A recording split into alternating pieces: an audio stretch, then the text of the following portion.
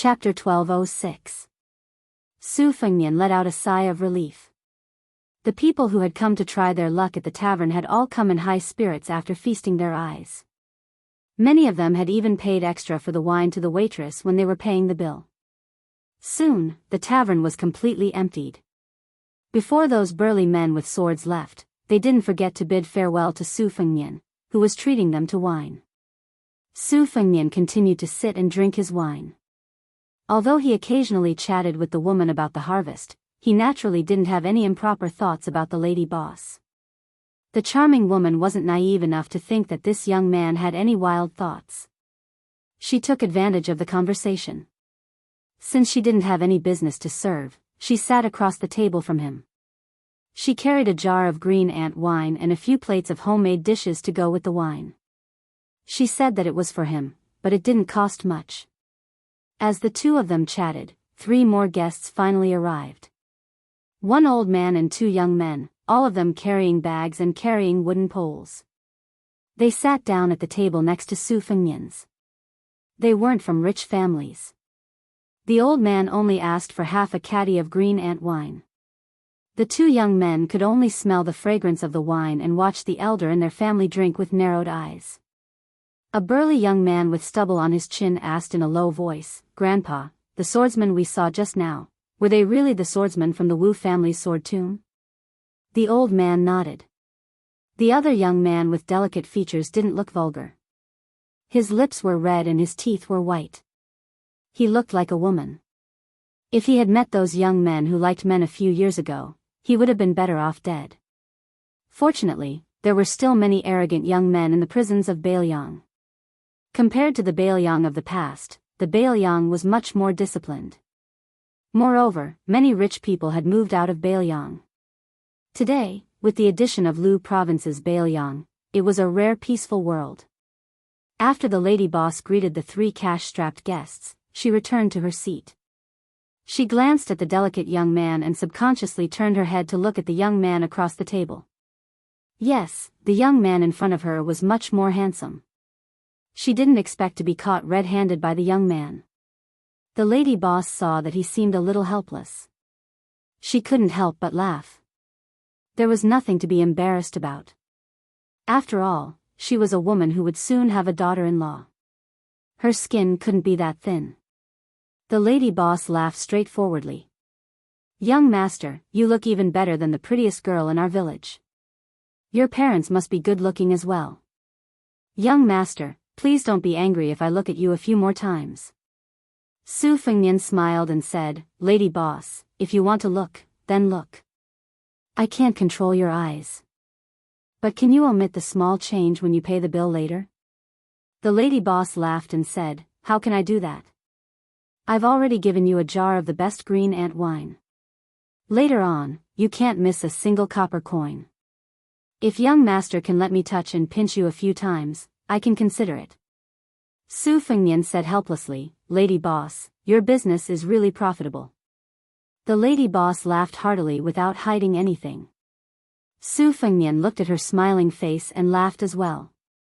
Compared to the women who grew up in the misty rain in Jiangnan, the women of the northwest frontier fortress were naturally less gentle and graceful. However, they had more of a heroic spirit that could only be cultivated in this place. Su Fengnian liked the lady boss's smile. It was just like how he liked Bailiang. For Su Fengnian, who grew up in Bailiang, Liaodong, where his ancestral home was, could never be called home. The handsome young man next door listened to the conversation between Su Fengnian and the lady boss and furrowed his brows. The tall young man sneaked a glance at the lady boss's chest that had bumped against the edge of the table and swallowed. The old man sitting next to Su Fengnian had a calm expression. He held a wine bowl and closed his eyes to smell the wine before each sip. If one looked closely, the old man and the 2 young men had thick calluses between their thumb and forefinger. It was clear that they had touched many things. Su Fengnian had seen it long ago, but he didn't want to look into it. The poor practiced literature and the rich practiced martial arts. These 3 were clearly people who practiced the spear all year round. As for why they were so shabby, even the spear shafts they used to practice the shaking of the spear were the most coarse pewter ones. Who didn't have a difficult book that they didn't want to open? The handsome young man lowered his voice and gritted his teeth. Grandpa, I heard that the Sun family moved to the Central Plains. The devil surnamed he must have followed them. What should we do? The old man's eyes were complicated. He lowered his head and drank a mouthful of wine. He raised his head and said indifferently, practice your spear skills first. Even if he stands in front of you now and you two stab him 100 times, you won't be able to hurt him. The young man was stunned and tears welled up in his eyes. The strong young man whispered, why did I hear that he joined the fish dragon gang? He even became a leader. Compared to the Sun family, he is even more difficult to deal with. The old man glared at him and the strong young man immediately shut up. The handsome young man's eyes lit up and the old man immediately said in a deep voice, whether you go to the Central Plains or the fish dragon gang, the most important thing for you is to practice your spear skills. As long as Grandpa is still alive, I will expel you from the family if you dare to seek revenge on him. The tall young man whispered, a month with a rod, a year with a saber, and a lifetime with a spear. With my talent, I won't be able to master the spear even in 10 lifetimes. The old man slammed his wine bowl and said angrily, nonsense. Wuxia practiced the spear for less than 40 years and was already one of the 4 grandmasters who was as famous as old sword god Li. A year with a saber? Gu Jiantang practiced for only a year and became the best saber user in the world. Our lord who succeeded Wuxia Xianxia and became the best in the world. Speaking of this, the old man was suddenly speechless because he suddenly realized that the young lord didn't seem to have practiced the saber for many years. The tall young man snickered. Even the handsome young man was amused and the dense haze on his face faded a little. The old man shook his head and continued to drink. Grandpa, our cold saber, the curved saber of the northern barbarians, and the waist saber of the king of Yan's army in Nanjiang are known as the 3 famous sabers in the world. Can you tell me more about them? Practice your spear. No matter how good the saber is, it belongs to others. Even if you only have a wooden spear, it is still in your hands. The tall young man was very curious and full of dreams about the Jianghu of the Central Plains. He felt wronged and said, I won't lose anything by talking about it. The other young man from the north and the south was more well-behaved. He only asked, Grandpa, last time you said that our Bailiang army's spear technique is not suitable. Why is that? The tall young man laughed and said, Grandpa is just bragging. Our Bailiang army has Su Yanbing and Han Laoshan, the 2 immortal spear juniors. How can it be our grandpa's turn to make irresponsible remarks? The handsome young man said angrily, what's wrong with our grandpa? Wu Jinling, who was more powerful than Wang Xiu, even asked our grandpa about how to hold the spear when he just started practicing the spear. The tall young man made a face and said, God knows if grandpa is just bragging. The old man didn't get angry. He drank and fell into deep thought. Finally, he came back to his senses and sighed softly, let's not talk about Wu Jinling, who was considered the most talented in Bailiang back then. The immortal spear Wang Xiu, Su Yanbing, and Han Laoshan, the 3 juniors, in terms of spear technique and spear technique, Grandpa was much weaker than them when he was young. In the future, the gap will only get bigger and bigger. There is nothing to be embarrassed about. However, you have to remember one thing. No matter what weapon is in the world, it is for people to use. Experts have their own way of using it, and ordinary martial artists have their own way of practicing it.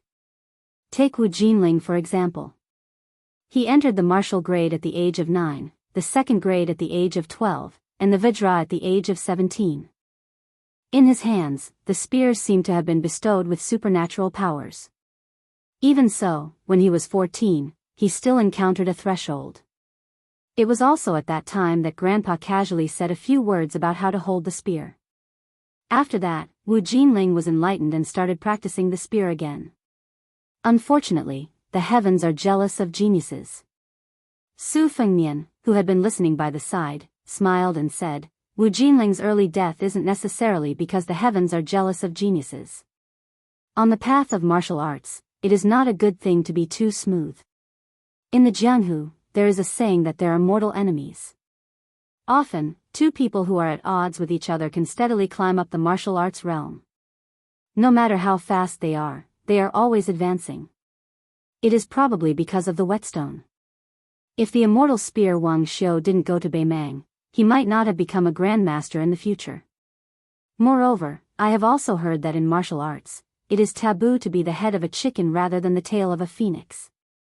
When practicing the saber, the sword, or the spear, after reaching a certain realm, there is no need to talk about the top 3 swordsmanship or the number 1 saber user in the world. Everyone is aiming to be the number 1 in the Jianghu. Otherwise, when Wang Xianxia was in the martial emperor's city for 60 years, there wouldn't be so many people who went to humiliate themselves. The old man smiled and didn't say anything. As long as it was a martial arts aristocratic family, there would be no elders who wouldn't speak of such things. In the old man's opinion, even 100 of those famous teachers, with undeserved reputation could not compare to a wise teacher. Moreover, at the old man's age, no matter how much ambition he had when he was young, it had long been worn away by the passing of years. Especially when he heard about the illusory number 1 or number 2 in the world, he was even less interested. However, out of courtesy, the old man still faced the arrogant young man and raised the wine bowl in his hand as a toast. The young man also raised his bowl and drank the wine in one gulp. The tall young man was a fearless newborn calf.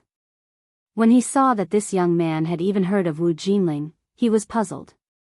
After all, although Wu Jinling had been mentioned as often as spear immortal Wang Xiu in their hometown, few people in other parts of the northern Yang knew of this name because he had died at a young age and died in a disgraceful way of getting drunk on the streets. Moreover, it had been decades since then. The young man couldn't help but ask, "How do you know about Wu Jinling?"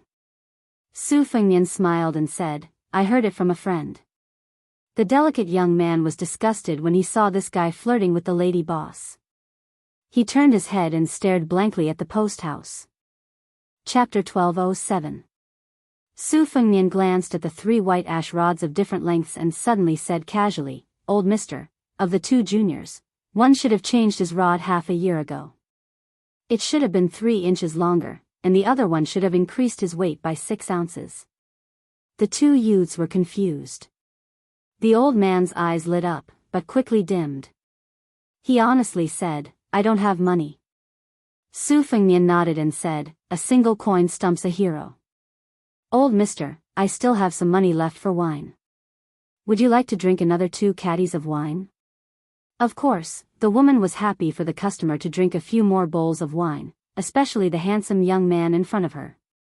Without waiting for the old man to answer, she eagerly went to pick up the wine.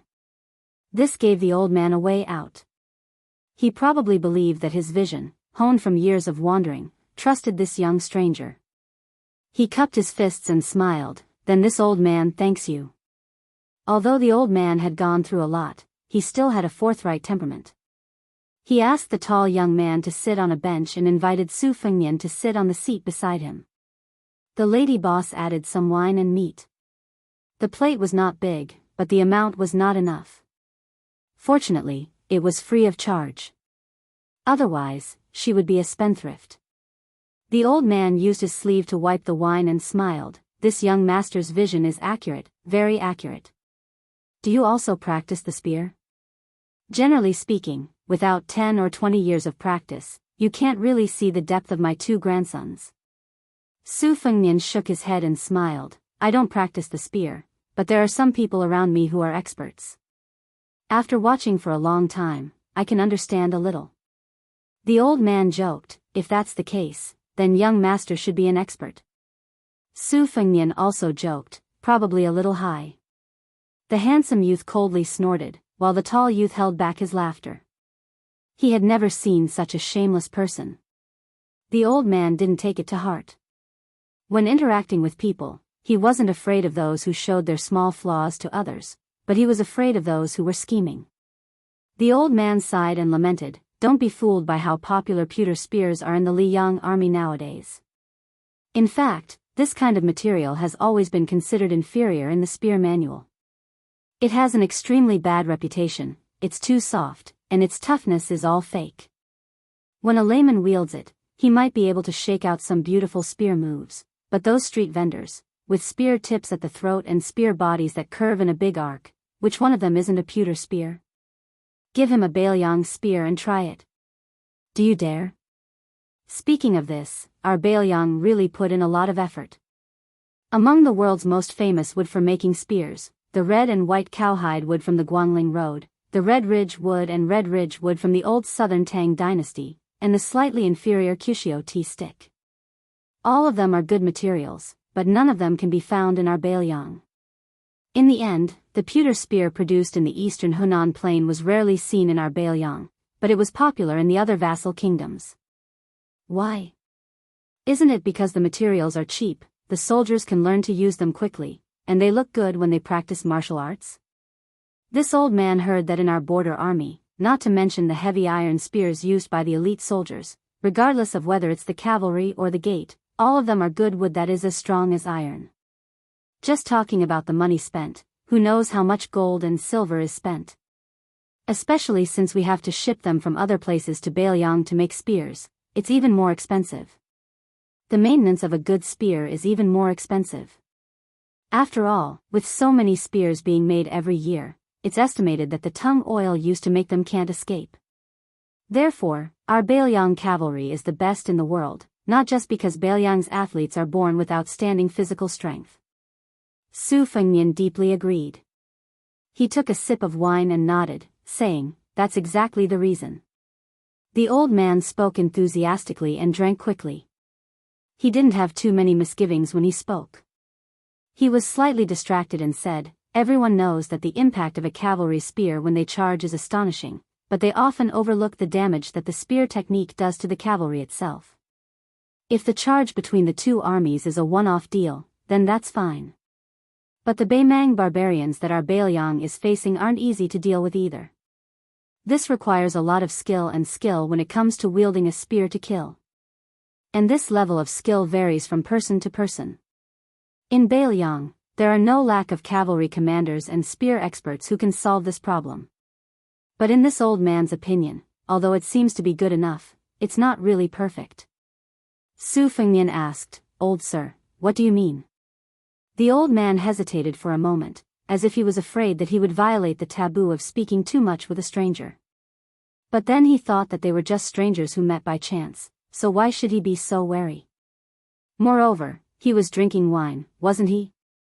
He continued, "This old man has seen 4 or 5 types of Baoyang spears by chance. There are differences in material, weight, and length. According to the soldier's soldier type, height, arm length, and strength, it's indeed quite detailed. Compared to the army in Liang, it's much better. But there are still things that can be dug deeper. For example, the Miao bamboo spear nicknamed Shu Fei has been treated, but it's not that easy to crack. In this old man's opinion, its spearhead should be increased by 1 or 2.5 inches. As for the iron cicada spear used by the infantry, 2 inches of the spear body is still not enough. It should be reduced by that length."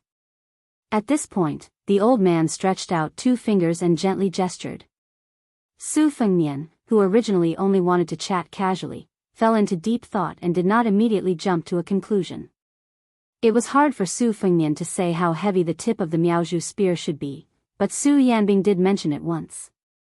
In the past, this kind of heavy spear was used to deal with the West Chu iron cavalry in the Spring and Autumn War, especially in the battle against the great halberd warriors.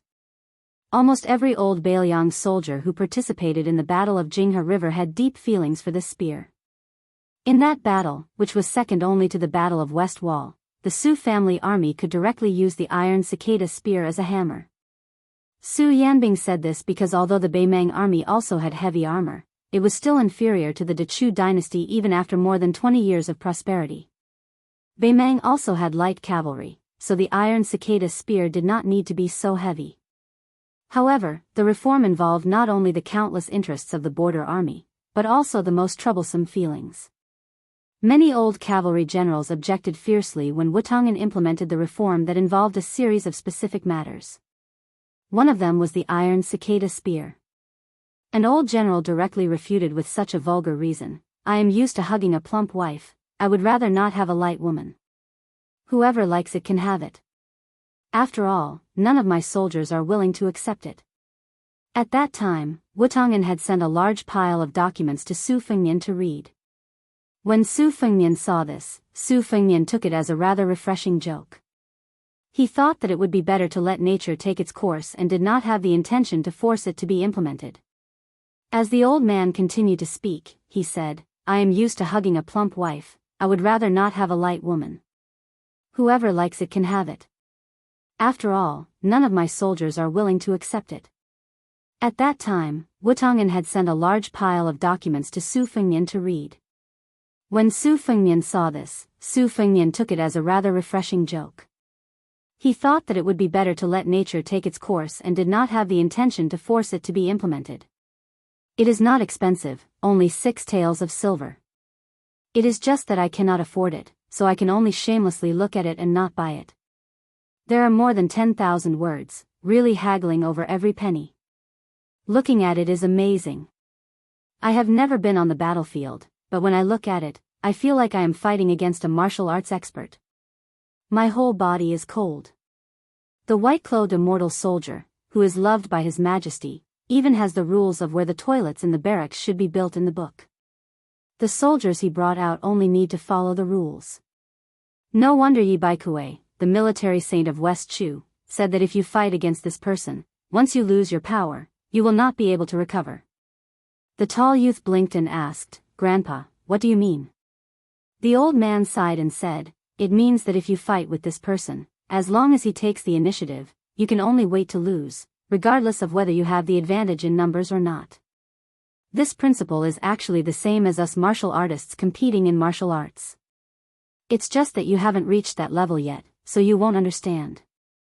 The old man fiercely gulped down a mouthful of wine and said sullenly, how can such a magnificent military book fall into the hands of the common people?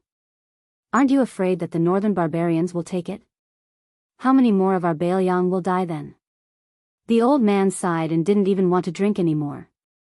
He muttered to himself, Chen Zhibao indeed lost to the current king of Bailiang and didn't become the ruler of Bailiang. But this isn't a reason for the Bailiang army to ruin his hard work. Our new king Liang, isn't he going to do something about it? Or is he doing this on purpose because he has a personal grudge? If that's really the case, then this old man will really look down on him. Su Fengnian's expression changed slightly. The Bailiang army had never purposely banned the essentials of military preparation.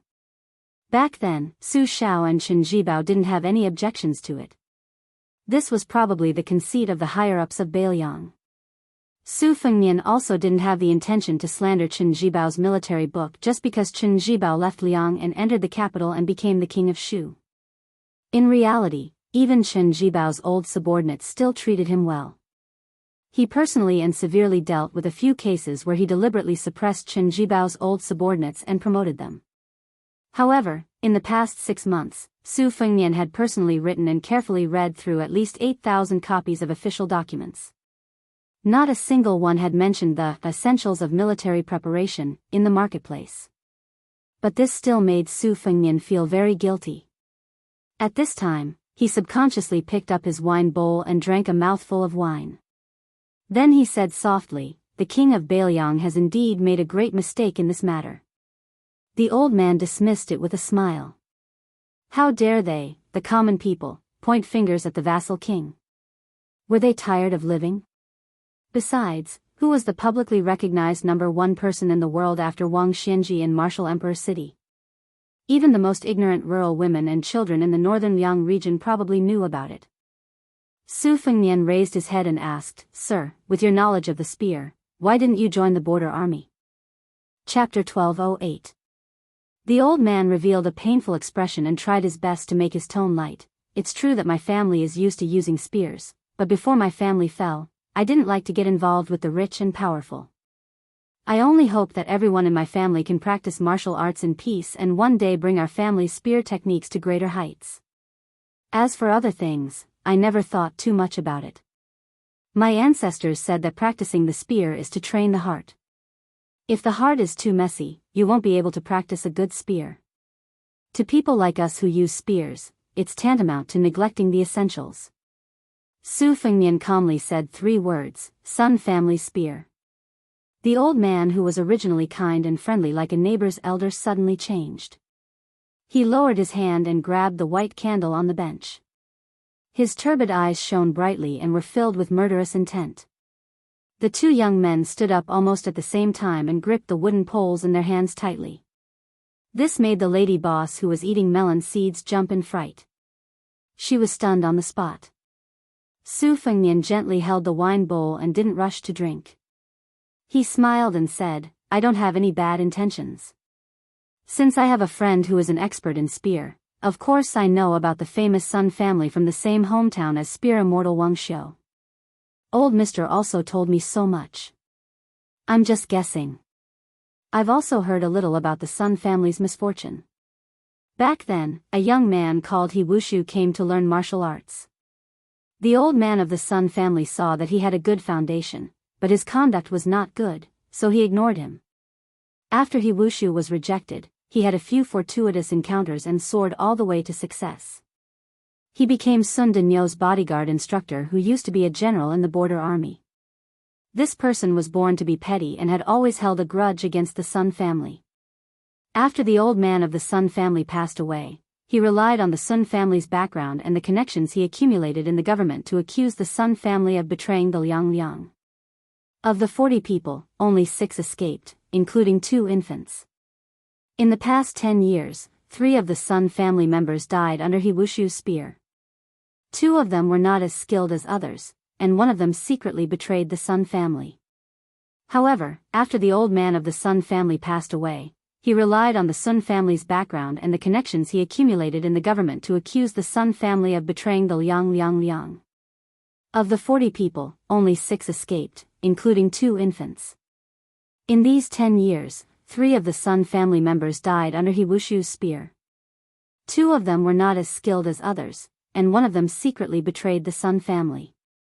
But after the old man of the Liang, he didn't get a chance. Sun Qingxiu, old master Sun, am I right? The old man's face was as cold as water.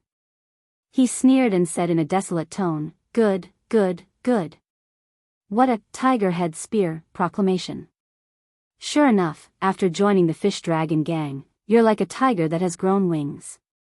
You actually chased me all the way here.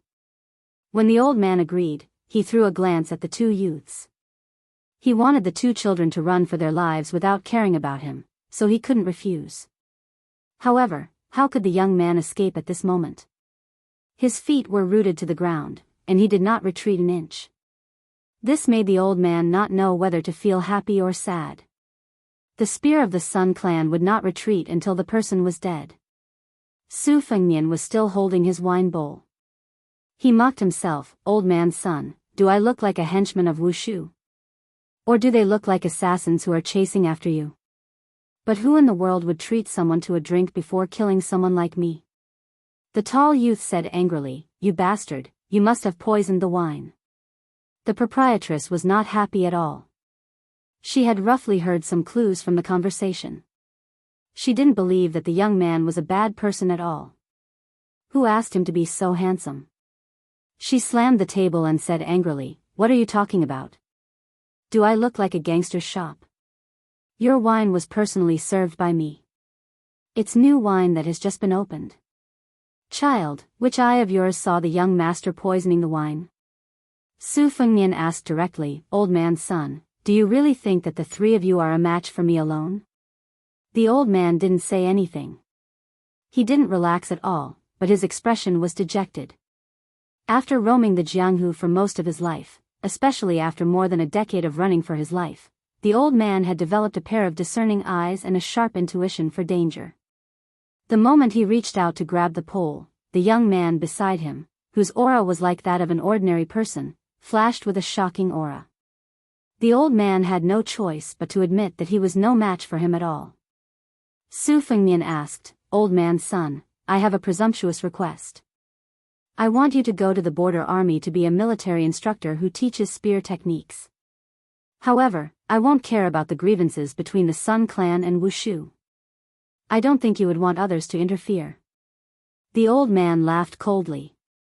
This young master of unknown origin, don't think that just because you have some martial arts skills that you can talk big. I'm not that ignorant child.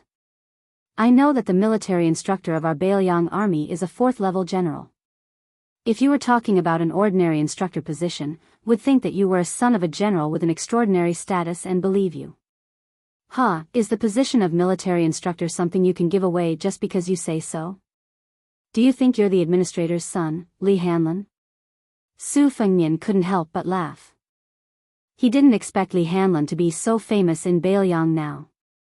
It sounded like a good reputation. The delicate young man standing to Su Fengnian's side like he was facing a great enemy looked at this man's evil smile and wanted to kill him with one blow. Chapter 1209.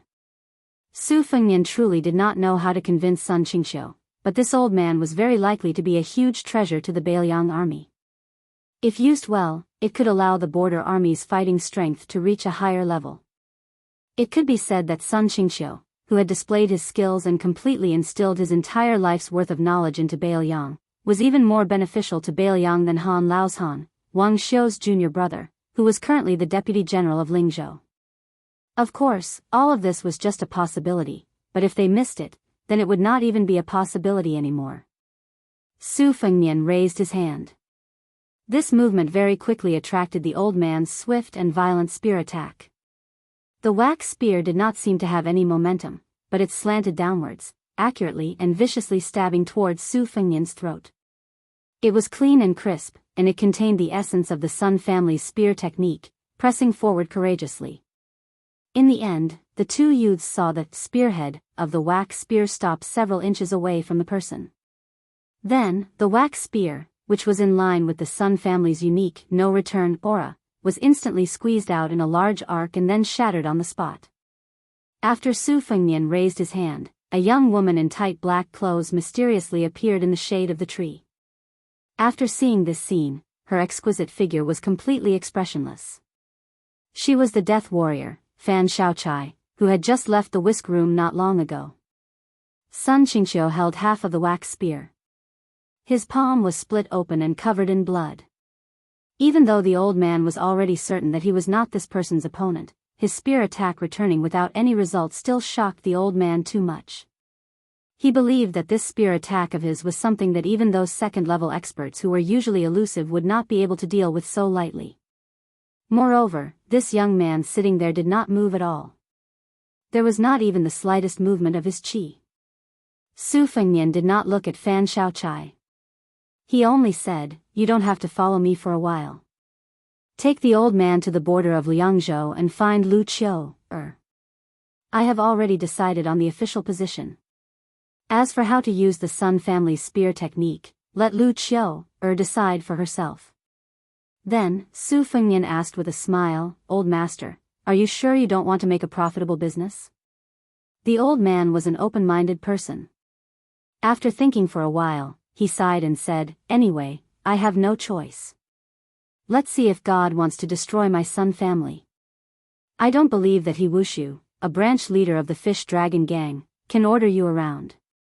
Su Fengnian breathed a sigh of relief and asked tentatively, "Would you like to leave after we finish the wine?" The old man sat down. "Drink, why aren't you drinking?" The two youths trembled as they returned to their seats. Especially the delicate and pretty youth, he was completely dumbfounded.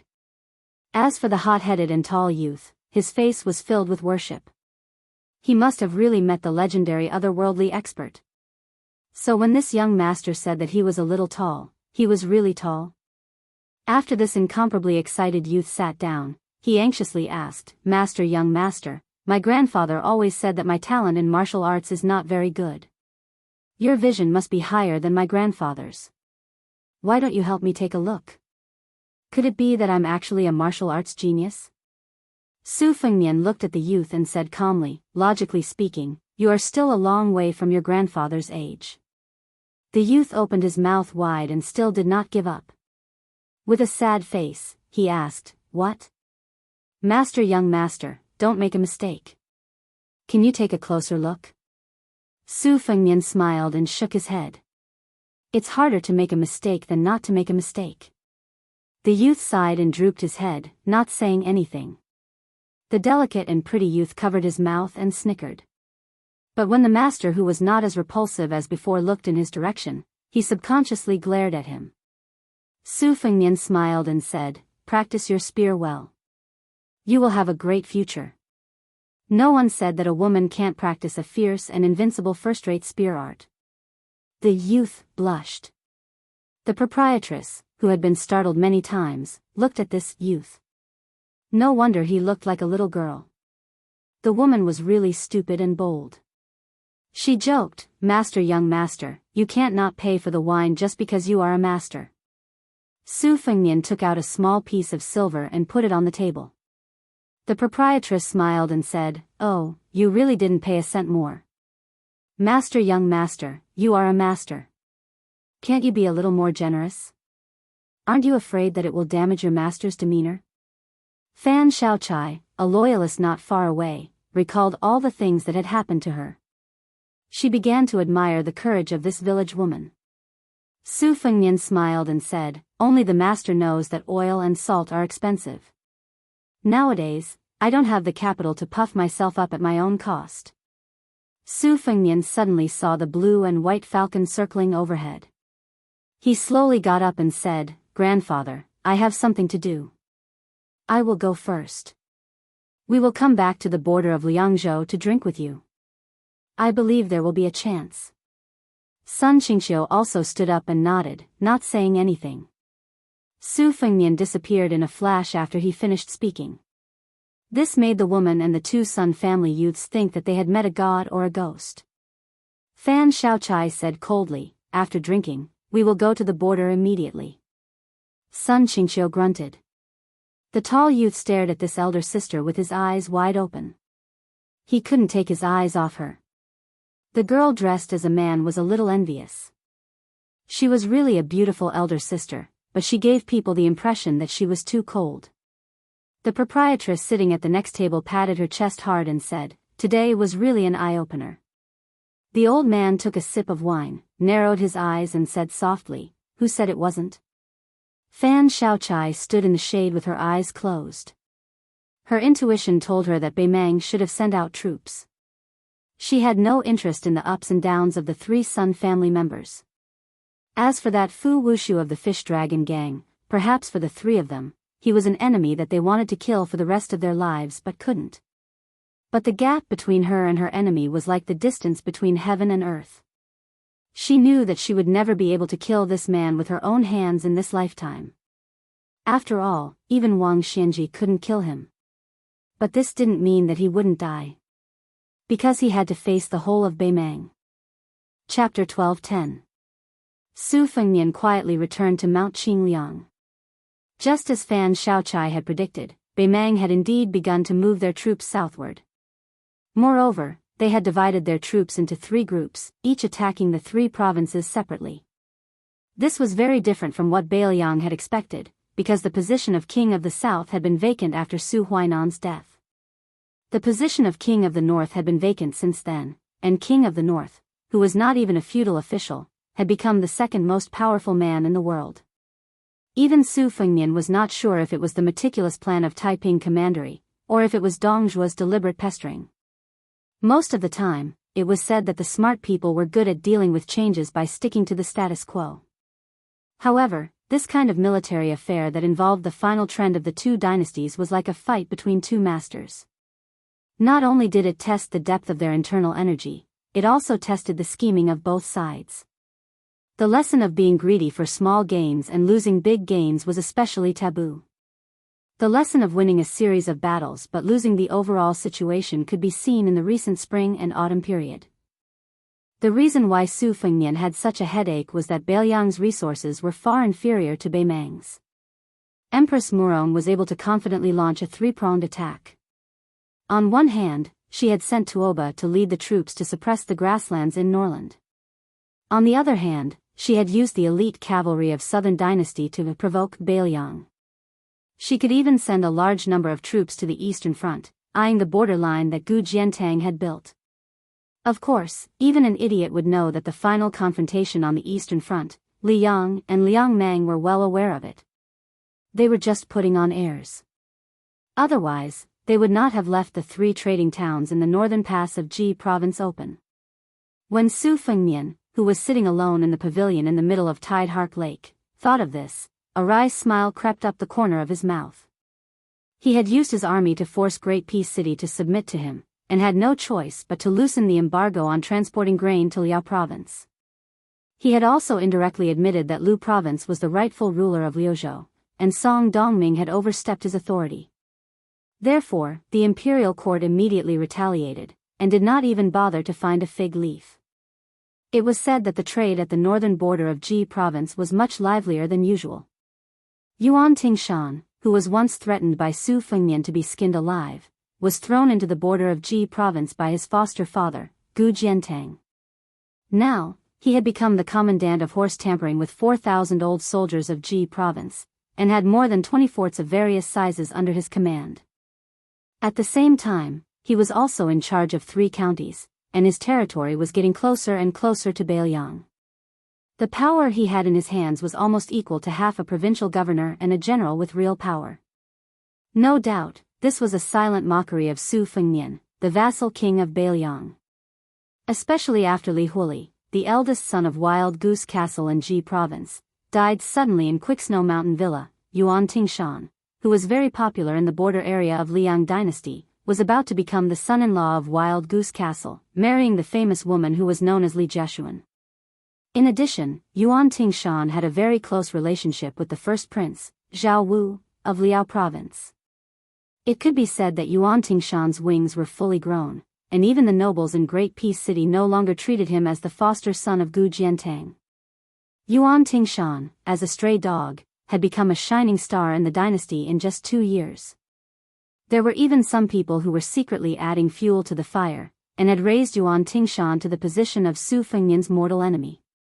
Su Fengmian sat on a bench in the pavilion with 2 boxes of chess pieces on his knees. He held a dozen or so round and pleasant chess pieces. As time passed, they were soaked in his warmth and were no longer cold. Su Fengmian's thoughts drifted to the Tai and city that he hated and feared in his heart when he was young. He smiled. Just like when he was young, he always felt that Mount Qingliang was the highest mountain in the world. Only after he left Liangzhou did he know that Mount Wudong had 81 peaks. After he left Beiliang, he saw many magnificent mountains and rivers with his own eyes. With the increase of experience, many of the deep-rooted thoughts of the past involuntarily faded away. After Qi Yanglong, the Grand Chancellor of Shangyin Academy, entered Tai and city, even the slow-witted officials sensed a storm brewing. Although Grand Chancellor Qi only held an idle job in the Imperial College for the time being and his official rank was far inferior to the Right Chancellor Jean Lanting, what was even more incomprehensible was that the Imperial College had 7 schools under its jurisdiction. It was only after Gu Jiantang stepped down as the Minister of War that he was allowed to add martial arts. However, Grand Chancellor Qi, who was as knowledgeable as the sky, chose to be the supervisor of the least popular martial arts. In terms of quality, he was barely on par with the Imperial College. In terms of quality, he was barely on par with the officials of the Imperial College. In terms of the original position in the Imperial College, the director of the martial arts, who had been neglected, was a whole imperial road away from the Imperial College. But in fact, those scholars who used to be considered clean and honest in the capital weren't even qualified to carry Qi Yanglong's shoes. During this period of time, not to mention the hundreds of officials from the Imperial College led by Jean Lanting, even the tens of thousands of students in the Imperial College were anxious. Those whose family backgrounds belonged to the upper class and who switched from the Imperial College to the martial arts overnight didn't even need to cry and shout to enter the martial arts school. Their family backgrounds were only average in the capital. They didn't even need to cry and shout that they wanted to enter the martial arts school. Their parents had already started to use silver to build connections. It was tacky to give silver. However, the Liang dynasty was so prosperous that it had created a prosperous situation that had never been seen in thousands of years. The capital was also the richest city in the world. Who didn't have a few rare calligraphy and paintings? In particular, those that had been stamped with the word fake were the best stepping stones to smoothly enter the doors of the big bosses of the Ministry of Rights. No matter how much the people of the capital cursed the young man in Beiliang, when it came to the identification of authentic works, that guy's picky eyes were very convincing. As long as he recklessly wasted a natural treasure and labeled it as a fake, it was 100% authentic. Moreover, although the young man's surname was Su and not Zhao, he had now become a proper vassal king and had defeated old monster Wang, who was recognized as invincible in the world. As long as he had his seal, no matter if it was square or round, a calligraphy or painting could be sold at a sky-high price in the capital. Su Fengmian didn't have any feelings about this matter. He was more concerned about the direction of the murderous battle between the dragon and the deer that was about to happen. According to the secret report, this Grand Chancellor, who was praised as a person who could be compared with 1,000,000 soldiers, was not really making a small fuss in the martial arts field of the Imperial College. Instead, he began to compile new scriptures under the instructions of the Emperor of the Zhao family. He even used his official status to explain the complete meaning of the Confucian sage for the first time for the Zhao family. It seemed to be icing on the cake for the imperial examination, but in fact, it was to shake the foundation of Jianghu. This time, Qi Yanglong took the lead in compiling the classics. Just by looking at the two assistants, one could see how much importance the emperor attached to him. The left chancellor of the Imperial College, Yao Baifeng, and the grand secretary, Yan Jieshi, who was a relative of the emperor, were only assistants to Qi Yanglong. Was Qi Yanglong really just compiling a few volumes of books? He was setting the rules for all the scholars in the world for hundreds of years from now on. Su Fengmian clenched the chess piece in his hand and said to himself, "It's okay if Bai Yan loses. Anyway, Zhang Lu has always been hostile to Beiliang. If Qi Yanglong can still suppress Bai Yan, Beiliang's situation will only get worse and worse in the future, won't it? Do I have the extravagant hope that Sage Qi, who is destined to accompany the sacrificial ceremony in the Imperial Ancestral Temple, will treat Beiliang differently?"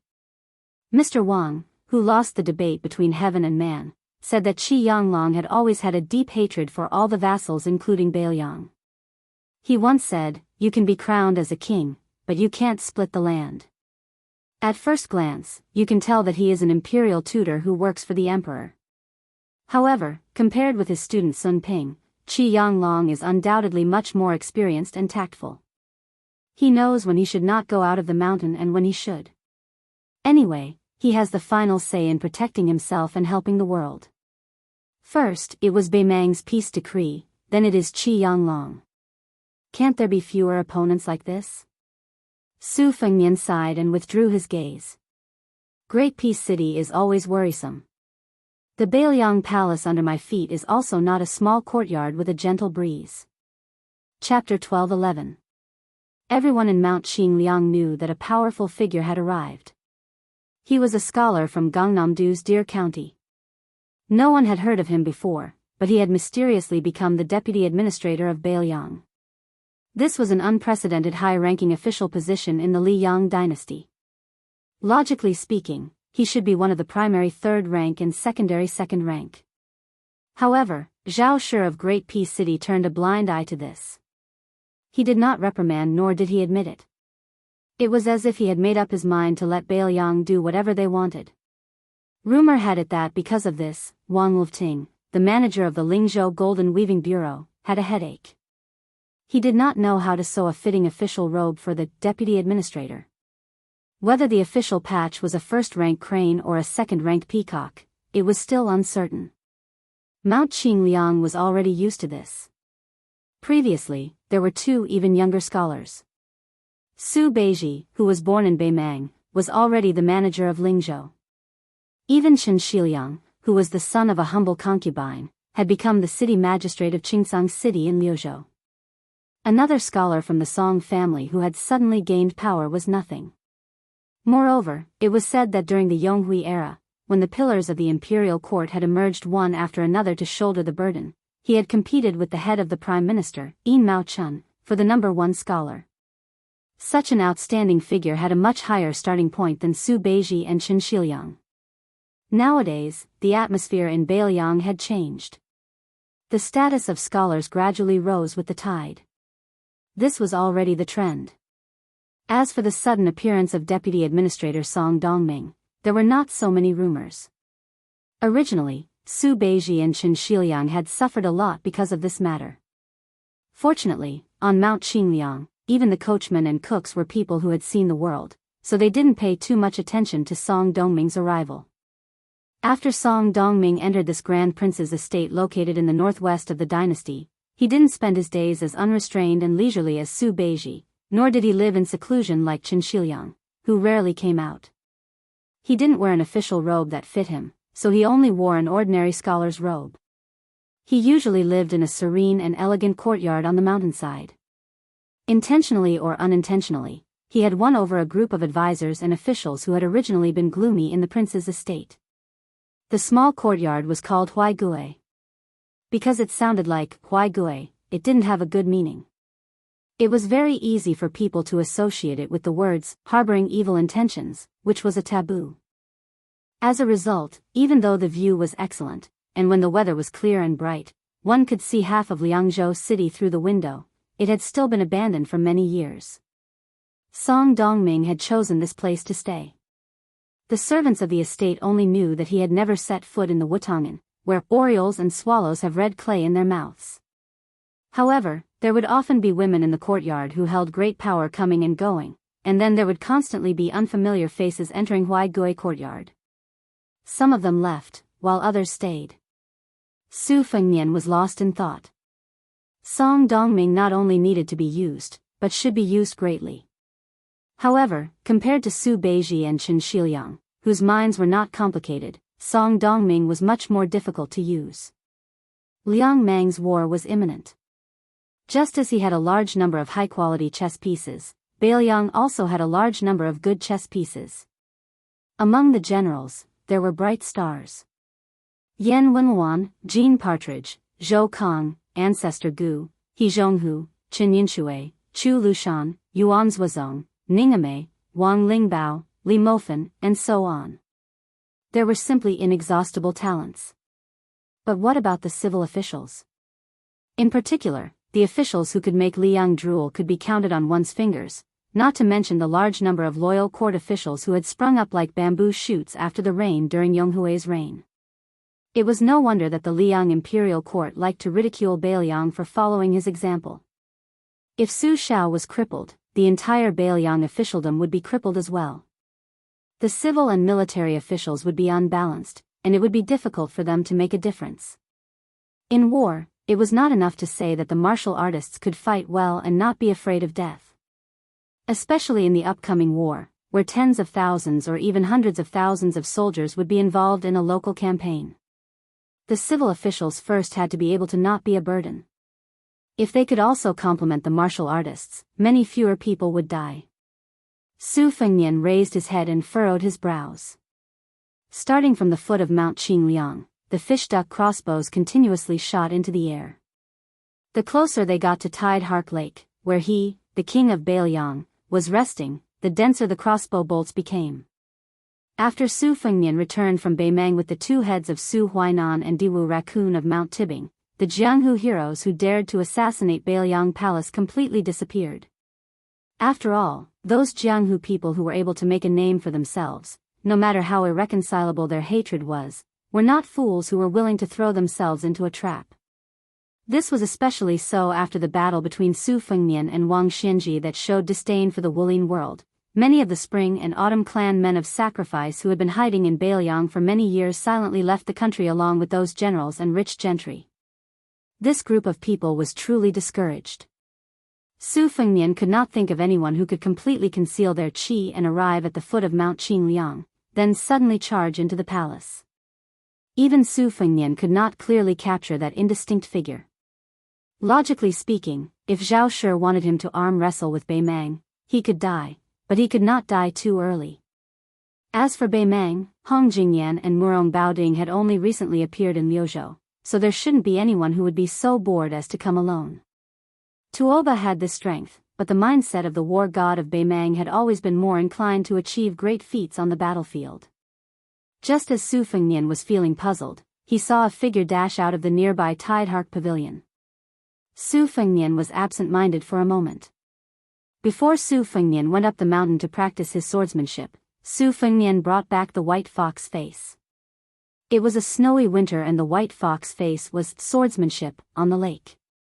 At that time, Su Fengnian really thought that it was the most powerful swordsmanship in the world. Now that he looked back, White Fox's bladesmanship and bladesmanship were still superior, but there was still a gap between it and Gu Jiantang's and Chao Changqing's thunder of mind and heart of mind that he had seen in Tai and City. However, White Fox's face was the first Jianghu expert he had confirmed in his 3 years of travel. Of course, after that, old Huang, the old man with the blade who came out from the bottom of the lake, the old hierarch Wang Zhonglo, and the old man with the sheepskin fur coat gradually appeared in his vision. Each of them had their own charm, and all of them were admirable. His reverence for Jianghu arose spontaneously. Chapter 12:12. Bai Hu Er's face passed by the tall figure 1,000 feet away from the pavilion in the middle of the lake. Su Fengnian stood up. After the assassin paused for a moment, which was difficult to detect, Su Fengnian immediately recognized the newcomer's identity. It was a completely unexpected senior. A nameless swordsman who loved to eat swords. Wuxia Valley. It was the old man who lent his sword to Su Fengnian and saved his life from Han Diaosi. Su Fengnian stood and walked out of the pavilion. Before he could walk down the stairs, the old ancestor eater sword came to the pavilion. The one-armed old man who exchanged his arm with Li Chungang lifted the sleeve of his broken arm. More than half of the sleeve was cut off. He said, Gu Jiantang doesn't have such a sharp blade technique at his age. One blade is roughly equivalent to Gu Jiantang from 8 years ago. What about 2 blades? Su Fengnian stepped down the stairs and smiled. Junior greets old ancestor Sui. The old man went straight to the point. I won't haggle over your hospitality. Kid, you owe this old man your life. Give him 7 or 8 good swords first as an appetizer. How you repay your kindness later on will be calculated slowly. Kid, you robbed Wang Xianji's belongings from Martial Emperor City. I think this old man is in for a treat this time. Su Fengnian smiled and said, unfortunately, the family head of the sword tomb blocked the way at River Prefecture. Most of the famous swords were destroyed. But since old ancestor is here, there are still some good swords in the treasury. Senior, you will be full for every day you stay here. The old man glanced at the young man who he used to look down on and laughed. Kid, this is what makes you hard to hate. Although you are not a good person, you are not stingy at all. The old man stepped into the pavilion in the middle of the lake. Su Fengnian followed behind him and asked softly, Dong Tai didn't enter Bailiang with senior? Wuxia Valley rolled his eyes and said, he doesn't want to get involved in the court disputes. This old man is the same. It's just that Tantai Pingjing is the only demon in this old man's heart. This old man has been thinking about her for 80 years. Since she came to Bailiang, this old man naturally has to keep an eye on her. If she cheats, this old man can kill her immediately. Su Fengnian did not know whether to laugh or cry. Naturally, he could only stand aside and watch obediently. Su Fengnian received the news very quickly. Not only did White Fox Face leave the building, she also left the city. She only carried a single blade, the Spring Thunder. Without any hesitation, she brought Wang Sheng, who was helping to carry the winter-embroidered blade and the 7 swords to Beimang. She did not even bid farewell to Su Fengnian before she left. This made Su Fengnian feel a little sad. After Wuxia Valley sat down, he said something shocking. With Xia Feiyu's help to capture the flood dragons of all sizes in Shu, Chen Zhibao will soon catch up with Wang Xianji. The old man gloated. Su Fengnian, don't tell me you have a feud with everyone with Xi in their name? Su Fengnian smiled bitterly and shook his head. However, he was shocked and nodded slowly. He remembered the most hidden shadow of the Qin dynasty 800 years ago. His name did not have the word Xi in it, but was called Chao Xi. The old man was just speaking casually. He did not care about this messy and confusing theory of numerology. Su Fengnian, who had a gloomy expression, leaned against the pillar of the pavilion and closed his eyes. Then, his expression turned for the better. He stood up and looked into the distance again. Wuxia Valley, who had 2 snow-white eyebrows, stretched out 2 fingers and twirled one of his long eyebrows. He stared at the young man whose state of mind had changed and slowly fell into deep thought. From the southeast where there were streams and drizzles to the northwest where there were yellow sands and strong winds, a pair of master and disciple walked for thousands of miles. They were finally about to enter Bailiang. They were about to approach the Wudang mountain that was full of incense. Finally, at the end of this auspicious year, they would climb the mountain amidst the heavy snow. At this moment, the young master was carrying his exhausted disciple and was walking slowly. Master, after becoming a Taoist, will I have to memorize a lot of books? Not necessarily. Master, Mr. Su said that you are the best Taoist on the mountain. Since I am your disciple, I have to cultivate well and focus on Taoism. I am afraid that I will not do well. In life, one should be at ease with one's circumstances. This is cultivation and it is also a blessing. Master, I don't understand. What does it mean to be at ease with one's circumstances? It means to stop when you are tired. When you are not tired, you can continue. We Taoists seek Taoism. Actually, it is not in the sky but under our feet. Master, then let me walk on my own. I am not tired anymore. It's okay. I will carry you again. But Master, won't this not be at ease with one's circumstances? Yu Fu, remember. There are some things in this world that are more important than cultivation. Huh. Just like when you are walking on the road and you see someone. Even if you are not tired, you are not willing to walk anymore. Then, you can stop and look at her. It seems to go against the heavenly Tao. But in the eyes of Master's martial uncle, it does not go against the great Tao. Whether I am Taoist or not, why should I need someone else to tell me? Sigh, Master, it sounds like being a Taoist is really difficult. But Master, you also have martial uncles? Of course Master has martial uncles. Master's martial uncles will also have martial uncles. In the future, there will also be people on the mountain who will call you martial uncles. Master, look. The leaves of the tree over there are red. Then let's stop and take a look. Okay. Wudang Taoist Li Yufu put down his disciple, Yu Fu, and held his hand. They looked up at the yellow tree with bright red autumn leaves. The autumn tree was like a woman in red. He did not dare to calculate everything because the world was unpredictable.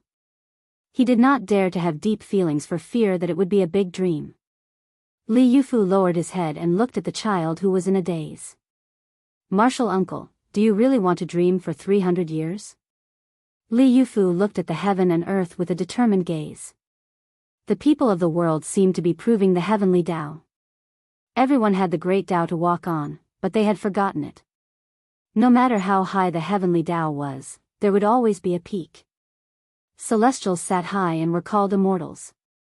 But the great Tao was endless. Why was there a need to be high and mighty?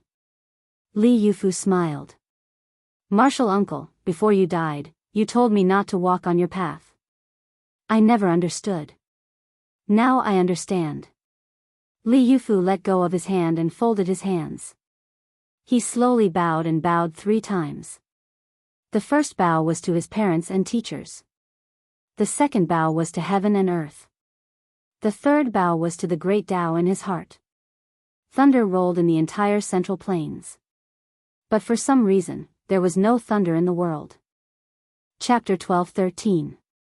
Su Fengnian ordered someone to take out 3 good swords from the armory to make the most expensive dish in the world for Sui Xiagu. The old man would not be courteous to this young man. He casually picked up an ancient sword with the words, "Ice will at the imperfection of Yun Peak," engraved on it and placed it on his knees. He broke off the tip of the sword with his fingers and threw it into his mouth as if he was chewing soybeans. When the young maidservant whose name Su Fengnian did not know left the pavilion to collect the sword, she was stunned and had a special charm. Su Fengnian did not look sideways. Instead, it was the ancestor who looked at the graceful woman and then at the young man who had not yet reached the age of 30. His eyes seemed to be saying, how can there be such an indifferent and pure king in this world? Su Fengnian looked at the green lake water. Occasionally, a group of bright-colored carps slid past. Back then, the old man with a blade had been suppressed at the bottom of the lake for many years. When he saw the light of day again, he picked up the nickname 9 Swords Yellow again. At that time, the eldest sister was still in Gangnam-do, the second sister was still studying at the Shangyin Academy, and Su Xiao was not that old yet. He himself was still full of longing and daydreaming about Jianghu. Sui Xiegu ate quickly, drank quickly, and ate even faster. Soon, he was eating the second thunder of 1,000 gullies. Looking at the absent-minded Su Fengnian, he sneered, "When we first met, all 3 of your legs were trembling. Now that you've defeated Wang Xianji, you're really like a beggar who has obtained a mountain of gold and silver. You're incomparably extravagant now that you're sitting in the same pavilion as this old man, yet you still dare to daydream." Su Fengnian mentioned the last sword. It was one of the 3 talisman swords of Mount Longhu 300 years ago. It had been hidden in the Tide Listening Pavilion for many years. It could be said that no one knew about it, but it still shone brightly after being unsheathed. Su Fengnian thought for a while and called for the maidservant who had not gone far to retrieve 2 other good swords. Sui Xiegu did not care about this and joked, "It said that the Tide Listening Pavilion has a sword rack with 6 peerless swords. This time, 2 of them are among the top 10 swords in the world. One is Fuji, and the other is Shudao. When this old man will open his eyes? The more you hide it, the more this old will be hungry. Be careful. He might steal it. When he can't. Others might not be able to get within 10 meters of you, but it shouldn't be difficult for me." Su Fengnian smiled, "It's not that I don't want to take out the Fuji and Shudao, it's that I can't. Those 2 swords are my second sister's favorite. She has been wiping them since she was young." Sui Xiegu finished eating the famous sword, Ravine Thunder, and burped. He squinted his eyes and smiled, "If this old man insists on eating it, what will you do?" Su Fengnian smiled but did not say anything. The old man stretched out a finger. His snow-white eyebrows that hung down to his knees were like spiritual snakes coiling around his finger. The servant girl standing on the stone steps outside the pavilion suddenly felt a gloomy chill, as if someone had stuffed a handful of winter snow into her collar.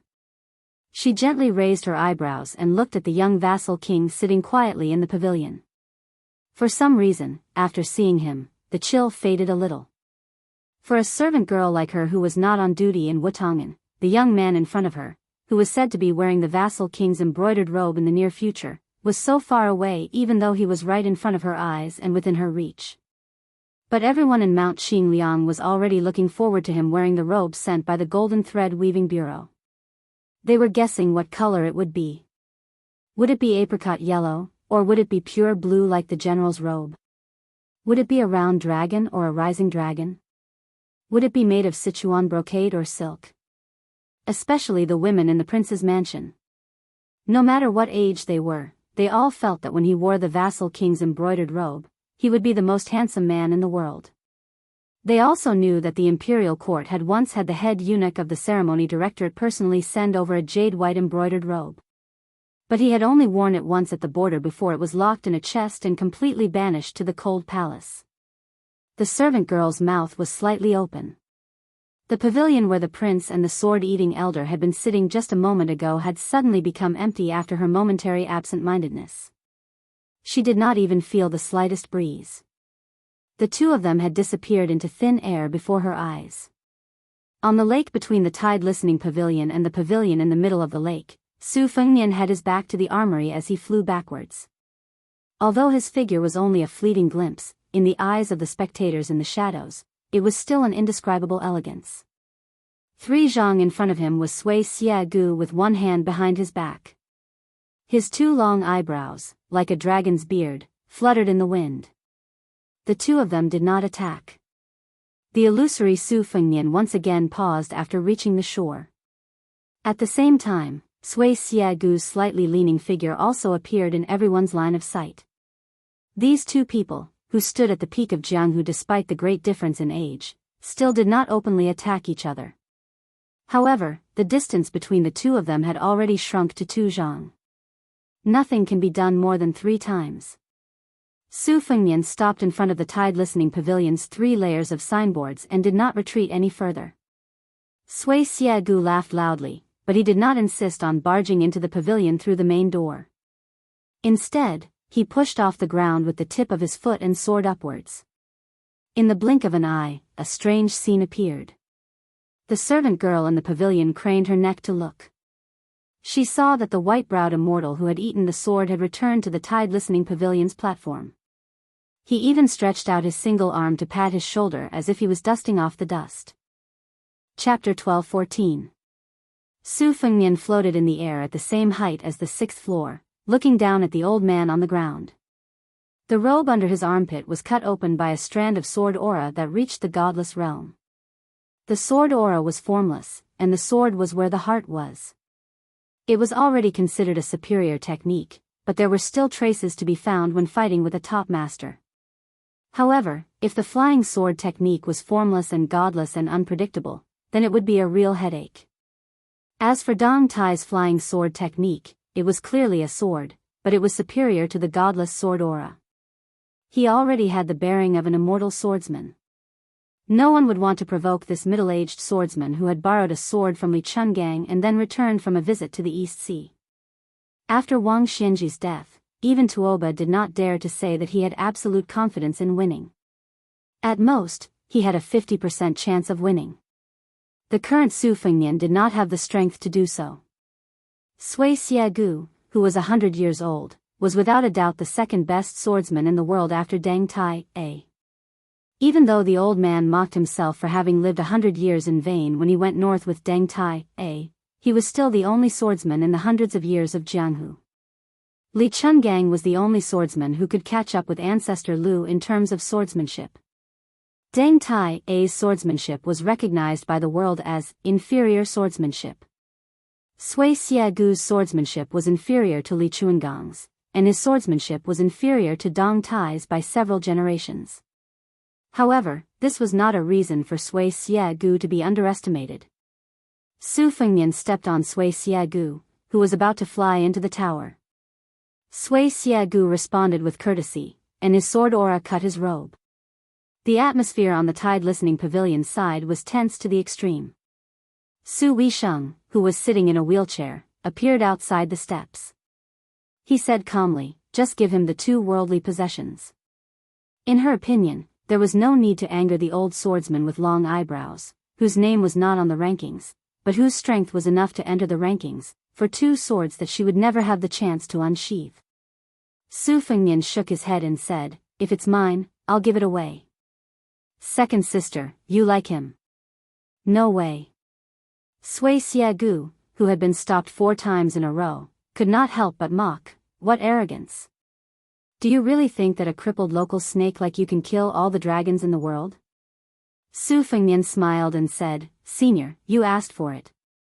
The corner of Sui Xiagu's mouth twitched as he said darkly, "Oh, this brat is really panting?" This old man originally treated it as a joke, but since you don't know what's good for you, this old man will take this opportunity to correct the name of all the swordsmen in the world. Without Wang Xianji, the number 1 in the world should belong to a swordsman.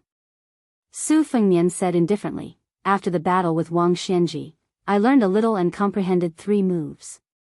If Senior can withstand them, don't mention handing over Fu Ji and the way of Shu Dao, even this armory will be yours."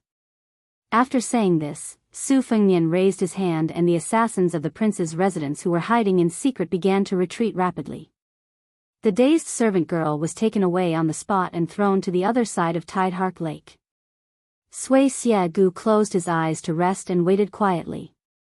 Su Weisheng did not move. He only supported his chin with one hand and tilted his head. He looked up at his high and mighty younger brother and the corner of his mouth lifted slightly. It seemed that he really could not beat him up like before. The wind rises at the end of the green duckweed. There was a patch of reeds beside Tide Hark Lake. The autumn reeds had already turned gray, their stems slanted and the clumps of fluffy reeds gradually withered. The wind rose and the catkins flew. If one were to look closely, they would see that the hollow stems of the reeds that grew from the water began to break inch by inch in a disorderly manner. In this patch of reeds at the end of autumn, the catkins flew like flying snow. At the same time, the originally tranquil mirror of Tidehark Lake at the waist of Mount Qingliang began to shatter into fine fragments. It was as if countless hammers were tirelessly striking this mirror of water. The occasional koi fish that leapt out of the water were instantly pulverized into fine powder. Countless mottled cracks began to appear on the richly colored wooden pavilion at the center of the lake. The 2 rows of scholar willows on the path to the center of the lake began to emit waves of muffled cracking sounds. In the end, the shore at the foot of Tidehark Pavilion was also affected. From the edge of the water to the empty space beneath Su Fengnian's feet, the entire area was covered with fleeting patterns of air currents. But this undercurrent, intentionally or otherwise, circled around Sui Xiegu and Su Weisheng. However, the two were in different situations. Su Weisheng had circled around of his own accord, while the old man was like a rock in the middle of a river, forcefully breaking through the current. Su Fengnian sat, cross-legged, looking down at the motionless Sui Xiegu. In terms of their understanding of the sword, whether it was sword moves or sword intent, they were the most outstanding figures in the world. Su Fengnian had also imitated Li Chuangong's sword attack on the peak of the Great Snow Plateau many times, borrowing 100 swords with great momentum.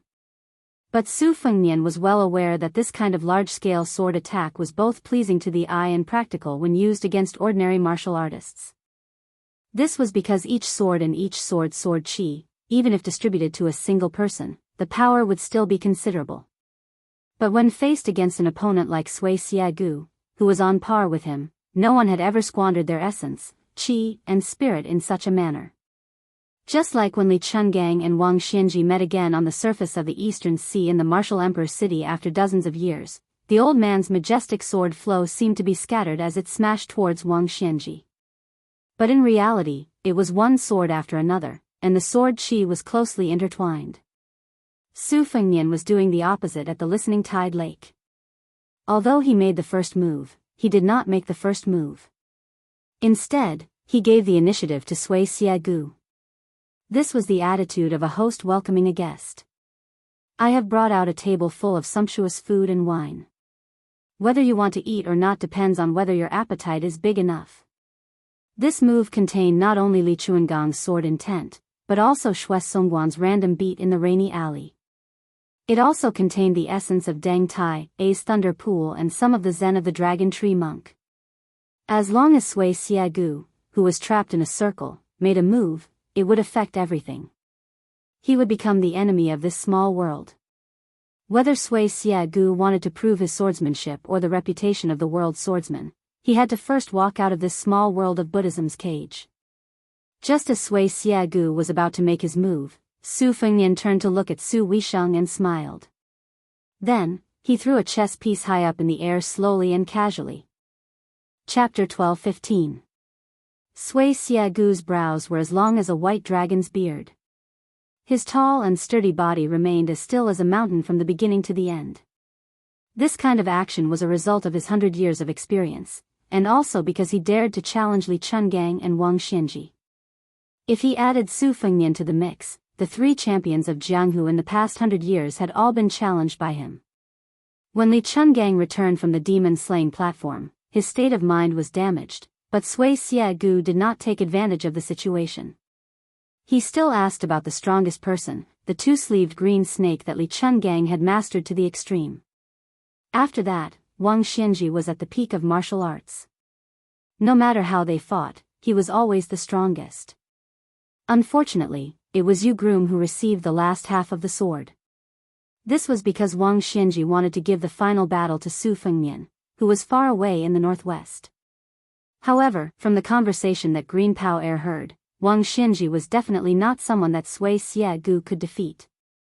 This time, Sui Xiegu did not enter Bailiang to work for anyone. He wanted to charge and kill the enemy in the Battle of Liangmang. He wanted to compete with Su Fengnian, an old man who did not care about riches and fame. Sui Xiegu was sure that Su Fengnian's original reliance on Gao Shulu's physique had disappeared. Therefore, the only thing that could be done was to kill without spilling blood. This was similar to the old master of the Spring Invitation Cottage who was best at talking on paper. However, Sui Xiegu believed that in today's world, there were at most a handful of idiots like himself who dared to fight with Su Fengnian. Arriving at the right time was better than arriving early. Just as Su Fengnian was facing off against the old man, Wu Luding and Su Hua led the Wu clan cavalry into Liangzhou city and arrived at Mount Qingliang. After entering the prince's estate, their path was unimpeded. The 100-some people abandoned their horses and walked to the other side of Tidehark Lake where the two experts were facing off. These withered swordsmen with long swords on their backs stood in a line.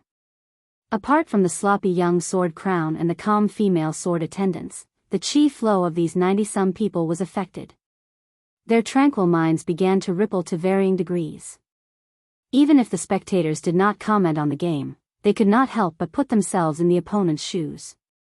This was even more so for the spectators. As a result, their state of mind was affected. Among the 90 or so swordsmen, most of them had dull expressions. Even in the face of Sir Tidehark's rare peak-level confrontation, none of them revealed an expression of shock.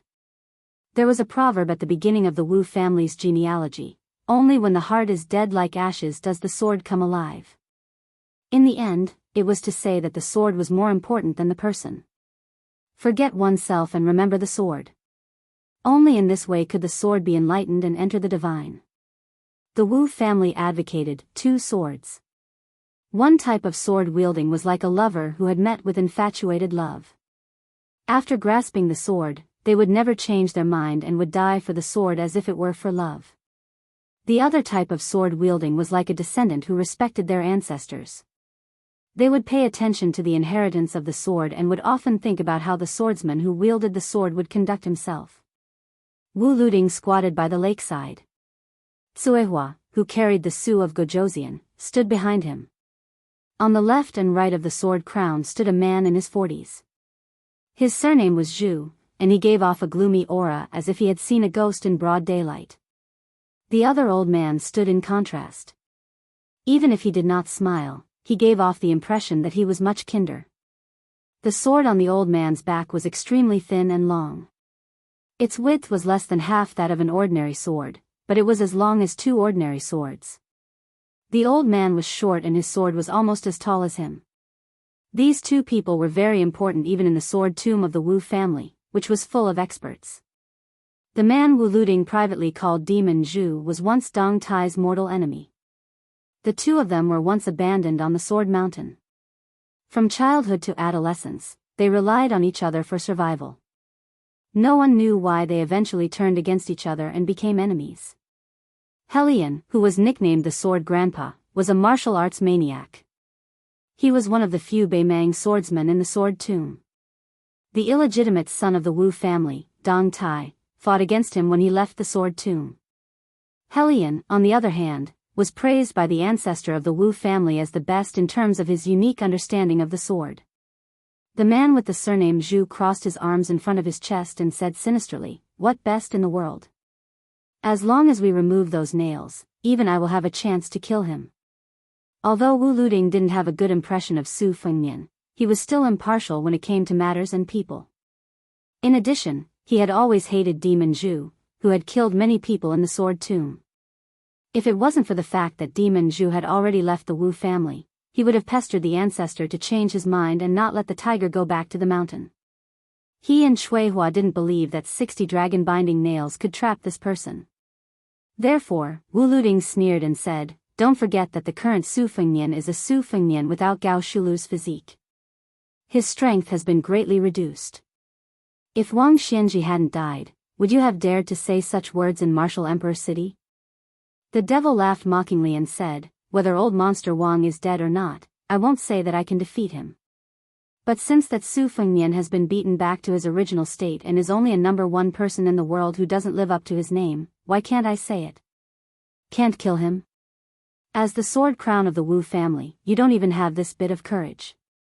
It seems that the Jianghu is destined to be worse with each generation. The Wu family's sword tomb is no exception." Wu Luding was so angry that he glared. Just as he was about to speak, he heard Shuihua say softly, "Zhu Huang, in 3 days, we will decide who the Su of Gojosian belongs to." Demon Zhu, who had been drooling over the Su of Gojosian for a long time, chuckled. However, there was a trace of undetectable nervousness in his fiery eyes. Wu Luding was even more flustered. However, he knew Cui Hua's temperament too well. He couldn't persuade her with words.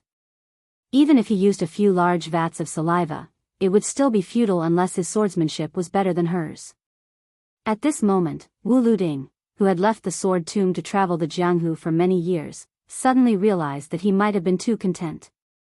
He always felt that he would one day reach the top of the sword forest and that there was no need to rush. Wu Luding seemed lazy and undisciplined, but he was also extremely conceited. He thought that his talent was enough to make the entire Jianghu wait for that day. Elder Helion, who had been watching the tide listening pavilion all this time, suddenly said, "I've spent my entire life observing, learning, and comprehending. It's like collecting countless treasures. I want to weave 2 flawless curtains, but I'm limited by my mediocre weaving skills. I have the will, but I don't have the strength.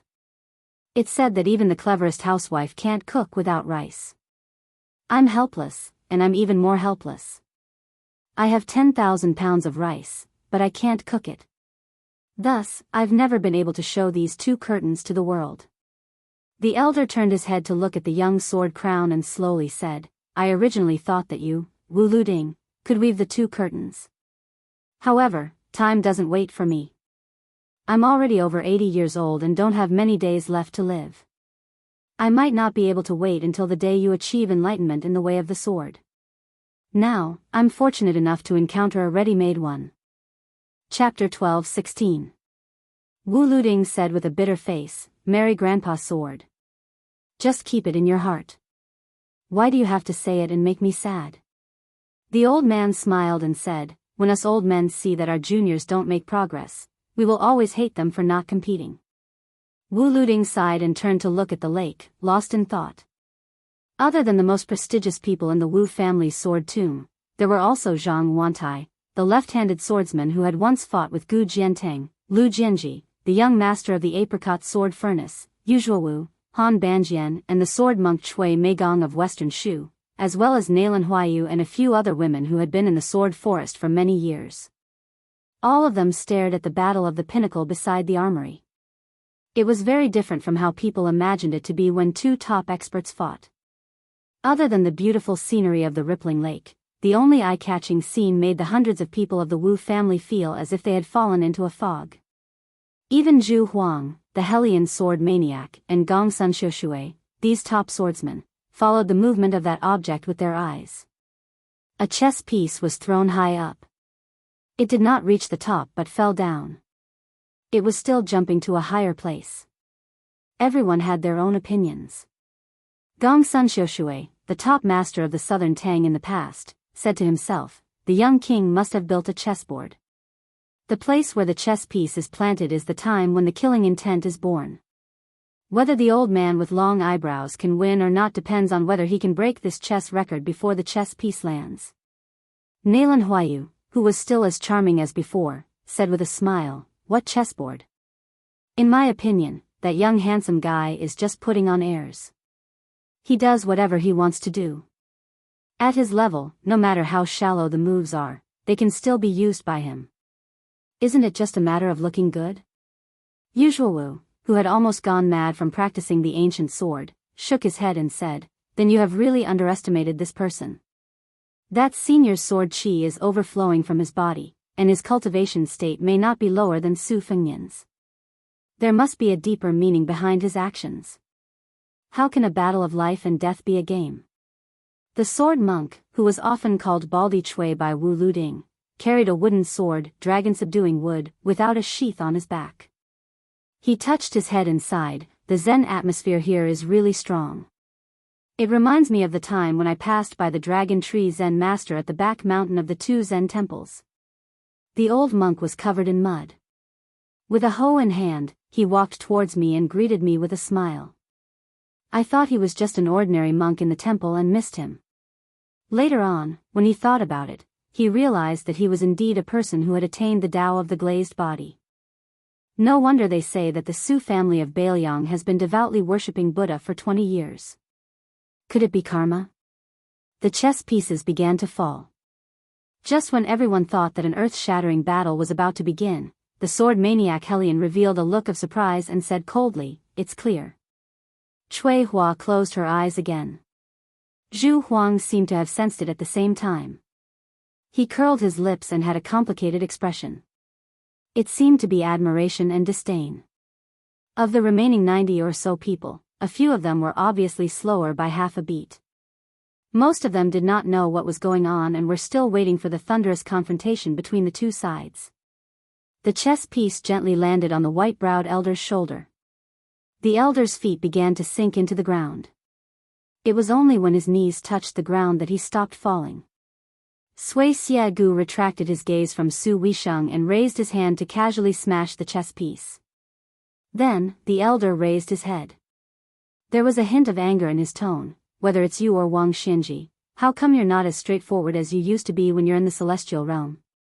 Do you think that this old man is not worthy enough for you to attack with all your might?" Su Fengnian floated to the ground and said calmly, "It's hard to say what Wang Xinji thought of the sword that entered the city. If I could avoid fighting with my life on the line, I wouldn't." Sui Xiegu laughed coldly and asked, "If I attacked Su Wisheng's formation just now, would you be willing to fight with your life on the line?" Su Fengnian did not answer the question directly. He smiled and said, "Senior, you didn't attack, did you?" Sui Xiegu did not speak. However, Su Fengnian dashed forward and blocked in front of Su Wisheng. Sui Xiegu did not attack earlier. However, he purposely bore the full weight of this small kiliacosm. Otherwise, how could a chess piece cause his legs to sink into the ground? In Taoist records, there was once an immortal who used a reed to press down on Mount Buzhou. In the end, the entire mountain collapsed. Regardless of whether this was true or not, even if it was true, it was obvious. However, it was easy to see that before the reed landed on Mount Buzhou, the mountain would have already endured an unimaginable amount of pressure. Sui Xiegu knew better than anyone else that this brat had set up a trap. He had two choices. One was to attack Su Wisheng. The other was to bear the weight of this small kiliacosm. Sui Xiegu, regardless of his original intentions, he chose the more difficult option.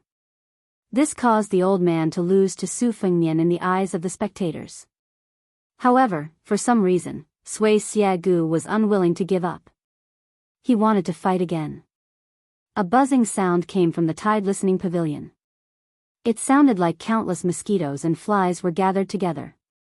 Su Fengnian wanted to say something but stopped. In the end, he did not say anything. "I will be injured, but you will die." Sui Xiegu, who knew the meaning of this, smiled.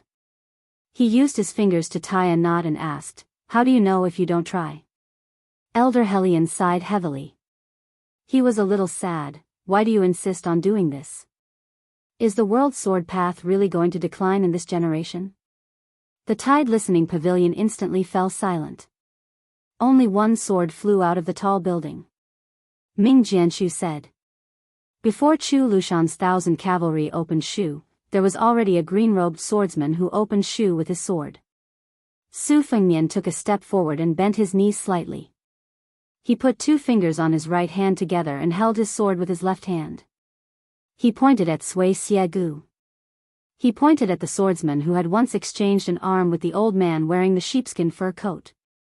To Li Chungang, no matter how big the world was, he could settle it with one sword. To Su Fengnian, who was drifting further and further away from Jianghu, no matter how good Jianghu was, he could only look at it from the other side as long as he was still the king of Beiliang. Even if the old man wearing the sheepskin fur coat, Elder Huang's sword box and Wen Hua's wooden sword were still in Jianghu. He could only stay in Beiliang, just like Wang Xinji stayed in Martial Emperor City. He stayed in Beiliang and did not care about the world's affairs. However, this did not mean that anyone could cross the line in Beiliang. At this moment, on the surface of the tide-listening lake, a large patch of purple gold lotuses suddenly bloomed. They did not seem to belong to the mortal world. They swayed and swayed. They formed a purple gold body in an instant, just like Gao Shulu back then. Sui Xiegu looked up and laughed. He suddenly exhaled. He exhaled thousands of sword auras that he had swallowed for 100 years. During that extremely slow sword strike that entered the martial arch city, Wang Xianji's 4 disciples worked together, and it seemed like Yu Groom had blocked the last half of the sword strike. In fact, that sword strike was only half a sword strike. It had form, but no divine intent. At this moment, Sui Xie Gu wanted to challenge the world's #1 sword. Chapter 12-17. The first half and the second half were worlds apart. First, Chen Zhibao entered the capital to take up the post of Minister of War, drawing a clear line with the Su family. This was a joyous matter. Then, the crown prince position that had been left vacant for a long time was revealed. The various kings left the capital to become vassals, which was also a joyous matter. Then, Yin Maochun presided over the evaluation of the officials. It was done methodically, like a butcher dismembering a cow, living up to his reputation as the hidden minister. If not for Su Fengnian becoming the king of Bailiang, the first half of the first year of the auspicious talisman would have been a good thing. Then came the troubled times. Guangling Road was in chaos. Lu Xingxiang, assistant minister of the Ministry of War, became the commander. The vassal King Jing was in trouble. Of the 2 old generals, one died in battle, and the other was still trapped. Hundreds of thousands of elite soldiers were lost just like that. When the frost fell and winter had not truly arrived, it was said that Beimang's million-strong army was going south to the Central Plains. If not for the northwest being their entry point, the Liang court would probably be in deep trouble. However, Lu Xingxiang's position as the commander-in-chief was undoubtedly in jeopardy. The Confucian sage Chao Zhangqing had also appeared on the eastern front of Guangling Road and was confronting the Prince of Guangling, Zhao Yi. At this time, on another even more magnificent eastern front, the great pillar state Gu Jiantang, who was in charge of the military and politics of the northern region, was still biding his time. Chen Zhibao, the king of Shu, disappeared without a trace. Zhao Bing, the king of Yanqi, was watching from the sidelines. As the capital of the country, if not for the arrival of Qi Yanglong, who was in his twilight years, the people of Great Peace City would probably be in a state of panic. Every inch of land in Great Peace City was worth its weight in gold. Many officials who could attend court meetings every day worked for 20 years and still could not afford to buy a house. The more they worked, the less they could afford to buy one. A few years ago, there was a tragedy. An official who lived far away drowned in a river in a rainstorm in the morning in order to make it in time for the morning meeting. The current emperor was said to have the country in his hands, but he was an almost stubborn and thrifty ruler. He was also very strict with his relatives in the imperial family. In the past, the relatives of the emperor would take over the property of the people. After the founding of the country, it would get worse in less than a generation. In this dynasty, it was extremely rare.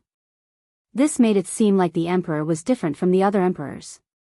However, His Majesty the Emperor was never stingy with his generosity to those important officials. Other than that group of scholars who stood out in the spring of Yonghui, there were Chen Zhibao, Lu Baijie, and Lu Xingxiang. These 3 high officials of the Ministry of War lived in the best Vermilion Gate mansions when they entered the capital and were bestowed with countless rewards. However, these people still couldn't compare to Chancellor Qi. The previous owner of Qi Yanglong's residence was a county king who had been stripped of his hereditary title by the previous emperor. His eldest son had long been demoted to the rank of General Zhenghua. This wasn't much. In order to take care of Qi Yanglong, who once called himself Yu Clear Gluttony, the emperor of Zhao family, who never played tricks in the imperial kitchen, specially set up an Yu kitchen in the Qi manor. He found 2 great masters who were proficient in cooking from the old Dongyue territory just to cater to Chancellor Qi's taste. As a result, Qi Yanglong didn't even need to follow the customs of the local officials. The Qi manor was such a treasured land of feng shui, so it naturally made the city's high officials and nobles scramble like ducks. They all considered it an honor to be able to cross the Qi manor's threshold. Regardless of their status and background, busybodies liked to judge by the time they entered the manor. For a time, the Qi manor's main entrance became a dragon's gate. This was an unprecedented grand occasion that hadn't happened even when Zhang Julu was in charge of the Shangshu province. However, this was also related to Grand Secretary Zhang's unreasonable behavior. Chancellor Qi, on the other hand, was completely different. Xianglong didn't reject the luxurious mansion and silk bestowed by the emperor, nor did he reject the elegant book collection bestowed by his colleagues. There were people who roughly estimated that in less than a month's time, the Qi Manor's iron sword Zitherguts building had received no less than 80 books, all of which were paid per page, 1 gold per page. The Great Feng dynasty's books were publicly acknowledged to be exquisite in paper, simple in style, and excellent in engraving. It must be known that the few most famous private library buildings in the world today were the result of several generations of the family's perseverance and extravagance.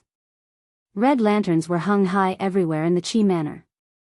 Xianglong had just sent off the Cave Abyss Pavilion's great scholar Yan Jishi.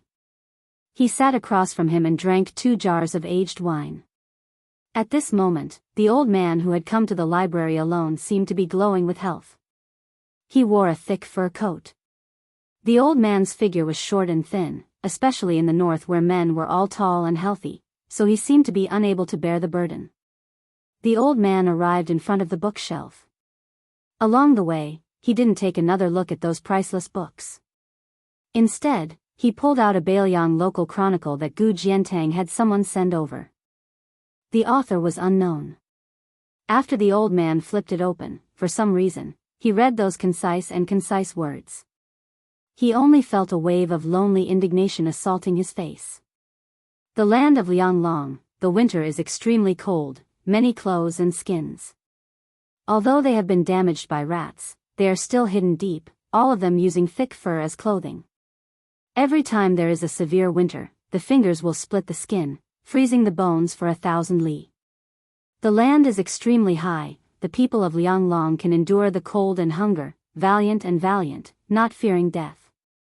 The noble, strong, and lowly old are adept at riding up and down cliffs as if they are flying. They don't need boats to cross rivers, passing by floating horses, excellent in archery and hunting. Chapter 12:18. The old man dabbed in his saliva and flipped through the pages. He read a passage, they grow up on horses and are the most heavily armored soldiers. When mounted, they gather like the wind. When dismounted, they gather like herds. Everyone is a soldier.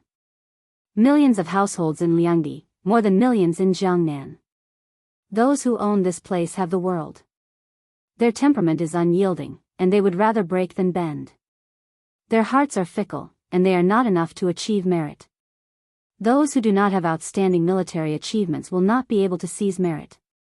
When my dynasty owns this place, we can control the northwest.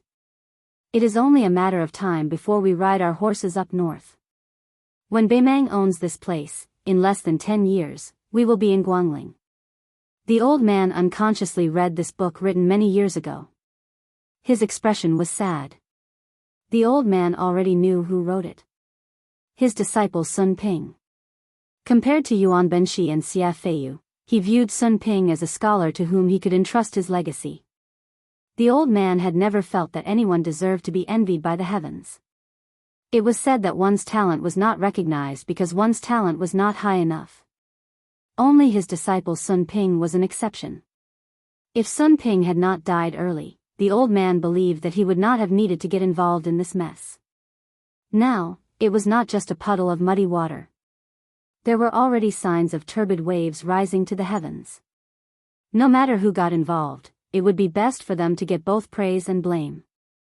Feeling sad, the old man silently put the book back on the bookshelf. Very quickly, a steward of the residence came to report that an important guest had come through the back door through Commandery Prince Rong, Zhao Hui. The old man did not seem annoyed at all and only said that he would be there soon. The steward originally wanted to remind his master that Commandery Prince Rong was one of the most important figures in the capital and could not be neglected. However, he quickly felt that his actions were unnecessary. Almost all of the aristocratic families in Tai and city had sent people to visit the Qi residence. Commandery Prince Taiping, Zhao Hui, as the younger brother of the previous emperor, had not visited because of his old age. Thinking about it, the guest this time was nothing more than a descendant of the old Commandery Prince's branch and was not worthy of his master's welcome. Thus, the steward left with a relaxed smile.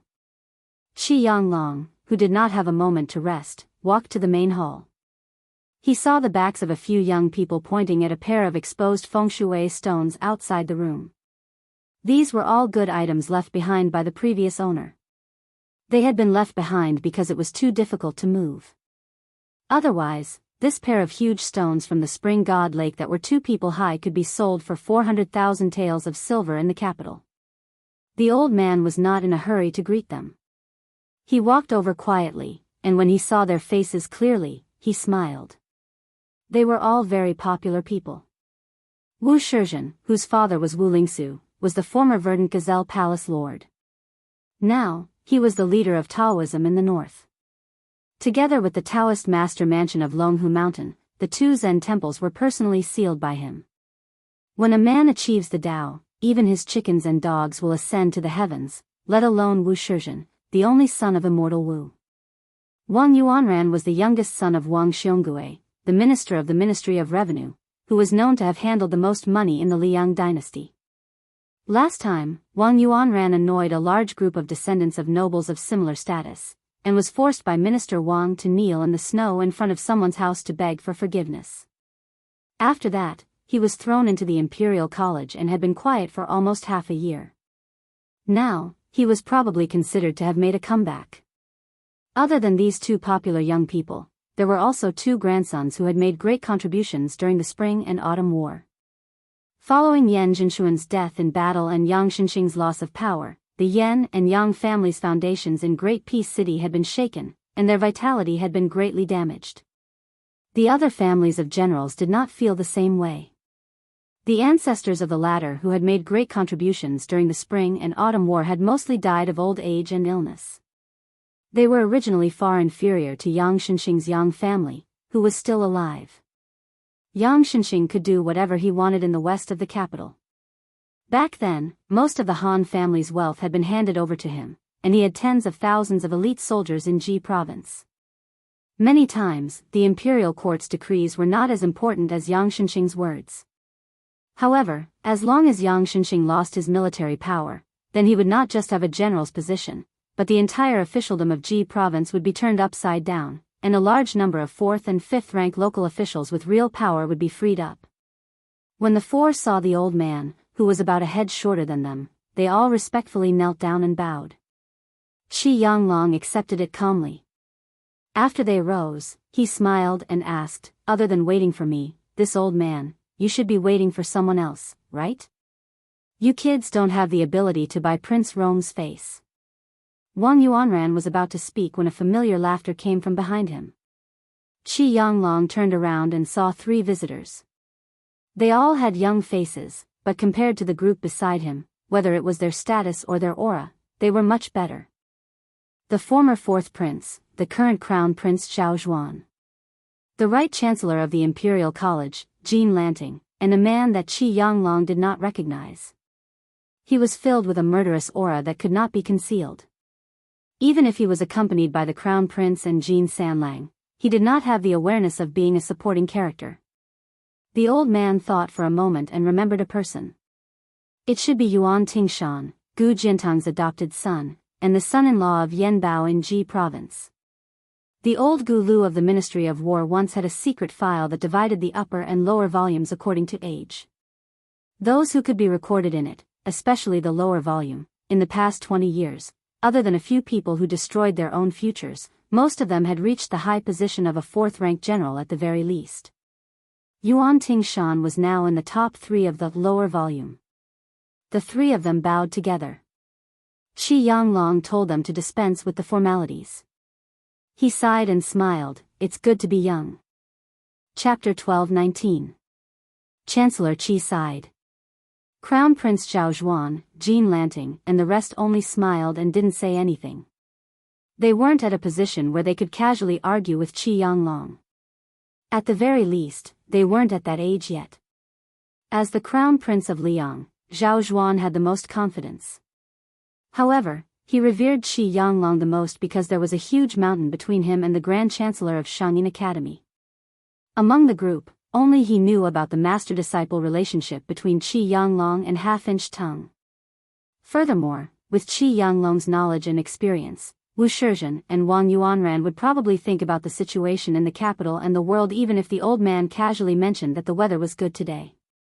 Chancellor Qi looked around and smiled in relief when he saw that the youngsters he mentioned didn't reply. At this moment, Yuan Tingshan took a step forward and smiled. It's really good to be able to live to Chancellor Qi's age.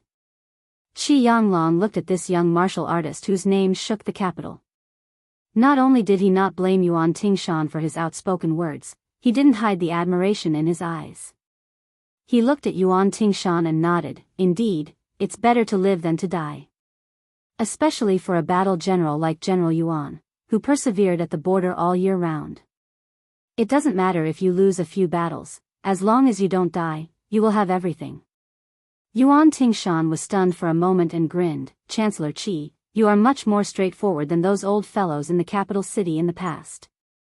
If there's a chance to make a trip to Jizhou, I will definitely bring out the best wine. Chancellor, it's impossible not to drink wine. Zhao Zhuan's smile was warm and slightly helpless. Mr. Qi, don't lower yourself to the same level as this boor.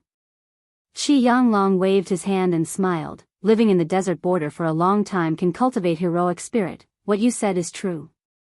I will probably make a trip to the border next year, from Liangliao to Jixi. At that time, I'm afraid General Yuan won't have enough wine. Yuan Tingshan chuckled. I've done a lot of shady business of killing the rich to help the poor at the border of Jizhou this year, but not a single copper coin fell into my pocket. However, if I want to treat Chancellor Qi to a few jars of fine wine, I think my salary is enough. Jean Lanting, who had been smiling cautiously the entire time, suddenly stopped smiling. He glanced at the crown prince and saw that Zhao Zhuan's face was calm, as if he didn't think that Yuan Tingshan would cause trouble with his words. Wang Yuanran and the others all admired this mad dog Yuan's unbridled behavior from the bottom of their hearts. The old man in front of them was someone the imperial court secretly invited to keep Grand Secretary Zhang in check. When speaking with him, who wouldn't cover their dirty buttocks with all their might, fearing that Qi Yanglong would have a bad impression of them? If that happened, they wouldn't have a chance to make a name for themselves in the imperial court for the next 10 to 20 years. For someone like Wang Yuanran, who could do whatever he wanted in the capital, not to mention Tantanon, even if he met someone like Yi Maochun or Yuan Gua, who called him uncle, he would still have to obediently tuck his tail between his legs and pretend to be gentle, courteous, and thrifty. Qi Yanglong gave the seemingly heartless Yuan Tingshan a glance. Such a young and reckless hero had tormented the lifeless officialdom of Ji province to the point that it nearly broke its old bones. The reason Yuan Tingshan came to the capital was to bring a bramble and ask for punishment. If he still didn't come, perhaps even his foster father, Gu Jiantang, would not be able to keep his official title and military power. Yuan Tingshan had gone on a killing spree in the region of Ji province. Many of the tyrannical clans that had been rooted in the region for over 100 years were accused of treason and recklessness. They were executed first and reported later. Before the Ji province's governor, Qin Huchen, could report to the Ministry of War and the Ministry of Justice, Yuan Tingshan had their heads chopped off. If it were only one or two incidents like this, perhaps Qin Huchen would just turn a blind eye to it. He might even cover up for Yuan Tingshan, the foster son of Gu Jiantang. But after autumn came, Yuan Tingshan's tyrannical behavior became more and more serious. The marriage between Ji province and Ji province was closely connected, and the power of each family was intertwined. The so-called 12 families in Ji province married each other, and almost all the clan leaders were related by marriage. As a result, Yuan Tingshan killed 4 of them in one go.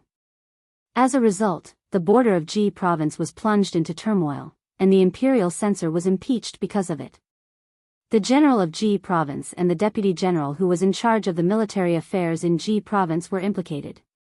Not only were they severely reprimanded by the Ministry of War, it was said that even the emperor had started to pay attention to this matter. Finally, he shifted his solemn gaze from Guangling province to Ji province. Gu Jiantang, the great pillar of Ji province, paid no attention to this, and showed no sign of supporting this foster son of his. After that, Yuan Tingshan quietly came to Great Peace City, and somehow got on the Crown Prince's boat and came to Qi Mansion. As someone who was nicknamed Mad Dog Yuan, He must know that talking to Qi Yanglong was no different than talking to the emperor directly. And to a certain extent, it was more tactful, and more beneficial. The old man seemed to feel the heavy atmosphere around him. He laughed and patted Yuan Tingshan's shoulder. He didn't play dumb with this warlord of the border who was quite a bit lower in seniority, and said straightforwardly, "Since you flatter me that I, Qi Yanglong, am a straightforward person, General Yuan can also be straightforward. On this trip to the capital, you brought the entire dowry of Yanbao's daughter. You haven't even warmed it yet, and you're already using it to make connections. I heard that it's not very effective, and not many people dare to accept it. As for me, I'm not a high official, and I'm not afraid of losing it, so I can help you say a few words. I'm not entirely helping you, but in the end, I'm just going with the flow and helping you resolve your urgent situation. There shouldn't be a problem. However, General Yuan, you have to consider the crux of this matter yourself. Otherwise, if it happens again and again, no one is willing to waste their face and incense for nothing. On this point, you can learn from the king of Bailiang back in the day." Yuan Tingshan couldn't help but sneer at Qi Yanglong. However, he could only hold back his complaints when he was facing this Grand Chancellor who had a profound and unfathomable knowledge. Otherwise, even when he was facing the great General Gu Jiantang, who had contributed to the annihilation of 2 kingdoms, Yuan Tingshan would still be straightforward. Naturally, Qi Yanglong had heard about the grudge between this man and the Su family. Therefore, he said earnestly, imitating a worthy person is a realm that only a virtuous person can achieve. However, if you wish to catch up with your enemy's power and status, it's something that everyone has. The latter is easier to accomplish.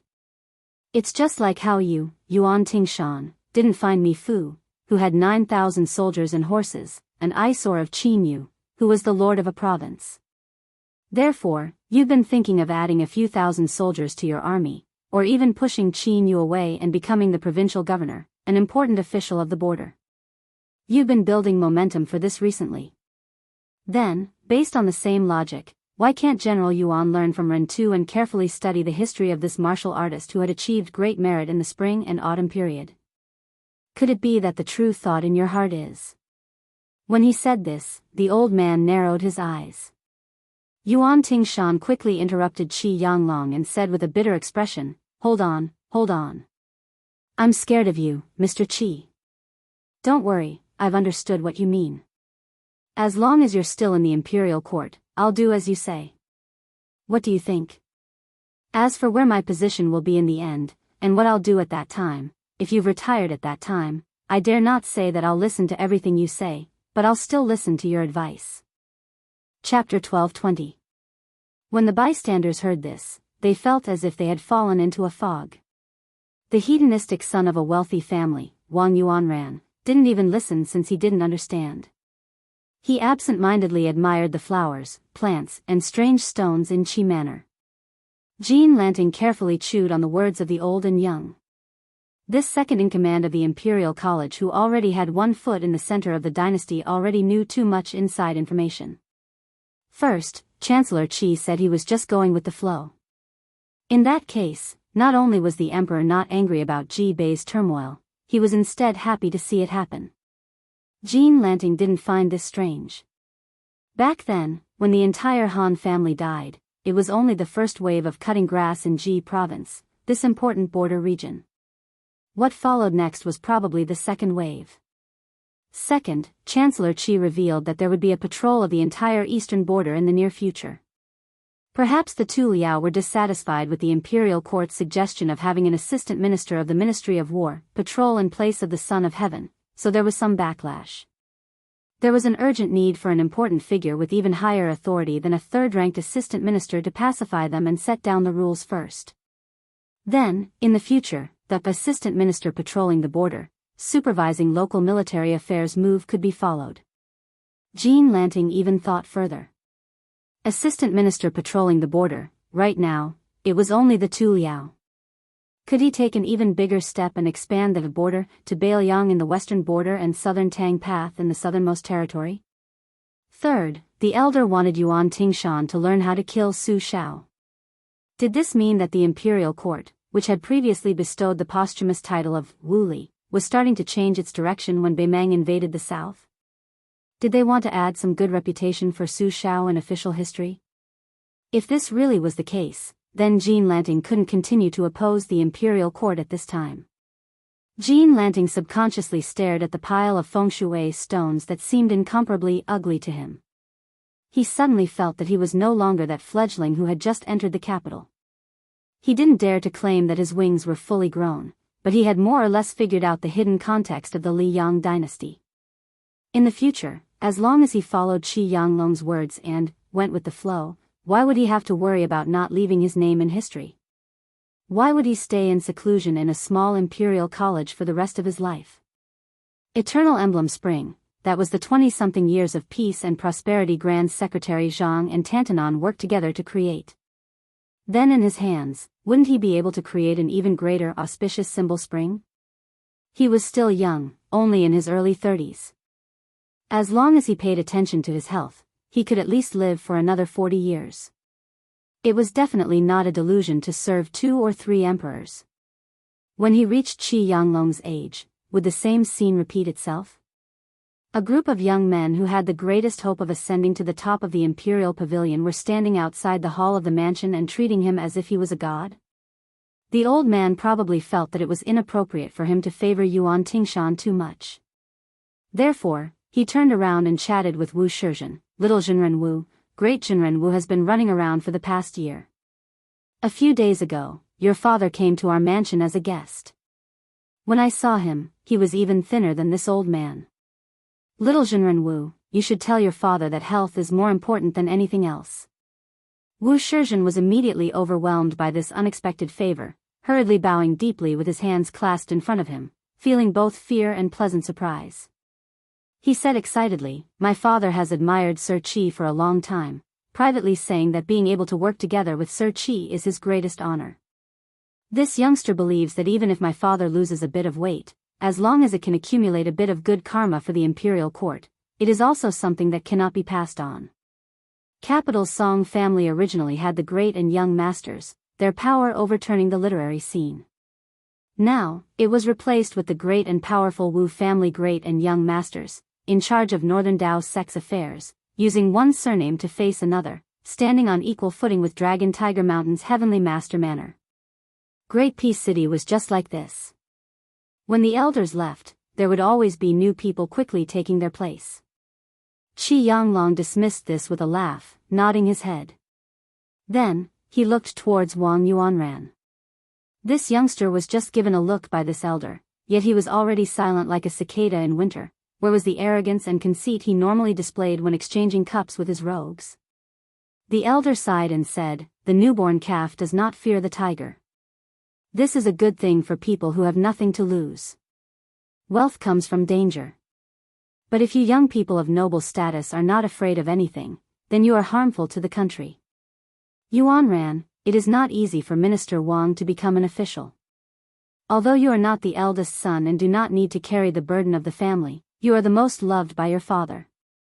It is also a good thing that you are afraid of this old man.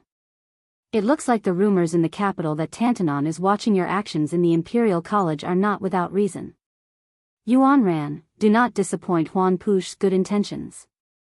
Wang Yuanran was too busy trembling to understand what the elder was saying. He only nodded his head furiously, his face red.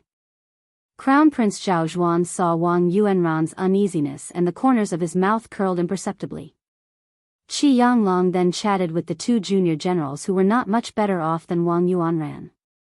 Then, he smiled at Zhao Zhuan and said, Your Highness, why don't the 2 of us walk around the fu? Zhao Zhuan and the old man walked on the quiet stone path that was still shaded by greenery.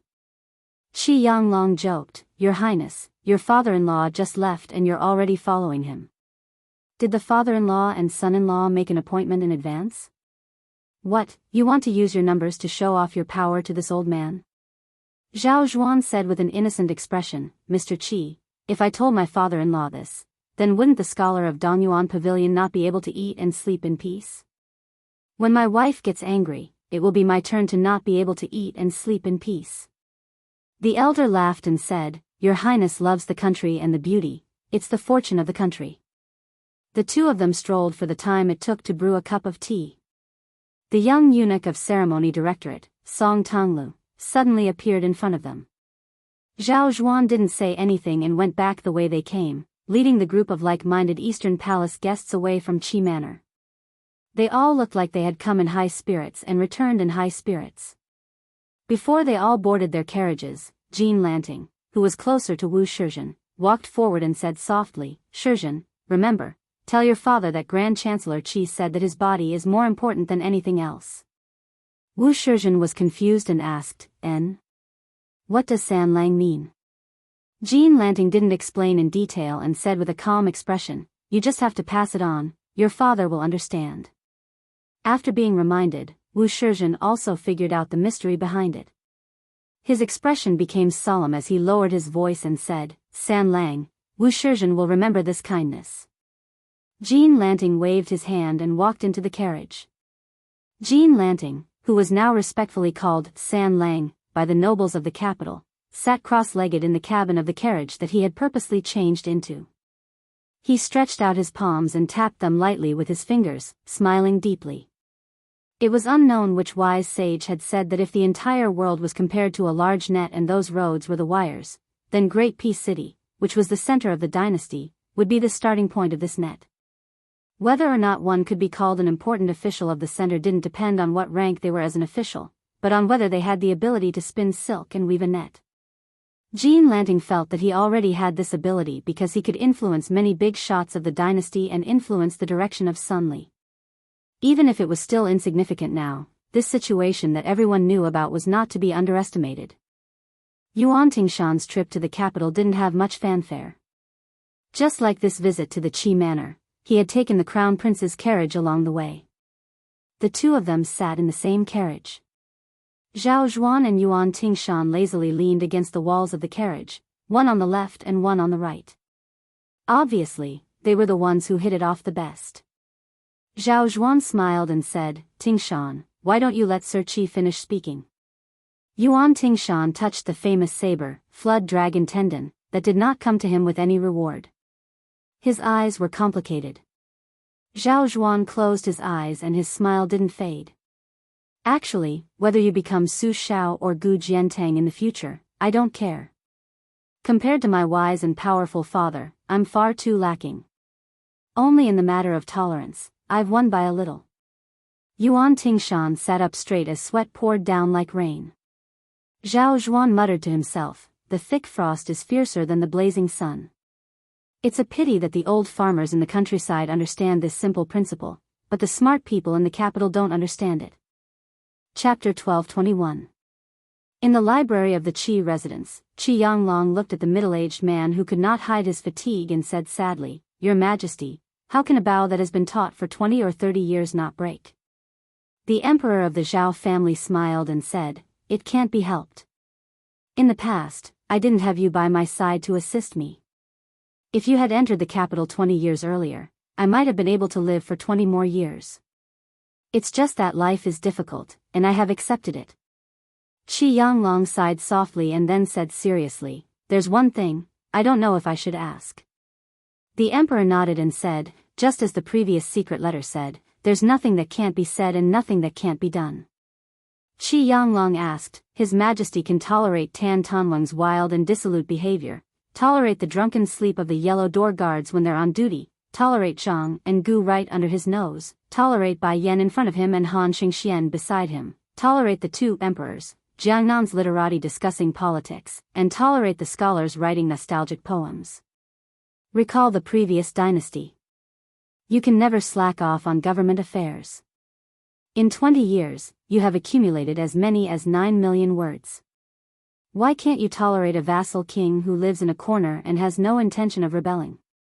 The emperor said bitterly, "Mister, you know the answer. Are you afraid that I will make things difficult for Northern Liang?" Qi Yanglong did not speak. His eyes were bright as he stared at the emperor of the Central Plains who had been ambitious since he was young. He did not have the achievements of the previous emperor who unified the world, but his ambition was greater. The emperor felt the simple and unadorned scholarly atmosphere in the library. He was very familiar with this kind of fragrance when he was young. He often tore apart books and played with his brother, Zhao Heng, who was the closest to him. On the other hand, he did not spend much time with his younger brother, Zhao Yi, who shared the same father and mother. The emperor was slightly absent-minded. Returning to his thoughts, he said calmly, "Don't worry, since the only person I can't tolerate is already dead, then Song Dongming of Deer City is still tolerable. If you want to ban the transport of grain and fully support Bailiang in resisting the Mang, I will listen to your advice. Tell the Ministry of Personnel and the Ministry of Revenue to stop making things difficult for Bailiang." The emperor continued, "Before Sir entered the capital, you had previously asked me how I would deal with Zhang Julu. In reality, it isn't that I find it hard to tolerate this Grand Secretary Zhang, but rather that the state of Zhao cannot tolerate him, so I must make a choice. To be honest, my reputation is far inferior to that of the late emperor. Before I ascended the throne, my father was ill. Before the crisis, he established a secret family rule for us princes. Regardless of who inherits the throne, we must emphasize culture and suppress military might. This is also the real reason why Zhao Heng lost to this humble one. He was too similar to the previous emperor. His military exploits were the highest among the 9 princes. If he sat in the north and looked to the south, he would be overlooking the world. Even if he exhausted the country's strength, he would still contend with Beimang. Back then, this humble one was still able to stop at a precipice, but Zhao Heng is destined to not be able to do so. I remember when he was young, he said that he wanted to use a jade axe in his hand to draw a border north of Beimang and south of Nanjiang. The Zhao family son of heaven, who could no longer be considered to be in his prime, had his back to Qianglong.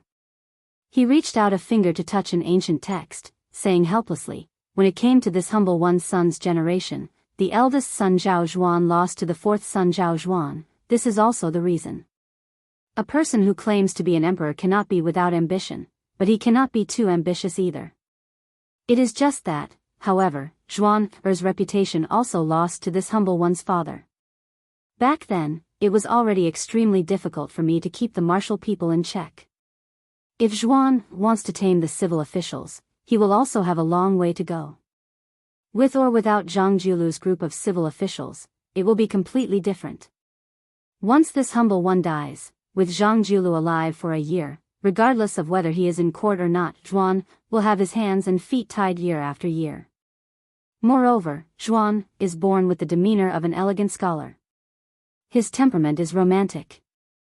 Many times, even though he knows that it is wrong, he will still be soft-hearted towards those scholars who hold swords and brushes. Scholars, even if they truly care about the world, once they are asked to do something that benefits the common people, they will often be unable to do anything. Ambitious but incompetent.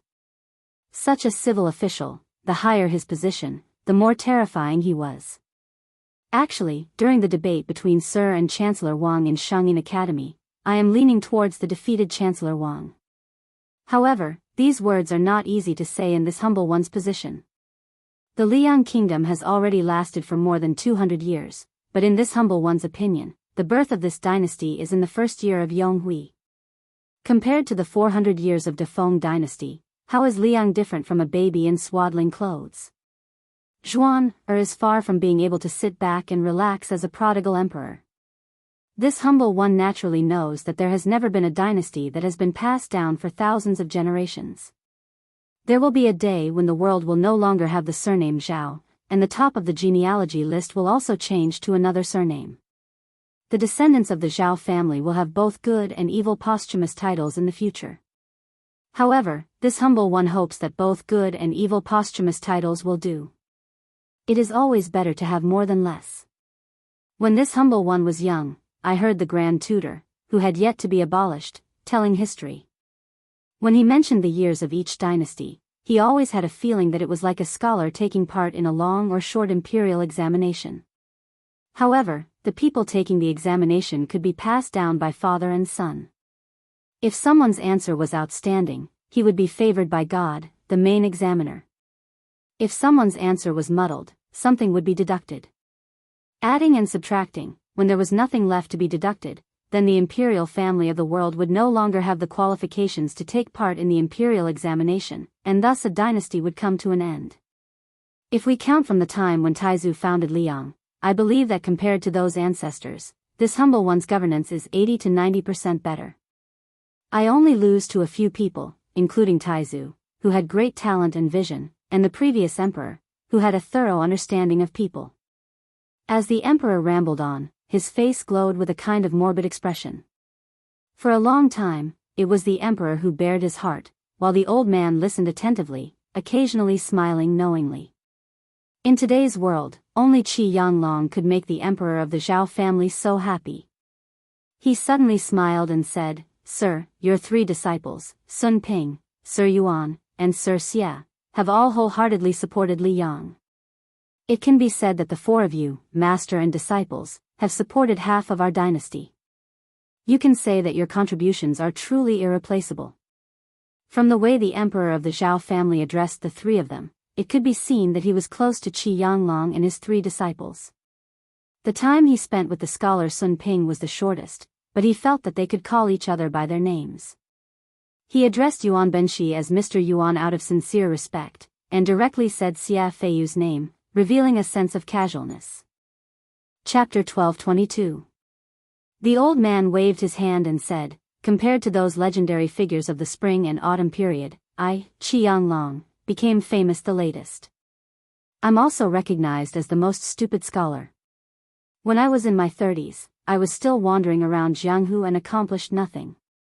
But Zhang Julu and Huan Wen's mentor was already famous all over the world, and there was also that old guy from Gangnam-do who liked to raise cats.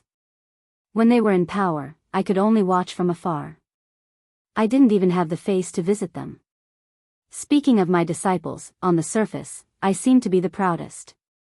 However, if you really want to compare them, one is Zhang Julu, who has shown his talent, and the other is Huan Wen, who is clumsy. Of these 2, Huan Wen is on the same path as me. In the end, he can't escape the conventions of the secular world. As for my 3 disciples, although each of them can surpass their master in some way, compared to Zhang Julu, other than Sun Ping, who has lived for 20 more years, the other 2 can't compare to him." Qi Yanglong sighed and said, "Zhang Julu is the only guy who can be called a genius of the world alongside Huang Sanjia. Everyone says that he's just a tinkerer from Liang. Hey, I underestimated Green Eyes. This time I came to the capital, I didn't have the intention to start over. On the contrary, many of Zhang Julu's actions had to be too rigid, so I had to fix it. I'm the tinkerer. If it weren't for Zhang Julu, I wouldn't have been able to do anything. I would have stayed in Shangyin Academy for the rest of my life, doing the bullshit knowledge that no one cares about after a few generations." The old man looked at the emperor of Zhao family, stretched out his hands and laughed softly, "Your Majesty, you're a good emperor. There's no doubt that you're talented and intelligent, but you still insist on making up for it with hard work. I dare say that in today's world, there's only an evaluation of generals. If there's an evaluation of emperors, in the past 1,000 years, starting from the great Emperor Qin's reign and counting the next 1,000 years, you can be ranked in the top 10. The emperor was stunned for a moment, then laughed and said, "I can also get a similar evaluation of the top 10 masters in the world." Qi Yanglong also laughed and then nodded heavily. The emperor walked to the window of the Iron Sword Guqin library and looked up to see a flock of pigeons flying across the sky of the capital. He vaguely heard the sound of pigeons chirping. He asked self-deprecatingly, "Sir, is it that I'm about to die, so my words are also kind?" For the first time, Qi Yanglong didn't know how to answer. The emperor muttered to himself, how good would it be if Su Shao didn't have a son? Otherwise, that young man would die early in the Jianghu, but at the same time leave behind an heir. Then, I won't be stingy to give Su Shao the greatest title, give that young man a hereditary title, and invite Su Zhao's grandson into the capital to enjoy the special treatment that even surpasses that of Zhao Zhelong's descendants. As long as the Zhao clan rules the world, the descendants of the Su clan will enjoy a day of prosperity. Qi Yanglong was silent. Qi Yanglong answered slowly, decentralization. Completely breaking up the local forces. But this has to wait until the world is unified. When the time comes and Beimang is annexed, according to the current system of Liang's 4 major prefectures, counties, and prefectures, the head of a Dao is just a civil and military division between the Jidushi and the Jingshi. As long as the Jidushi completely overpowers the Jingshi, he will be no different from a country's monarch during the spring and autumn period. Liang has suffered the calamity of being separated by the military. We must not repeat the same mistake. Especially after taking over the northern Mang, in addition to the original 14, there would be a total of more than 24 provinces. It might seem like a lot, but at the present level of postal stations, except for the hinterland of the Central Plains, most of the provincial governors and governors were far away from the emperor. The establishment of the Dao level was originally a temporary establishment, and it would be abolished later. Not only that, the 30-plus provinces in Liang now had to be further divided, with some large counties singled out as provinces. Under the premise of maintaining the civil and military co-governance and the checks and balances between each other, there should be 80 provinces in the world in the future. Moreover, the provincial governors and generals of each province had to be rotated every 4 to 6 years. During the rotation, they had to go to the capital to meet the emperor. There won't be too much resistance when this is implemented. After all, when the time comes, the civil and military heads of a prefecture will have real power and their official ranks will be high. Everyone will be happy to see this happen. Even if some of the current Jingshi and prefectures are resentful, they won't be able to resist the urging of their subordinates. If they dare to go against the trend, they will be digging their own graves. The imperial court won't even need to do anything. Qi Yanglong hesitated for a moment. He raised his arm and made a clenching and unclenching gesture. Only then did he open his mouth and say, "This is decentralization." The next step will depend on the ability of the future Zhao Emperor to decentralize. Decentralization can't be too tight. You can't hold on to it and not let go. You can't appoint people by favoritism. You can't think that you'll get it done once and for all. Scholars can debate whether human nature is good or evil. But as an emperor, you have to firmly believe that human nature is easy to change, that greed is hard to satisfy, and that you have to constantly show kindness and severity. But generally speaking, as long as this matter is successful, it won't be difficult for the Zhao family of Liang to remain at the top of the genealogy for another 200 years. As for specific measures, for example, the closer to the border, you can use favoritism and not virtue. The closer you are to the capital, you can use virtue and not favoritism. When you rotate, you must follow this principle. But this kind of thing is ultimately just a minor detail. The emperor listened attentively to the old man's words, not daring to miss a single word. Qi Yanglong seemed to have realized something. He said, "It's inevitable that the world will be divided and united. But if we trace it back to the source, every time the world is in chaos, it's the dynasty that blocks everyone's path to ascension. In fact, it's very simple to be a commoner and an official. That is to let them have a thought in their hearts. With a thought, they will be afraid of death and don't want to die. In the end, as an emperor, no matter how stingy he is, he still has to give everyone a pair of shoes to wear. Don't let the people in the world be barefooted and not afraid of wearing shoes.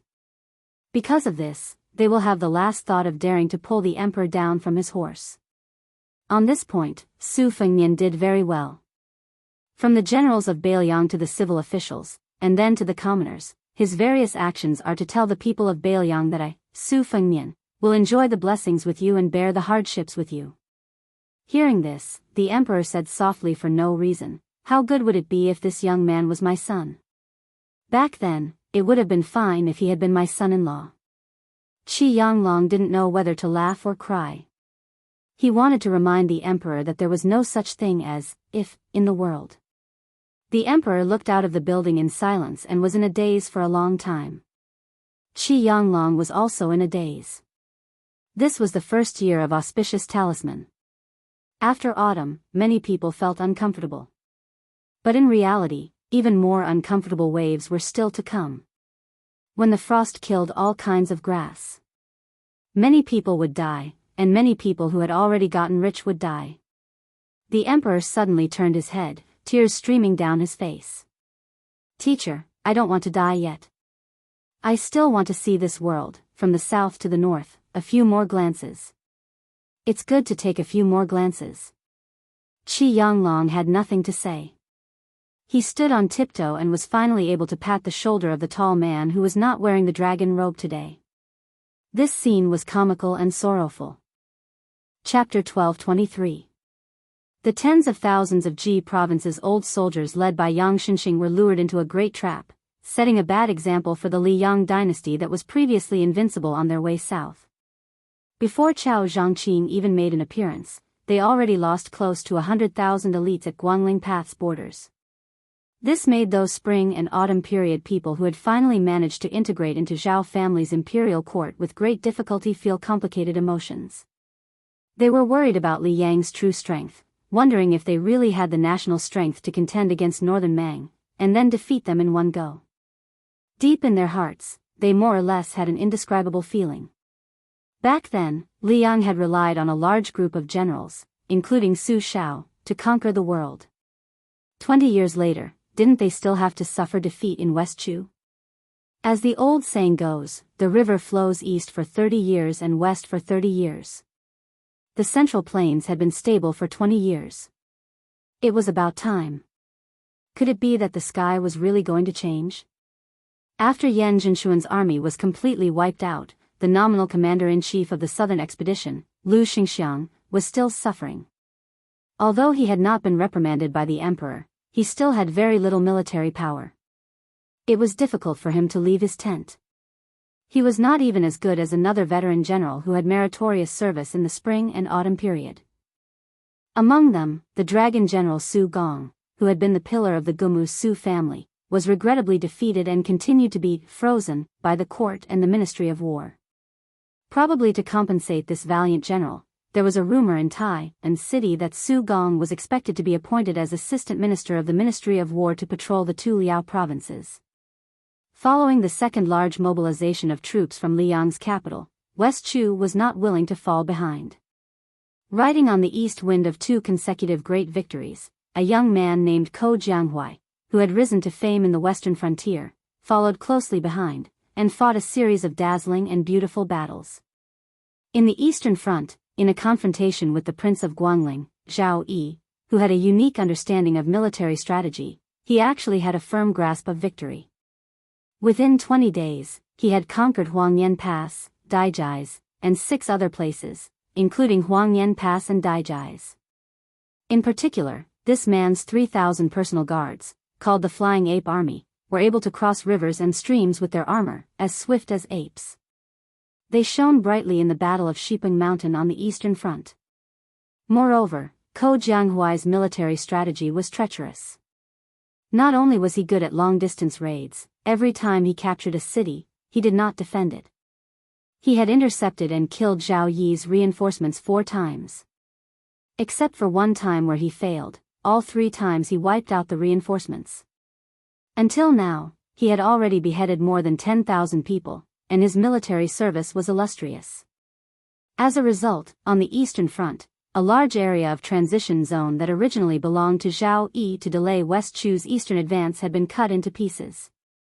It had fallen to the point where no one dared to defend it, and no one dared to save it, allowing Ko Jianghui's troops to come and go like the wind, slowly nibbling away. Unfortunately, Zhao Yi's right-hand man, Lu Xingxiang, had already been promoted to assistant minister of the Ministry of War and could be considered a member of the imperial court. Moreover, he was the main general of the southern expedition, so he definitely could not contribute to the spring snow building. The infantry general, Zhang Erbao, stayed in the southern border. Zhao Yi did not feel that a fledgling Ko Jianghui was really worthy of Zhang Erbao's crusade. Qiao Chongqing was more suitable. In the end, Zhao Yi used the 500 Li Express to order his trusted subordinate, General Heng Jiang, Song Li, to immediately return to the spring snow building from the northern gate of Guangling. The famous general of Guangling, who took advantage of the rich merchants and profited without restraint, seemed to be in no hurry. It was said that General Heng Jiang, who had a hobby of collecting beauties, had also taken in 2 beautiful women who had met with misfortune on his way south. That was not all. In order to urge this person to quickly head south to defend against the enemy, the Guangling prince even sent his eldest son, Zhao Yuang, out of the city to receive him grandly. It was obvious how much he relied on this general of fortune. If this was only the internal problem of Liang, then the external threat was like a black cloud pressing down on the city, threatening to destroy it. Beimang's million-strong army had begun to head south. Not only were they eyeing Beiliang covetously, but they were also eyeing the fertile lands south of Beiliang, the Central Plains. In the first year of Jianghu, this eventful period, it seemed like there really couldn't be any more trouble. Great Peace City was bustling with noise and excitement. A white-clothed monk who had previously traveled 10,000 li to the west alone left, and then came Qi Yanglong, whose knowledge was as high as the heavens. During this period of time, there was another nameless small figure who occasionally popped his head out, but he quickly returned to silence.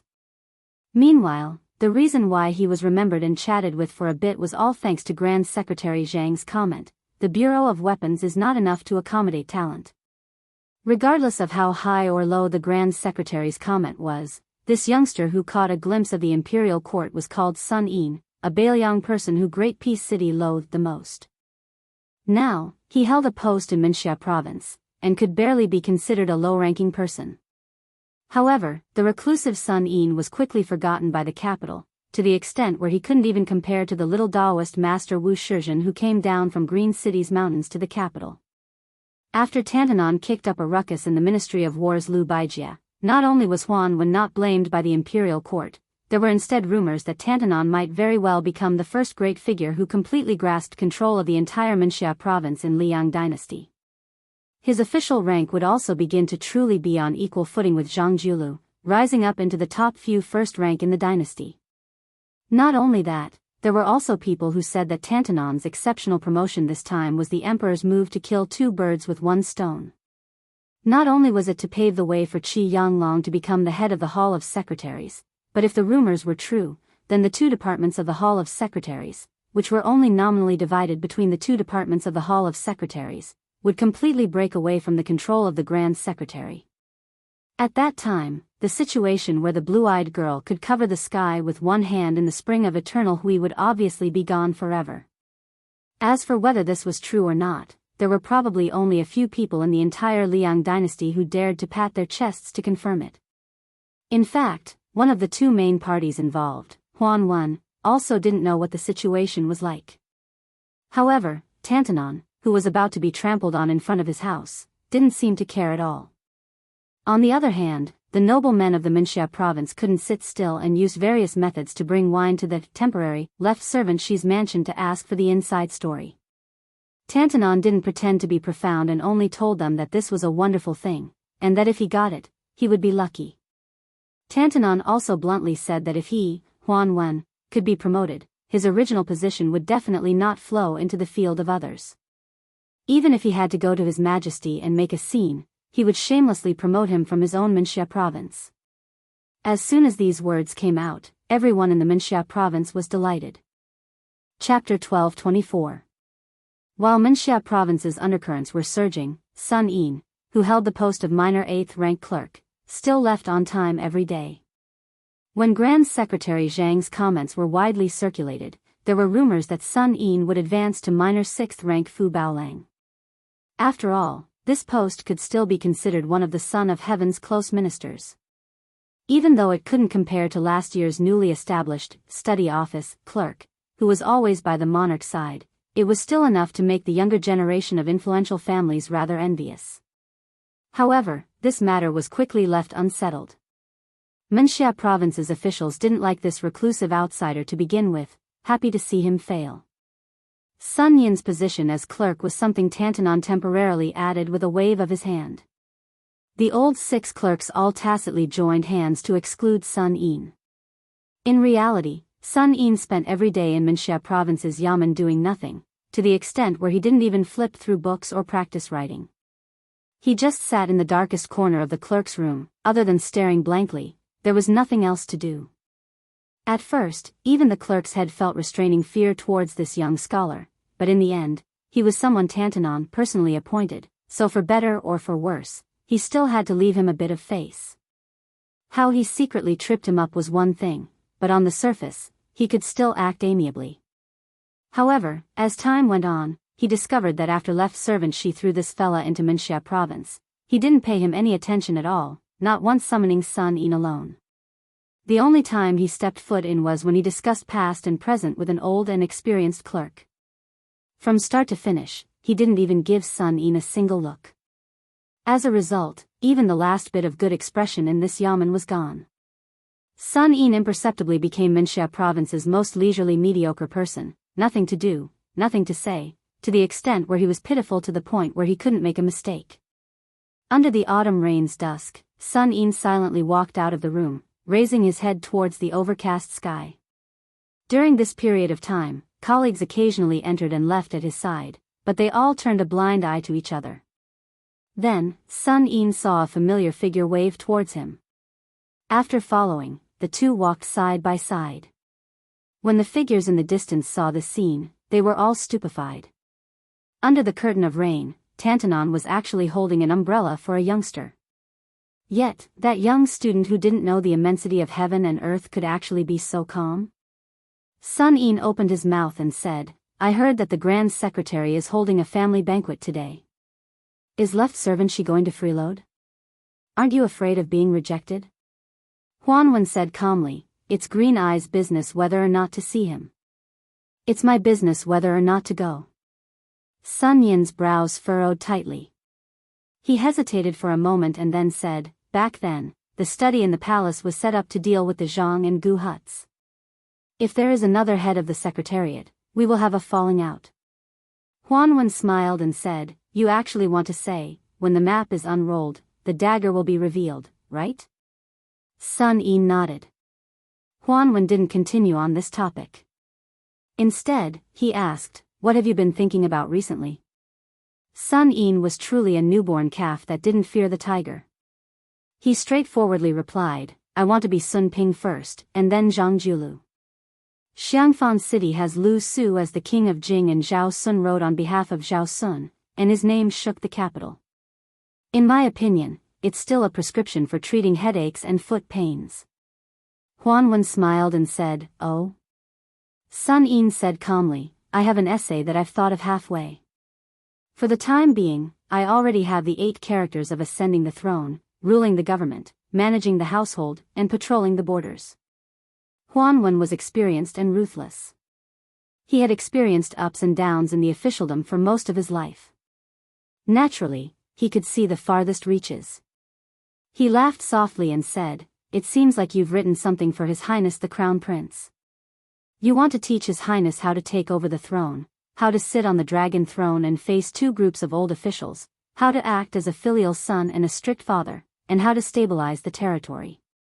Sun Yin, "Oh Sun Yin, it's not that I want to take advantage of my seniority, but you're just a poor child who has never been a local official or even touched 100 taels of gold. Aren't you biting off more than you can chew to teach others how to govern the world? That scholar Sun Ping is Qi Yanglong's favorite student, and he's fully learned the art of unhindered travel. And Bai Yan has also been under my teacher's tutelage for many years. You?" Sun Yin asked in return, "Wild carps in rivers and rivers can't jump over the dragon gate?" Huanwen laughed loudly. "It's not impossible to wear white in the morning and look green in the evening." After Huanwen, who was still holding the umbrella, laughed, he sighed emotionally. The good times for scholars have come. Perhaps an article with tens of thousands of words can buy an imperial tutor. At this point, Huanwen turned to look at the young man from Bailiang and asked curiously, "If you're lucky enough to get rid of Sun Ping and Bai Yan, who's next?" Sun Yin pointed at himself. Huanwen curled his lips and forced out 2 words with difficulty. "You deserve to be killed." Huanwen put away the umbrella. The 2 of them sat in a carriage that had already been prepared and slowly drove toward the street filled with nobles. Tantanon lifted the curtain and looked at the familiar buildings. He muttered to himself, "Logically speaking, when the tree falls, the monkeys scatter. But when the time comes, it'll definitely surprise everyone. Let's see if the everlasting Hui Spring bamboo that Yin Mao Chun and Wang Xiongui personally promoted by the 2 of us will immediately change." As they approached the Grand Secretary's residence, Huanwen said softly, "The scholarly sage once said that those who look at the sea find it difficult to see the water, and those who swim in the door of the sage find it difficult to speak. But in the future, there will be more and more people like you outside the door of the sage in the imperial court. I'm afraid that once you have the power of the imperial court in your hands, you'll be responsible for all the people of the world. Sun Yin was silent. When they arrived outside Zhang Julu's residence, Tantanon opened the umbrella and got off the carriage. As Sun Yin expected, the embarrassed Zhang clan gatekeeper told Tantanon that today was the Zhang clan's private banquet and that outsiders were not allowed to enter. It was clear that Tantanon had now become an outsider. Huanwen didn't make things difficult for the gatekeeper, who couldn't be more familiar with him. He nodded lightly and turned to walk down the steps. Sun Yin didn't immediately follow. He looked at the old man's back and then at the dark sky. For some reason, there was no setting sun or afterglow above his head, but Sun Yin still felt that a certain someone had single-handedly propped up an empire and walked into the twilight. With Zhang Julu's death, the empire's last ray of afterglow would also dissipate. Huanwen had probably finally realized that the young man wasn't keeping up with his footsteps. He stopped 100 steps away from the carriage and turned his head to look. He saw that young man with steady steps. He could see from his body a kind of vitality that he himself had once possessed in the past. Turning the tide, who else could it be but me? He still remembered that a long time ago, within his benefactor's sect, from top to bottom, it was publicly acknowledged that only two blue-eyed people could be one Huanwen. But Huanwen had never thought this way. Even though his benefactor and Emperor Xian had decided that he, Huanwen, would be the head of the Minister of Affairs. He had also been willing to serve as a foil for his best friend, Zhang Julu, for several decades. Huanwen suddenly laughed and handed the umbrella in his hand to Sun Yin. In the future, it's up to you to hold it up. Chapter 1225. There were many barbarian creek between Shuzhou. The late Emperor of Liang had once patrolled this area. There was actually someone who dared to assassinate him. What was even more inconceivable was that no matter how hard the spy agency, Zhao Go, searched, they still could not find the assassin. The previous head of the ceremony directorate, Han Xingxian, had also once stayed here alone for several months, but still returned without any results. Now, because of the Imperial Wood case, the territory of the old Nanzhao was in turmoil. Rebels swarmed in, and the chaos caused a sudden increase in refugees. The refugees all joined in, and the situation became more and more intense. What was worse was that the barbarians, who had been peaceful for many years, were also ready to make trouble. Even the brother of the late emperor, Prince Rui Zhaozi, who had been in charge of Nanzhao for many years, was implicated. The prince's mansion was burned beyond recognition by the volunteer army. It was not until a troop of no more than 60 people quietly infiltrated the miasma that the chaos of gunpowder settled down. As the troop of soldiers continued to advance south, the truth came to light. This was another troop of soldiers with a different surname after Su Shao, under the command of Chen Jibao. The Nanzhao government did not dare to give orders to this troop. They could only secretly report to their superiors. The post was sent to the capital, and after the report reached Great Peace City, it was completely lost. The Southwest Army, who had waited bitterly to no avail, simply turned a blind eye. Fortunately, the 60 or so people did not disturb the people, nor did they have any dealings with the government. Along the way south, with less than 100 people, they exterminated 16 barbarian Creek tribes of various sizes that took advantage of the chaos. Their power was not to be underestimated. In the end, only the Xiaxi remained, and the Zhou family of Longxi met a tragic end. More than 600 people, including the old, the young, the women, and the children, were all killed. Everyone's corpses were hung on stilts. Especially when it was said that the troops under the jurisdiction of Nanzhao were the direct subordinates of the king of Shu, Chen Jibao, had come to quell the rebellion. Very soon, no one dared to provoke the bad luck. The people of Shu and Zhao hated the poison warrior Li Yishan and the fat pig Lu Qiuer to the bone.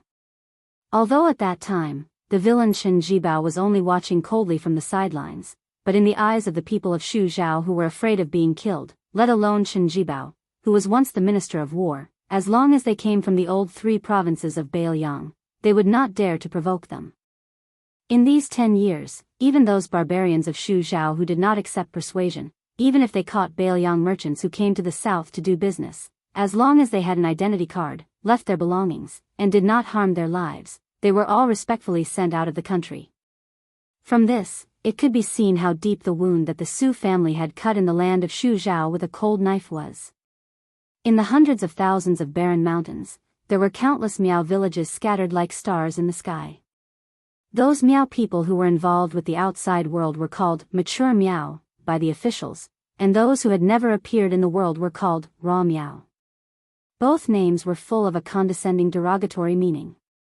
In the hinterland of the old Nanzhao, a group of people were resting midway. Under their feet was a dirt path that was not commonly seen in the rolling mountains. There were 3 piles of white stones on the side of the path, indicating that there would be a Miao village not far away. This group of people were all wearing armor and carrying crossbows and sabers. The clothes under the armor were tattered, and they all wore sturdy straw sandals woven by themselves. They were all strong. Although they had traveled a long distance, they did not look dispirited at all. Their eyes were especially sharp, like eagles patrolling the mountains. Next to the pile of stones stood a handsome man who looked to be in his early 30s. His aura was calm, and the armor he wore was no different from the soldiers nearby. His saber was the same, and it was impossible to tell his specific identity. However, there was a tall and sturdy man standing next to him.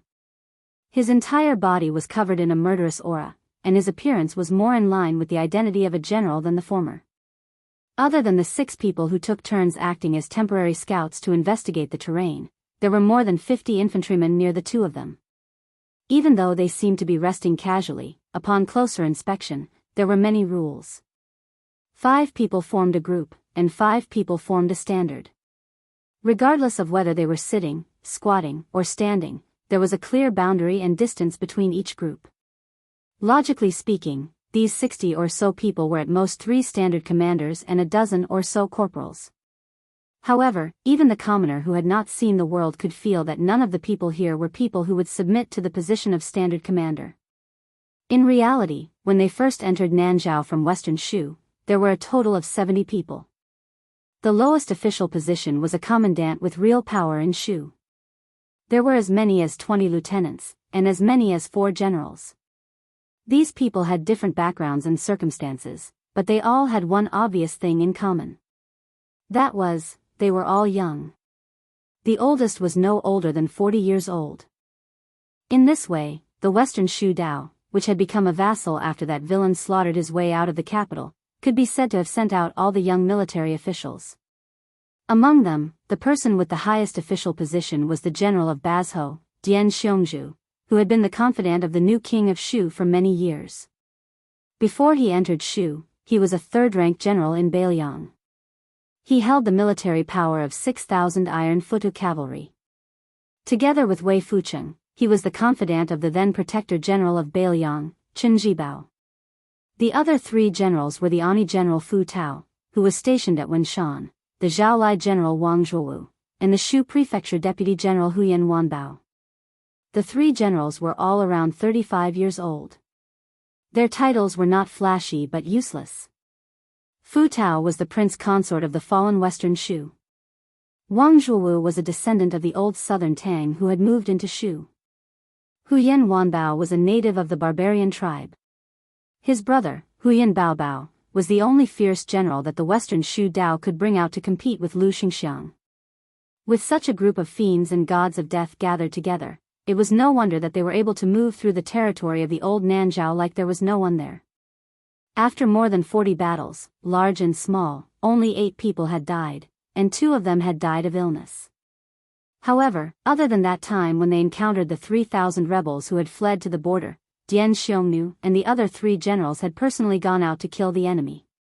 Other than that, they had only looked on with folded arms. Even if the news of the military merits and casualties of this group of soldiers and horses were spread out, it was believed that no one would believe it. Dian Xiongnu, whose hair was disheveled like a lion, gritted his teeth and said angrily, according to the spy report that Zhao Go gave us, that western Shu bastard surnamed Su has been hiding in the stronghold up ahead these days. When I catch him, I must peel off his skin and pull out his tendons to prevent him from daydreaming about reviving his country. Chapter 12:26.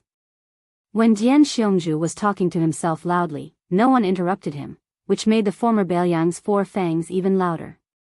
During this journey, Wei Fucheng, Master Wei, had to stay behind in Shishu Dao to preside over the overall situation. Che Yi, that little northern barbarian, also had to stay behind in the territory to enjoy a comfortable life. Only he, the old minister, had the most difficult life. Clearly, there were people he could kill, but he still had to obediently hold back and not make a move. What was the difference between this and having a little girl take off her clothes and flirt on the bed but not being able to eat? During the march, he had to not touch a drop of wine. It was even more impossible to find a tender and beautiful woman to relieve his lust. Dian Xiongju was about to suffer internal injuries from holding it in.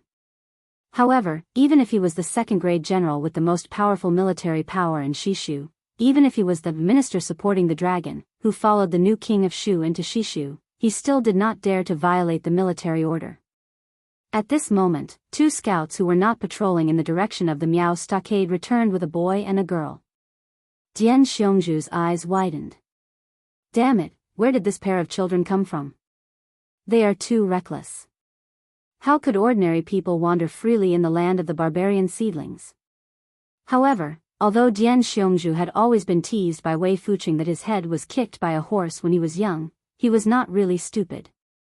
After a few more glances, he could see that the two children were not ordinary. The boy was bald and wore a kasaya. Obviously, he should be a monk from the Central Plains. As for the style of the kasaya, Dian Xiongju could not figure it out. Anyway, although it looked shabby, it had the temperament of an eminent monk from a big temple. As for the girl, she was delicate and pretty. Her skin was a little tan due to the wind and the sun, but her eyes were cool and clear. Although Dian Xiongju was addicted to martial arts and killing, he was not a notorious general. In those years in Beiliang, there had never been any cases of bullying men and women. As for how vicious he was to the Beimang barbarians, it did not affect Dian Xiongju's excellent reputation in the border army. In fact, it was impossible for Chen Jibao's subordinates to have such a lawless devil like Lu Qiu. Having said that, even though Dian Xiongzong didn't harm the common people, it didn't mean that he was an easy person to get along with, especially when he met such a pair of strange people in such a remote place. He took a big step forward and was about to ask in a deep voice when the silent handsome man beside him also took a step forward. Dian Xiongzong immediately shut his mouth. The man looked at the boy and girl who he had never met before but knew very well. He was expressionless. The little monk's common name was Wu Nanbei. He was the youngest monk in the two Zen temples but had the highest seniority. His master was the white-robed monk who was rumored to be immortal by eating his flesh. His master's master was the world-famous dragon tree monk, the abbot of the two Zen temples. As for the little girl, she was called Li East and West. She was the daughter of Li Xiaoxin. There were many daughters of emperors in the world, but it was impossible to find two daughters of monks who lived in temples. The little monk Nanbei stood in front of the girls and put his palms together to salute. The man nodded and said calmly, "You two can continue forward, but remember to go around the Miao stockade village in front." The little monk hesitated for a moment and could not help but say, "Since you have the bone of Buddha, I hope you won't kill too many people." The man just smiled and did not say anything. When he raised his arm, the foot soldiers and small squad leaders, who were ready to draw their swords to kill at any time, let go of the hilts and took the initiative to make a path. Wu Nanbei and Li East and West passed through the formation. The latter turned to look at the man out of curiosity. The little monk quickly pulled her sleeve and quickened his pace. After walking for half a mile, Li East and West blinked and asked, "Who is that guy? Is he the leader of the Nanzhao army? Although his armor is ordinary, he looks quite formidable. His subordinates are much stronger than the previous batches of Nanzhao Dao soldiers we encountered before." The little monk shook his head and said, "I don't know, but that man is really powerful." She suddenly smiled brightly and her eyes narrowed into crescents. "How powerful? Is he more powerful than my father? Is he more powerful than Su Fengnian?" The little monk thought for a moment and still shook his head. "I don't know." The little girl rolled her eyes and said, "Stupid Nanbei, if you were in Jianghu, you would definitely be laughed at and called ignorant monk. The little monk laughed mischievously. Stupid Nanbei, we have an agreement. I will only accompany you to Beiliang to see Su Fengnian. We will leave after seeing him. Yes. Actually, it doesn't matter if you take a few more glances. Sigh, my mother used to point at a woman who went up the mountain to burn incense just to peek at my father. She said that woman had high cheekbones and could kill her husband without using a knife. Stupid Nanbei, do you think my cheekbones are high? I have never seriously looked at other women. Do you have high cheekbones? You shouldn't have high cheekbones, right? Tisk tsk, that's right. Last time on the streets of Wupiang County, your eyes were about to fall into that woman's chest. How could you care about her face? Amitba. Thing, you've said this more than 80 times. Actually, I just happened to glance at that benefactress, but I really forgot about her after just one glance. It's absolutely true. A monk doesn't lie. The most annoying thing is that you baldies keep repeating Amitba all day long. Stupid Nanbei, let me ask you, before I heard the disciple of the abbot's disciple from our neighbor, the little baldy's disciple of the big baldy's disciple of the old baldy's master, he said that reciting Ksitigarbha Bodhisattva in an instant is better than reciting Ksitigarbha Bodhisattva in 100 tribulations, and reciting Ksitigarbha Bodhisattva in one great tribulation is not as good as reciting Amitba. Hey, I have not become a Buddha yet. I don't know. Then tell me, if someone asks you about this Dharma, what do you think? If that's the case, I will only say what is in my heart. I will say that Amitba is already full of fruit and transcends all positions. However, Bodhisattva does not belong to the land of Buddha and is not full of fruit. However, this does not mean that there will be a great difference in merit if you recite the two separately. Master said that Buddhism is not the same as officialdom. It does not pay attention to the size of one's backing. It is about being free. Tathagata Buddha, Tathagata Buddha, Tathagata Buddha, Tathagata Buddha. Doesn't that mean you did not say anything? Ha! The two Zen temples had two Zen. The little monks of the north and south only had one Zen. Buddhism emphasized 3 conversions. Conversion to Buddha, conversion to Dharma, and conversion to monks. However, Wu Nanbei felt that he had one more conversion. North and South converted to East and West. Wherever she was, that was his land of Buddhism. Then he felt a little guilty. It had been a long time since he bought rouge. The little monk touched his bald head and frowned. He sighed softly. He probably could not become a Buddha in the eyes of the world. Chapter 12:27. Dian Xiongzong looked at the beautiful scenery of the Miao Stockade village. The terraced field spread up the mountain, the green water at the foot of the mountain like a ribbon, and the stilted buildings were clustered together. It was hard to imagine that this was the scenery that the Central Plain scholars talked about. However, Dian Xiongzong was a rough man. Moreover, he did not come all the way south to enjoy the scenery. He had seen dozens of such isolated stockades, and many of them had been turned into ruins by the knives of his subordinates. Dian Xiongzong looked back at the silent army behind him and grinned, revealing his yellow teeth that spoiled the scenery. He withdrew his gaze and carefully looked at the general standing beside him. In today's world, there were countless meritorious generals, and there were even more in the Beiliang army. However, in Dian Xiongzong's mind, there were only 2 people who deserved the title of general. The great general Su Shao had passed away, and the only one alive was the one beside him. As for Gu Jiantang, Lu Xingxiang, and the others, they were just passable. The old men like Yan Jinshuan and Yang Shenxing were even worse. Dian Xiongzong withdrew his thoughts and did not give orders. Since leaving Shu, more than 60 people had developed enough tacit understanding and should have known what they were doing. Moreover, not to mention King Fu Tao, Wu Huyan, and Bai Yan, who were real high-ranking generals, none of them were really ordinary soldiers. Any one of them was a person who could not be underestimated in the officialdom of Shishu. Before leaving Shu, there were also some fearless troublemakers who were unruly and difficult to tame. Weren't they also convinced that they were more obedient than his wife?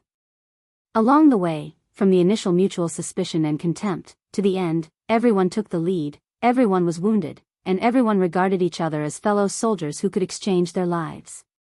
It seemed unimaginable, but Dian Xiongzong was not surprised at all because this was the invincibility of the person he followed.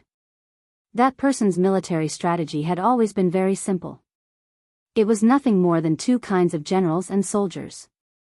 He had not been in Shu for long, so he did not go around buying people's hearts and building relationships.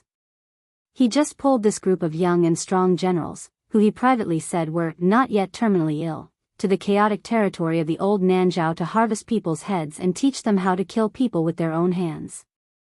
Finally, when they were free, they could figure out how to lead troops to kill people in the future. Dian Xiongzong had followed him for many years. Logically speaking, he understood all the principles.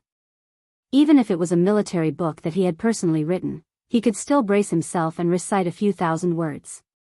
However, he was exactly the same as all the direct subordinates under his command. He knew what to do, but he could not do it well. Dian Xiongzong sometimes drank and chatted with Wei Fuzi, who liked to babble on and on about profound and unfathomable words. Over time, Dian Xiongzong was too lazy to think about it. In any case, he only believed in one point. Following the general to break through enemy lines and kill the enemy, his side would only win the battle without any suspense. The difference was only the size of the battle results. Probably sensing that Dian Xiongzong had been staring at him for a long time, that person turned his head and cast a questioning gaze. Dian Xiongzong, who was now the commander-in-chief of the Western Shu army and also the general of Bazhou, chuckled and asked, "General, that boy surnamed Su is, in any case, the dragon son of the previous emperor of Western Shu. He must have masters protecting him at his side. How about letting me make a move to satisfy my cravings?" That person smiled, neither agreeing nor refusing. Dian Xiongzong immediately blushed. He knew that this idea was definitely dashed. Moreover, he did not have the courage to continue pleading. The general had always been like this. The rules he set could not be broken even by the heavenly emperor. During this training, other than the soldiers, and the people like them who had temporarily become pawns, the general himself had never made a move, regardless of whether the battle was good or bad. But then again, if the general was willing to make a move, what could those people do? Thinking of this, Dian Xiongzong's heart was somewhat resentful. Let's not talk about how much of the "number one in the world" title that you snatched from Wang Xianji's hands. Do you really think you can withstand the iron hooves of the Beimang coming south?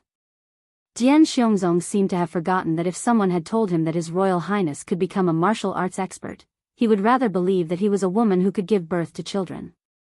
When His Royal Highness went to Mount Wudong to cultivate, whether it was him, the teacher Wei Fucheng, or a group of Bailiang generals, they had all ridiculed him.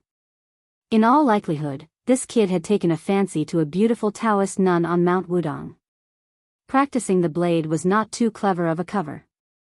Ani General Fu Tao, Zhaolai General Wang Chaowu, and Shuzhou Deputy General Huyen Wanwan were respectively nicknamed Prince Consort, Foolish Young Master, and Tiger Eater. The three of them had completely different natures, but without exception, they were wholeheartedly convinced by that taciturn man. Wang Chaowu came from a noble family. In his free time, he could speak freely with that person, talking about books, gold, stone, and exegesis. It was not strange that the martial arts fanatic Huyen Wanwan could talk about martial arts with that person. However, Fu Tao was famous for his unsociable temperament, yet he could chat happily with that person. In any case, Dian Xiongnu was not surprised. The general seemed to have never lost a battle in his life. On the battlefield, the Liang court and common people all knew of his military exploits. In the field of love, wasn't it the same? He had just arrived at the Western Shu Road, and he had already been praised by the Rouge for his beauty, xia, and love at first sight. As for the officialdom, even His Majesty the Emperor held the general in high esteem. As soon as he entered the capital, he made the general the Minister of War.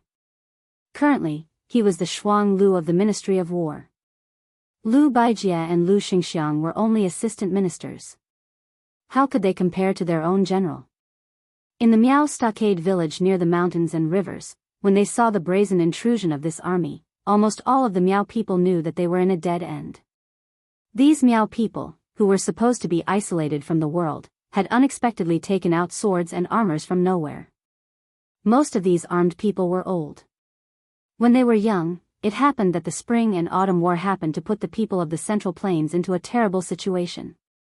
Many young children and young women were confused. They did not know why their fathers and husbands suddenly had those shiny weapons. Some white-haired old Miao people even put on rusty armors. If it was not for this unforeseen event, the former would probably never know that this secret was hidden in the stockade. After all, the stockade village was not the kind of military town that was used to seeing the smoke of war and hearing the sound of horse hooves. When faced with the emergence of this group of Western Shu elites, they were completely defenseless. Before they appeared at the foot of the stockade village, some of the Miao people who had just returned from work were shot dead on the spot. The arrows either pierced through their chests or through their skulls. Almost all of them died in a face-to-face confrontation. At most, they could only turn their backs and did not even have the time to take a step back. The most terrifying thing was that these armored soldiers did not speak before and after they killed the Miao people. After they killed the Miao people, the person who fired the crossbow only silently pulled out the arrow from the corpse and put it back into the quiver. In the middle of this, there was a young couple of Miao people who were whispering sweet nothings to each other by the river. The young man was an agile expert in this stockade village. He had once fought with a ferocious tiger with his bare hands. However, when one of the tall armored soldiers raised his crossbow, even though he had a sharp sense of smell and was about to pounce on the Miao woman to avoid the arrow seemed to have been expected. It killed two birds with one stone. It directly pierced through the foreheads of the man and woman, causing them to die together with their love. This group of devils who killed without batting an eyelid began to climb the mountain and enter the stockade village unhurriedly. Chapter 12:28. What made the Miao people feel even more chilled was the way these armored soldiers killed. It was a coldness that they had never imagined before. These armored soldiers were like an old farmer who was skilled in farming and harvesting rice. They knew how to use the most effortless method to harvest the rice, not a bit more and not a bit less. In the face of the first batch of Miao people who seemed to have the advantage in terms of numbers, they first used light crossbows to kill. If they were to get close to them, they would draw their swords and kill them cleanly with one stab. There was absolutely nothing fancy about it. If someone was lucky enough to escape the first stab and both parties brushed past each other, the armored soldiers holding swords would not break the advancing formation and fight with them. Instead, they would boldly and confidently let the armored soldiers beside them or behind them deliver the second stab. When more than 40 Miao people were dead, no one could escape the second stab. This scene was not too bloody and could even be said to be very clean.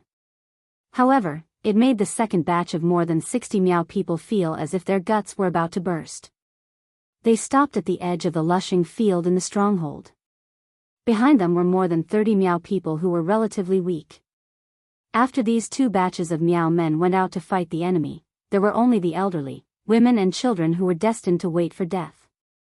The armored soldiers holding crossbows and swords slowly entered the lushing field that was paved with cobblestones. The two batches of Miao people were already crowded together. One of them was a white-haired old Miao man who was holding an iron spear. He took a few steps forward. The old man might have traveled the Central Plains when he was young and knew a little of the official language. However, when the old man opened his mouth to speak, a crossbow arrow was directly nailed into his mouth. His entire body was hit by the huge penetrating force and fell backward. After the old man with the crossbow arrow in his mouth fell to the ground, the tip of the well-made crossbow hit the ground. It was like a rice seedling in a paddy field being pulled up by someone. The Miao people were pale. It was not only Jian Xiongzong and the three generals who were indifferent to this. In fact, all of the Shishu military officers, including the armored soldier who shot the crossbow, felt that this kind of killing without hesitation was right and proper. If it was said that each of them had their own conceited arrogance and leadership style before that person was conferred the title of king, but under that person's tepid training, they all understood one thing. Following him in battle, whether it was a battle with a high chance of winning or a low chance of winning, in the end, it was all about killing people. killing people was not written by literati. There was no need to talk about beautiful words or colorful brocade. It had to be concise and practical. Conciseness was under the premise of ensuring practicality and effectiveness. In order to save the physical strength of each soldier, the entire military force would be raised to the extreme bit by bit. In this way, the situation would be as stable as a rock. In a battle where they might lose, they could slowly recover from the disadvantage. In a battle where they were sure to win, they would be in an invincible position from the beginning. In this trip to the south, that person could not be said to have spoken, let alone have any actions of teaching. There were only a few words at the beginning of the Shu War, but it was more and more memorable. I will let you all understand what a general and a military officer should do and should not do. In the future, you all will let your subordinates know what to do and what not to do in a battle. In less than 5 years, give me 200,000 soldiers in Shishu, and I will give all of you a name that will go down in history. Now, the proud and arrogant prince consort Fu Tao believed, the scholarly general Wang Chaowu believed, the valiant general Huyan Shui believed, and all of the military officers who accompanied him believed. Because at this time, the person who was looking up at a stilted building high up in the sky was that person. In the place where he was looking, behind the railing of the stilted building in the Miao village, which was nicknamed Beauty's Leaning, there was clearly no one there. But behind the door and window, there was a young man wearing clothes different from the Miao people's through a gap in the window, staring at the man who, coincidentally, looked up. The young man was not that old. Sweat seeped out of his forehead, his lips trembled, and he muttered to himself, even if Mount Tai collapses in front of me, my expression will not change. For him, it was too much to hope for. After he passed through Beimang and Shishu all the way from Beiliang and Shishu to Nanzhao, he often had the feeling that it was a lifetime ago. Occasionally, when he opened his eyes in the morning and was half awake, he would still feel that he was lying on the hard little bed in his home in Beimang. Even though he had confirmed that he was the crown prince of Shishu who was in a foreign land, the son of the emperor who was shakily kneeled and choked with sobs when they met, it was difficult for him to treat the so-called Shu kingdom as his own country and as his home. This unremarkable young man's real name was Su Ying. His father was the emperor of Shu.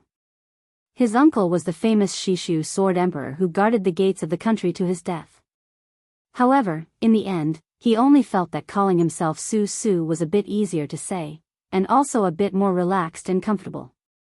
He was just a small figure who spent his days wandering around that small city in northern Mang, daydreaming that even he himself felt was comical. So after he came to Nanzhao with her, other than reluctantly socializing with those old nobles who were unreachable a decade ago, he liked to take her outside to relax and breathe. She, who was blind, never refused. She carried the Guqin and walked the Jianghu with him, the Jianghu in his heart. He said that he wanted to be a hero the most in his life. She said yes. Then she personally helped him buy a peerless sword that a hero should have. She helped him dress up like a son of an aristocratic family. She taught him how to speak when he was doing justice and how to pretend to be an expert. She would be the demoness who killed people like scything flax, and he would be the hero who defeated the demon. The two of them carefully acted out 4 or 5 plays in Nanzhao. She killed a total of more than 200 people who should have died, and he made a grand appearance under the gazes of many. He either appeared floating on stage while reciting an ancient poem or stood under a tall building and under the moon. The final result, without exception, was the blind demoness who carried the Guqin and made the Yamen and the legendary demons of Jianghu feel their scalps tingle. Under the fierce attacks of the hero that made bystanders feel all kinds of indescribable mysteries, she fled pathetically and lingered at death's door. Afterwards, he would always meet her secretly and hide with her. He would tell her, who could not see anything in the world, which famous Jianghu master among the bystanders had been struck dumb, and which young heroines had been struck dumb by the sight of it. She always had a tranquil smile and did not speak. Su Su looked at the man who seemed to have sensed where she was standing and said in a trembling voice, I know, even if you are about to enter the realm of celestial phenomenon, you can't beat him. The blind Guqin player who had almost taken Su Fengnian's life in the rainy alley grunted, his expression calm. Su Su turned her head and looked at him. She smiled bitterly and said, they are definitely coming for me. My life is worth it anyway, it's not a loss. No matter how they find me, there is no meaning in talking about this. You can go. Xue Songguan still grunted. Then she moved away, pushed open the door and walked out. At this moment, Su Su felt a little sad. Husband and wife were birds in the same forest, but when disaster came, they flew separately. But she was still not his wife. If she was, how good would that be? Then even if she left alone, he would be willing. Suddenly, Su Su woke up and madly rushed out of the room. Then he saw her float away and land in the lushing field, standing in front of the armored soldiers. Su Su suddenly cried and laughed. This young man who had been as timid as a mouse in a foreign country for more than 20 years, this young hero who had stupidly sprained his ankle in their play not long ago, was full of heroism for the first time. He leaned against the railing and yelled at the top of his lungs. "Wife, wait for me." But Xue Songguan did not allow his heroism to reach the clouds for too long. She pulled off the cotton cloth wrapped around the guqin and lightly plucked a string. Su Su, who was leaning behind the beauty, immediately fainted.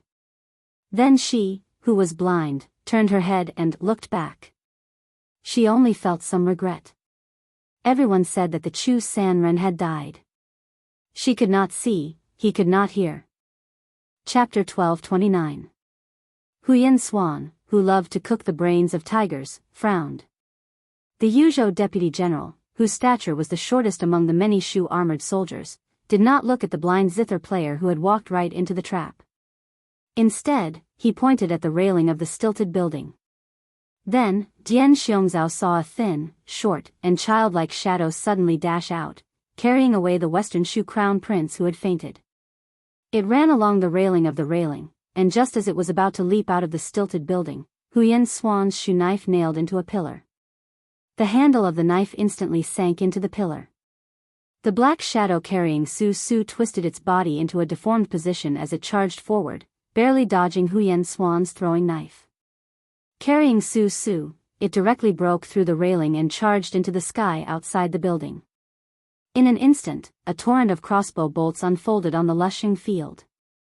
The blind zither player, Xue Songguan, tilted her head slightly. She plucked a string, as if adjusting the tone. The dozens of powerful crossbow bolts shattered in the air. Then, the female zither player bent her pinky finger, hooking the first string with a powerful and respected sound. The string drew a beautiful arc, but it never fell.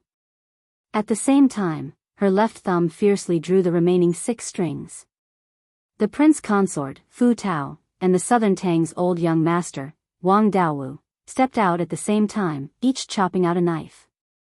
Countless fine cracks appeared on the knife's edge. Xue Songguan still had her head lowered.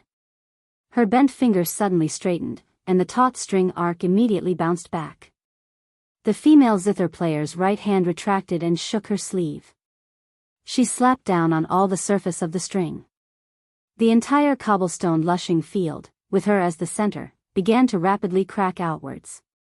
Of the Shu armored soldiers, Huyan Swan was the vanguard, the only one who did not retreat but instead advanced.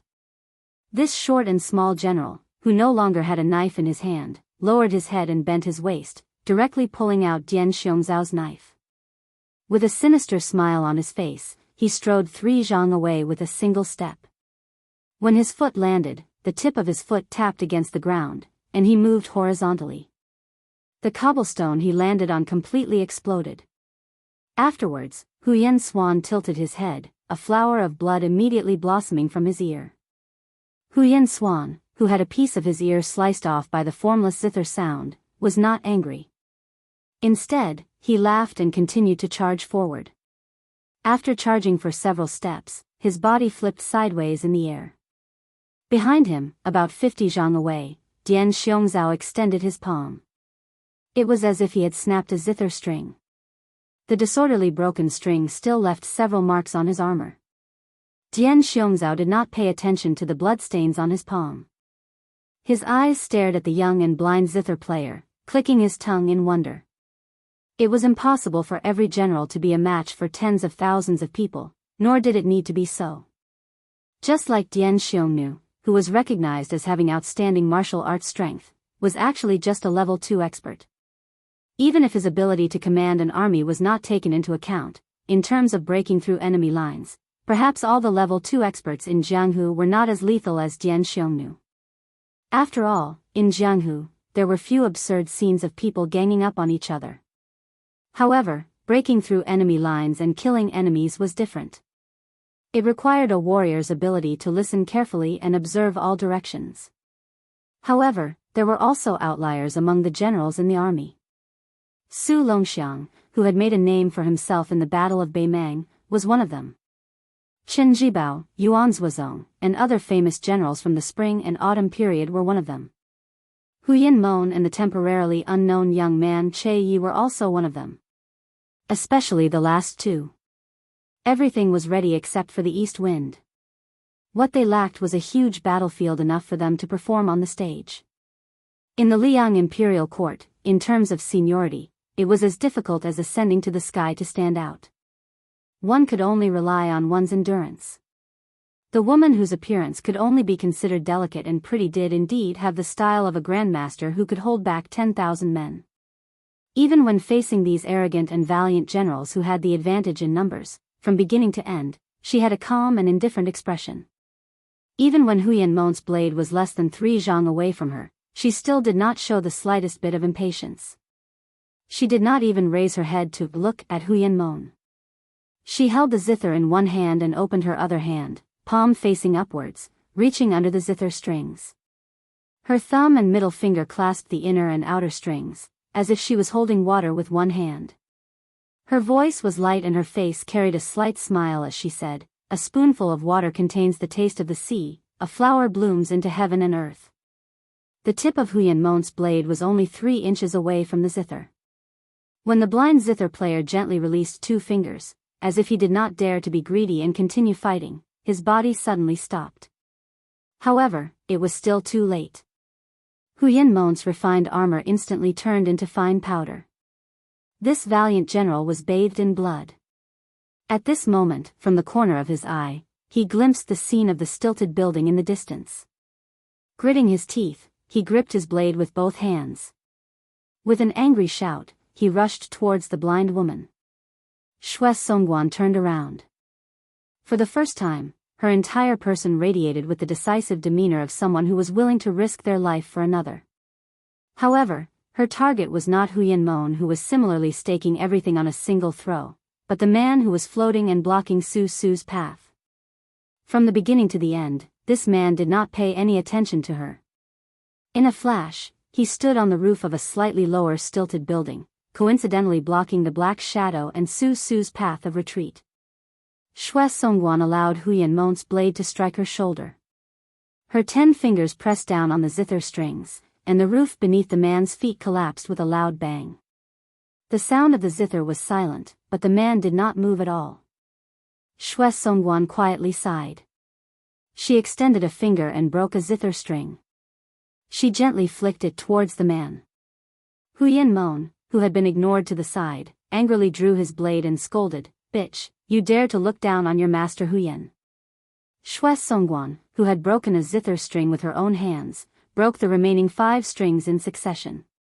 She used the power of each string to block the 5 sharp blades that Huyan Mon sent out from behind her. However, no matter how confident Xue Songguan was in front of Shu generals like Huyan and Fushi, the difference between her and that man's realm was like the difference between her and Dian Xiong, Fu Tao, and the other generals. There was an insurmountable gap between them. Her fingers pressed on the last string of the zither, wanting to break it. The man stood in the air. He grabbed Su Su's shoulder with one hand and strangled the black shadow's neck with the other. This was the first time the latter had appeared in the world. He was an old dwarf who weighed no more than 60 jin. Xue Songguan did not dare to break the strings anymore. The moment she broke the strings, Su Su and the old senior man she would die. Chapter 1230. The next moment, the man returned to the corridor and gently put down Su Su and the old man. He did not seem to want to kill them. Xue Songguan was puzzled. She leaped up and stepped on the roofs of the bamboo buildings with her zither in hand. She stood on the other side of the fence and faced the man. However, Xue Songguan knew very well that this was a futile effort. Even if there were 3 of her, she would not be a match for this man. Even if the blacksmith who had once forged a sword for the Sword Emperor of West Shu was here, it would be meaningless to join forces with the dwarf senior who was pretending to be dead and was known as the master of the 36 barbarian streams. The majestic man glanced at the old man who was curled up on the ground. He smiled and said, "Senior Mengu, don't you think it's a bit outrageous to pretend to be a grandson in front of a junior like me?" The dwarf old man closed his eyes and muttered, "Whoever is better at martial arts is the grandpa. Just treat me as a grandson who is already dead. Don't bother about me." Huyan Swan, who had been infuriated by the blind zither player, stepped on the roof and rushed over. He jumped up high and was about to attack when the man calmly said, "Shu Hu, stop." Huyan Swan stretched out his hand and grabbed the eaves, hanging in the air. His entire body was covered in a thick stench of blood and hostility. However, after the man spoke, he obediently retracted his saber and gently landed on the beauty's back. He squatted down and sulked. The man looked at the female zither player and spread his hands. "Wake him up. I have something to say." Xue Songguan hesitated for a moment. She walked forward and gently woke Su Su up. Su Su, who was still in a daze, finally understood the situation. He stood up and stood in front of Xue Songguan to protect her. He said in a trembling voice, "If you want to kill me, do it to me. It has nothing to do with her." The dwarf old man, who was playing dead on the ground, could not help but roll his eyes. It was really embarrassing to be such a brat's follower. If it were not for Zhao Dingxiu, that old bastard, begging him, he would not have been willing to get involved in this mess. Back then, he had almost pulled out the tendons of that man-cat and skinned him. He really did not want to have anything to do with the experts of the Central Plains anymore. What's more, this bullshit crown prince of Shishu was also a disappointment. How was he worthy of serving and risking his life? He was timid and short-sighted. All he knew was to wander around and pretend to be a hero. He didn't do any proper work and just muddled along. Shishu might as well not have such a crown prince who returned to his hometown in glory from Beimang. Then, Su Su asked a question that made Huyan's face twitch. "Who are you?" The man was stunned for a moment before he chuckled and said, "Qin Jibao." Su Su was so scared that he took a step back. His legs were weak. Fortunately, Xue Songguan supported him, so he did not collapse on the ground. He was the villain too from the Great War of Spring and Autumn. He was the white-clothed soldier immortal mentioned by the current emperor. He was Gu Jintang's descendant, Liu Baijia's predecessor, the minister of war of the Liang dynasty. He was now the king of Shu. Qin Jibao turned to look at the foot of the mountain and said indifferently, "The reason why I didn't kill you, Su Su, is because I want to do business with Zhao Dingxiu. This business was originally done with you by Bailiang, but after I was conferred the title of King of Shishu, I cut off the connection between you two. Bailiang is now at most sending you some money secretly. Don't even think about passing through the Shu border. Since Bailiang broke the promise first, you can't be blamed for breaking the promise later. Moreover, your life is in my hands. This old man Zhao would not hesitate to do this business if he was here." Su Su gathered his courage and asked, "You mean to say that you want us to abandon Su Fengnian and start a rebellion in Nanzhao according to your wishes?" Speaking until here, Su Su sneered and said, "Bah, it's true that my martial arts are not good, but I'm not an ungrateful person." The dwarf old man whose life was hanging by a thread was so angry that he jumped up and gave this idiot a slap. Then, he continued to lie on the ground with his limbs in the air. He did not forget to say angrily, "If you want to die, then die. Don't implicate your grandpa Mengu." Qin Jibao chuckled and said, "Ungrateful?" Su Su did not know where his courage came from. He straightened his neck and said with a red face, "I don't like Su Fengnian, and I don't like people like you even more." Qin Jibao did not argue with him. He said to himself, "In this world, there are differences between public and private affairs. Just like these Miao people sheltering you, the crown prince of a fallen country, because they were indebted to this old man Zhao for not killing them. This is an eye for an eye. Thinking about it, before they die, they still owe you, Su Su. Qin Jibao ordered, Chu Hu, go and kill them. Kill them all. Huyen Swan carried his knife and left. Soon, the Miao stockade village was filled with cries and blood splattered everywhere. Qin Jibao did not look at Su Su, who was gritting his teeth. He asked, as long as you say to stop, I can make them stop. Su Su was in a dilemma. He closed his eyes and did not dare to look at the Miao people who were drinking with him yesterday. Now, they were lying in a pool of blood. The young and strong Miao people in the stockade were almost all dead. Next would be the defenseless women and the elderly. Su Su turned his head and looked at Xue Songguan in a daze. He asked helplessly, will the headmaster agree? The blind female zither player wanted to say something but stopped. Su Su lowered his head and said sadly, yes, as long as we can restore the country, the headmaster will definitely agree. Qin Jibao said calmly, I promise you, in the future, you can call yourself a king in other places except for Shishu. Su Su sobbed, what does this have to do with me? I have never thought about restoring the country. I have never thought about those unreachable dynasties. Qin Jibao laughed, unreachable? Because of your mistake, another 37 Miao people have died, and the number of deaths will continue to increase. If you, Su Su, are a useless person who does not care about great kindness and righteousness, then you don't even care about small kindness and righteousness. Su Su raised his head and roared, stop. Qin Jibao smiled and was indifferent. Su Su rushed to Qin Jibao with red eyes. He raised his fist and punched, I asked you to stop, did you hear me? Without Qin Jibao making a move, Su Su flew out and was caught in Xue Songguan's arms. Qin Jibao raised his arm and the killing in the village stopped. Qin Jibao narrowed his eyes and looked into the distance. He said sarcastically, if I said that Zhao Dingxiu found me a month ago and wanted to abandon Beiliang and form an alliance with me, would you believe me? Su Su, with blood seeping out of the corner of his mouth, said in a daze, impossible, impossible. Qin Jibao did not look at Su Su. He looked at Xue Songguan, go and tell Zhao Dingxiu that I agree. Shishu will give you 30,000 soldiers and horses in half a year. Within a year, you can either eat up Nanzhao and then sit down to talk, or be eaten by me. Xue Songguan was expressionless and nodded. She helped Su Su away from the beauty seat. The dwarf old man who had escaped death chuckled and stood up. He patted his butt and was about to leave. But a voice came from behind him, Menggu, when someone accompanied the late emperor on a tour of Shuzhou, you seem to have called him Lame Su when you tried to assassinate him? The old man stopped and did not dare to move. He laughed dryly, I've long forgotten about the past. King of Shu, you are a magnanimous person. Just let me go like a fart, okay? The next moment, Qin Jibao held Menggu's head in one hand. The old man's headless body collapsed in the corridor. Qin Jibao threw the head in his hand into the distance and laughed, Qin Jibao, real name Qin Jibao.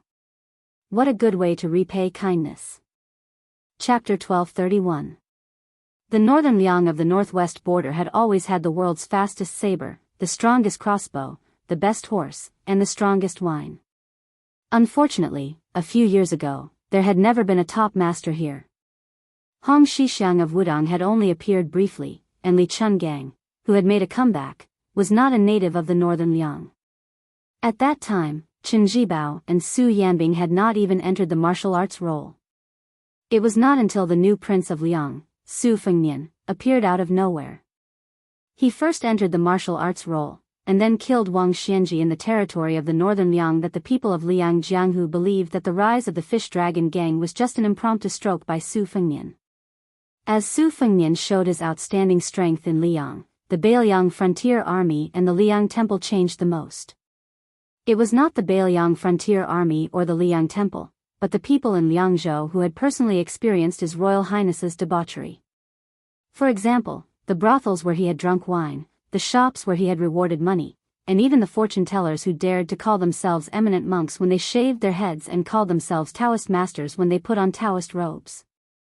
They all swore that they had seen the new prince of Liang's talent. especially the brothels where they had received Su Fengnian and Li Hanlin. They couldn't wait to worship the chairs in the rooms where His Royal Highness had slept in. The women who had been lucky enough to accompany these young masters to drink were even more valuable. The only fly in the ointment was that after Su Fengnian became the king of Bailiang, he had not visited any of the brothels in the city. As for the large group of playboys in Liangzhou city who had been beaten by the king of Bailiang, they were all arrogant when they went out. They all thought that they had fought with the most powerful person in the world. Who dared to say that they were from Jianghu in front of them? Could they fight with any of the 10 people in the martial arts list in their lifetime? Although the world had heard that the king of Bailiang had killed old monster Wang, who had dominated Jianghu for 60 years, those were all rumors. No one knew how invincible this new martial emperor was.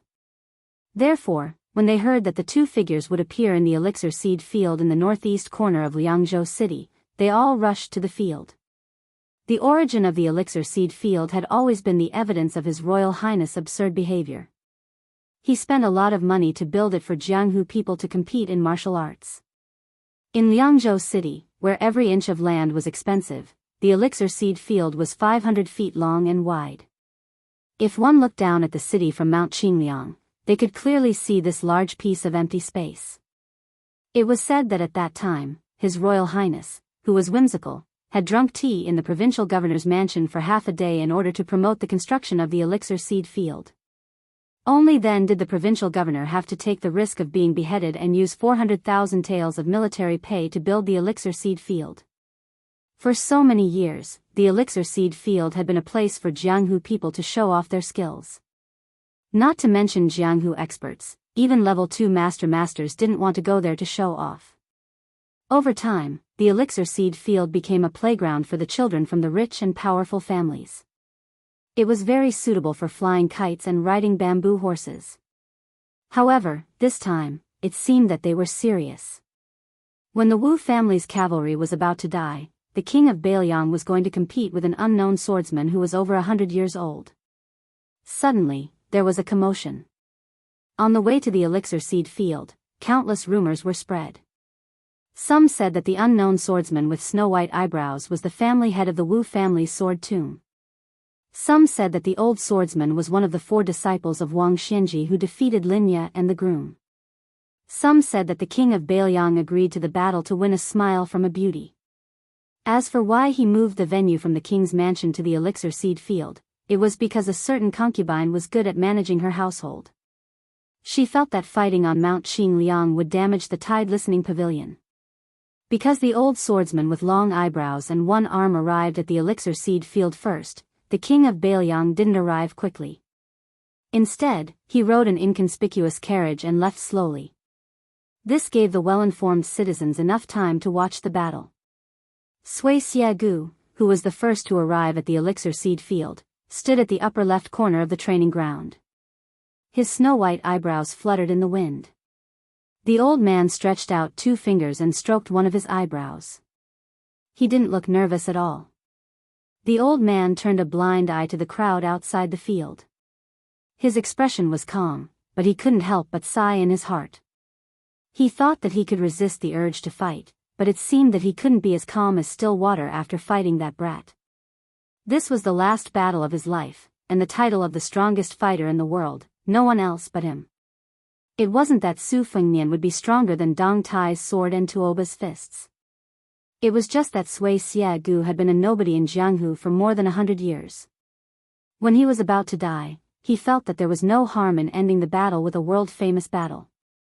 Regardless of the outcome, it would be good to let the world know that there was once an old man surnamed Sui who had exchanged an arm with Li Chungang and had suffered countless swords. Coincidentally, when the two of them were at daggers drawn, a little girl entered their field of vision and subtly eliminated the thick killing intent that had reached the peak of both sides. Sui Xiegu went with the flow and wanted to fight Su Fengnian to his heart's content in a more conspicuous place. Su Fengnian thought for a while and chose the elixir seed field in the city. Sui Xiegu had no objections. In a carriage, they stared at each other. Su Fengnian's ancient sword, Shu Dao, was placed horizontally on his knees. The future concubine of Bailiang, the head of the literary circle, stared with her eyes wide open. Wang Chudong stared hard at her husband, who she had fallen in love with at first sight. Her small face was overflowing with color. She felt a little guilty and carefully asked, "Did I appear at the wrong time?" Su Fengnian's expression was gentle. He stretched out his hand and rubbed her head. He smiled and said, "You are always a timely rain for me." Wang Chudong tilted her head with a puzzled expression. Su Fengnian explained, "There are too many things to worry about in a life and death battle with Senior Sui at Tide Listening Lake. More or less, my hands and feet are tied." Wang Chudong frowned and waved her fists. She said angrily, "Why do these old Jianghu seniors always like to find you to fight and kill? They don't have any respect for their elders." Su Fengnian couldn't help but laugh. "It can't be helped. Even after a few decades, there's still that much of a difference in seniority between us. It's not a year more, not a year less." Su Fengnian reached out his hand to touch the ancient scabbard of the Shudao sword and lamented, "In the Jianghu, in the final analysis, it is nothing more than seeking freedom. In addition to that, there is no second place in martial arts, so it is inevitable that there will be fighting and killing. I am considered to be in a good situation." Wang Xianji was even more helpless in those 60 years. There was a scholar with the surname Xia in the capital city who wanted to trap him in the Eastern Sea Martial Emperor city. Wang Xianji himself did not want to leave and could only wait there to be challenged. In more than 60 years, there were close to 1,400 big and small fights. Wang Chudong hesitated for a moment and finally couldn't help but ask softly, "Why didn't you bring Sister Lu out with you?" Su Fengnian was stunned and speechless. He seemed to have never had this thought. He always felt that she should stay in the courtyard on Mount Qingliang, day after day, year after year, treating her respectfully as a guest. Wang Chudong was simple, but she wasn't stupid. Otherwise, she wouldn't have been able to write The First Snow, which was about love between men and women. It was precisely because of her pure heart that she could point out the heart of others. She lowered her head and said, "Does this count as a crying child getting candy? Sister Lu is more sensible than me, so it's easy for you to forget her. I don't think this is good." Su Fengnian was silent. After Wang Chudong mentioned it, he remembered many trivial things. He seemed to remember that he seemed to have promised to take her around Beiliang. If there was a chance, he would play a few rounds of chess with her. He would take her to the mountain to knock 108 bells. Most of these promises were unintentional at the time.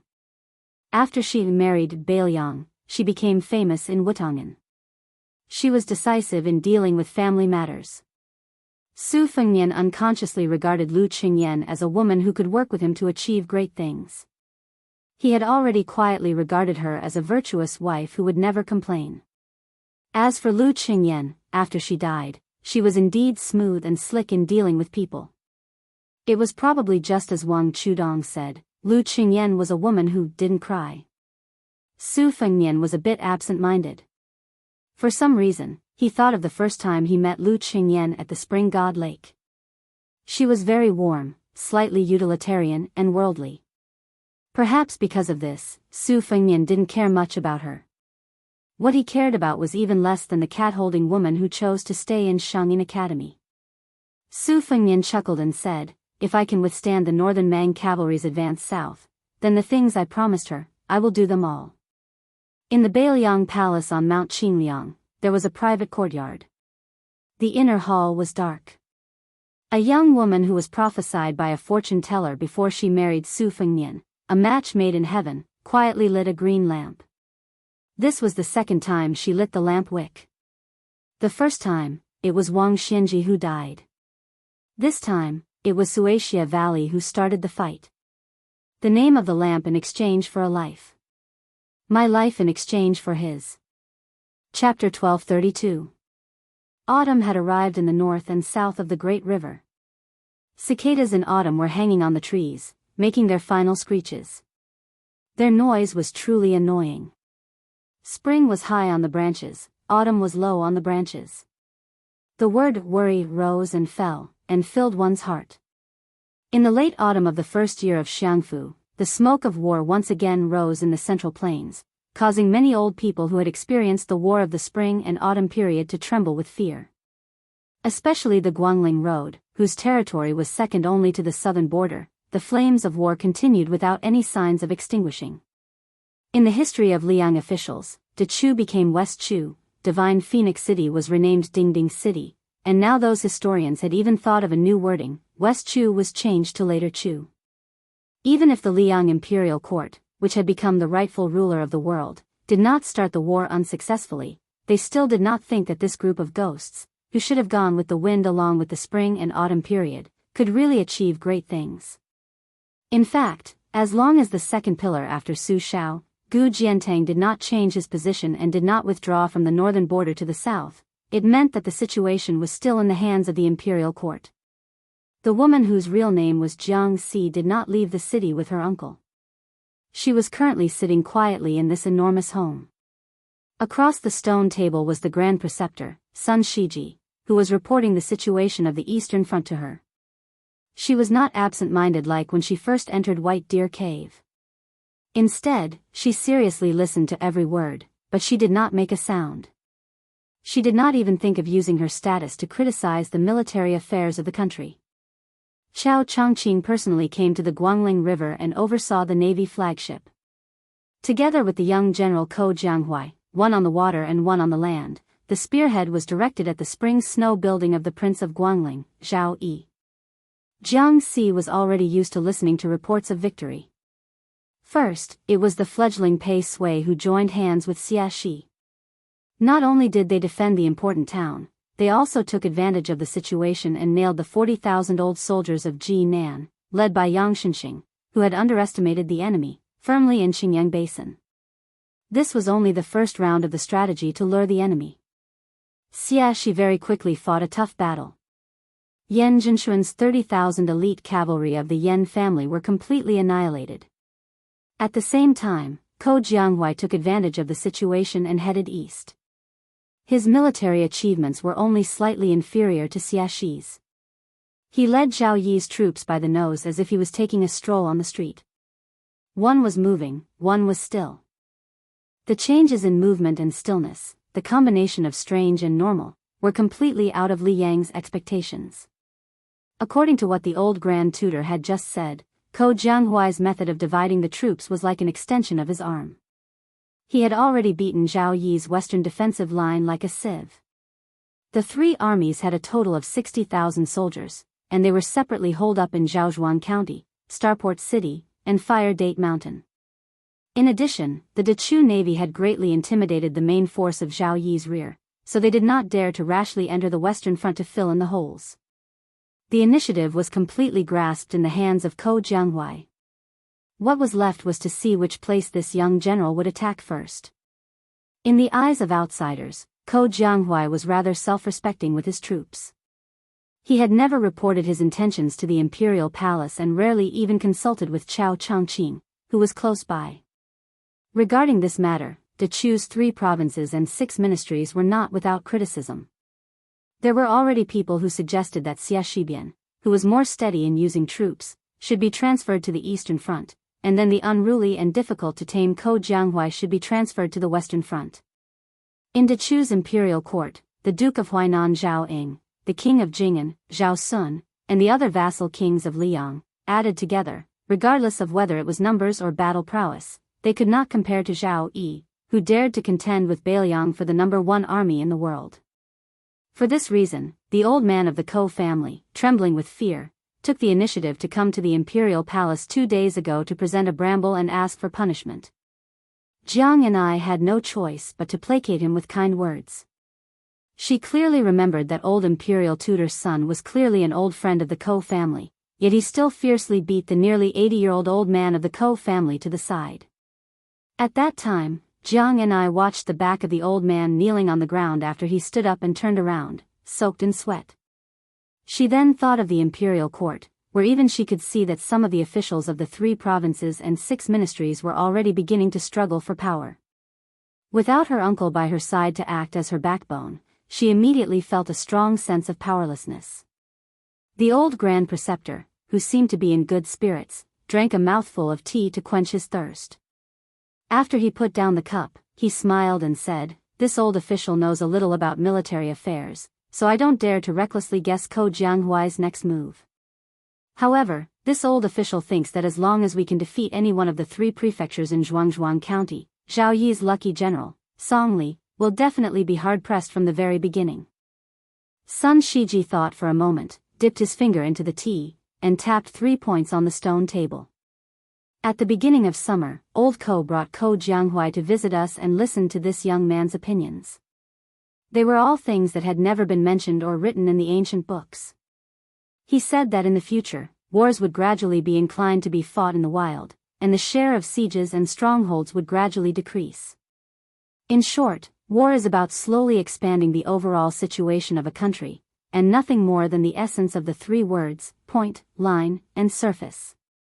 Ko Jianghuai said that he valued the line more than anyone else, and that his troops and horses would definitely be the best at rapid transfer and long-distance raids.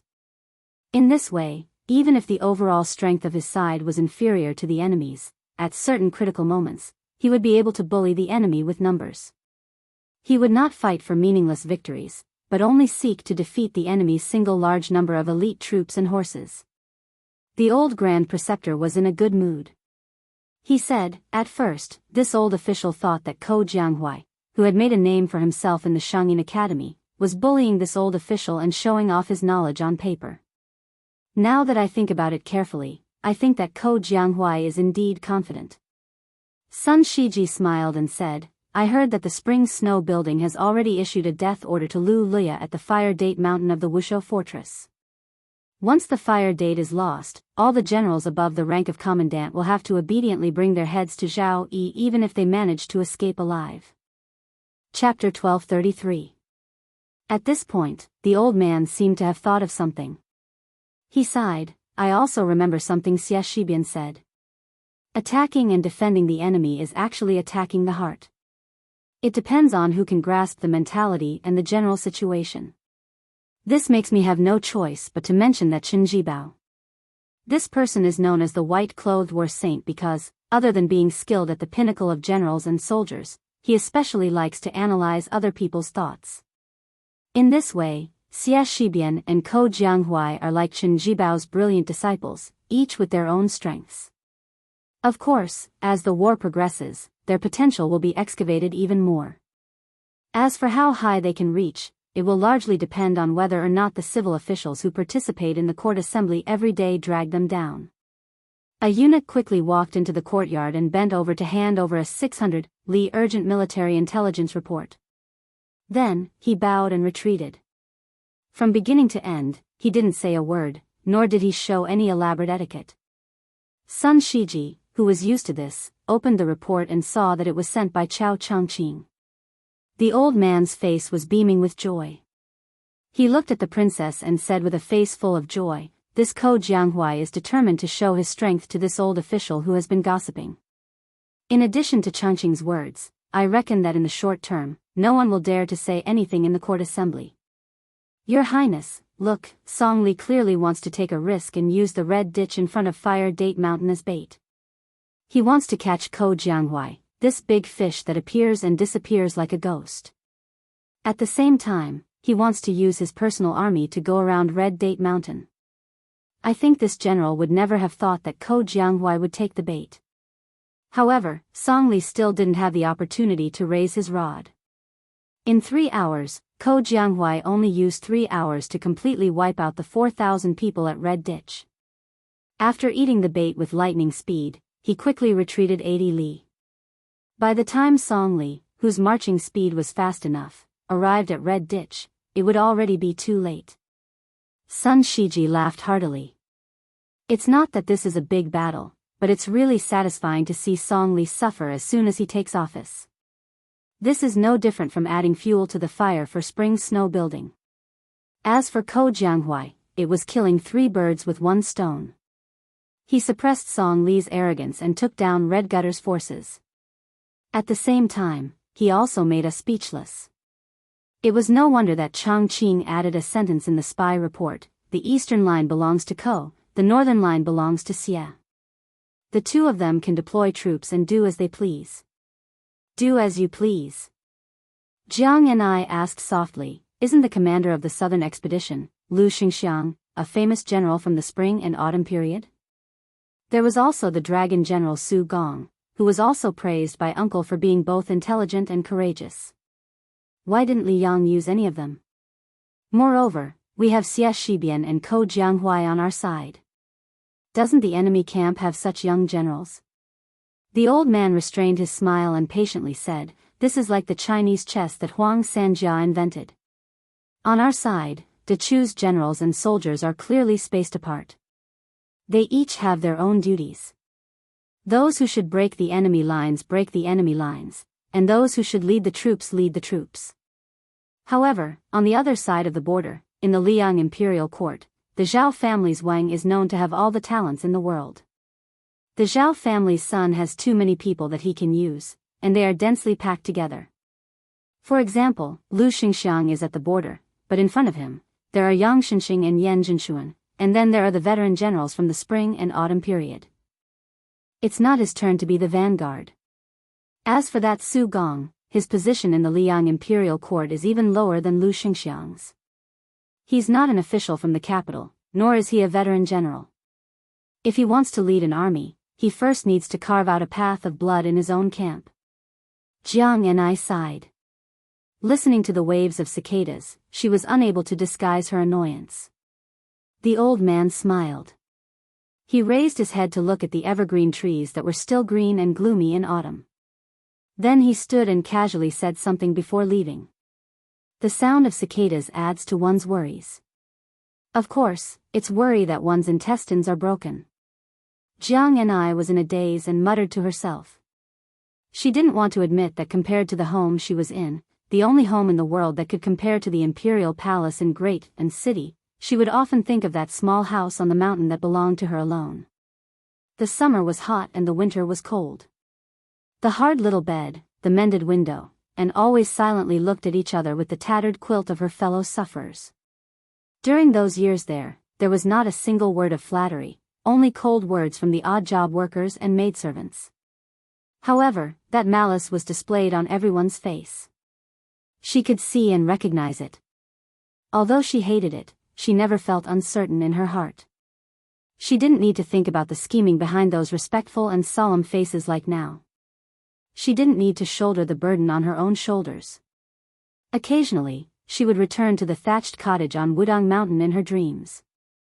She would dream that she was taking care of the small vegetable garden that was always full of green.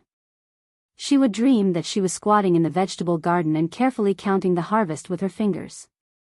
After she was able to fly on the sword, she had seen too many spectacular scenes in the world. However, these scenes were forgotten after she saw them.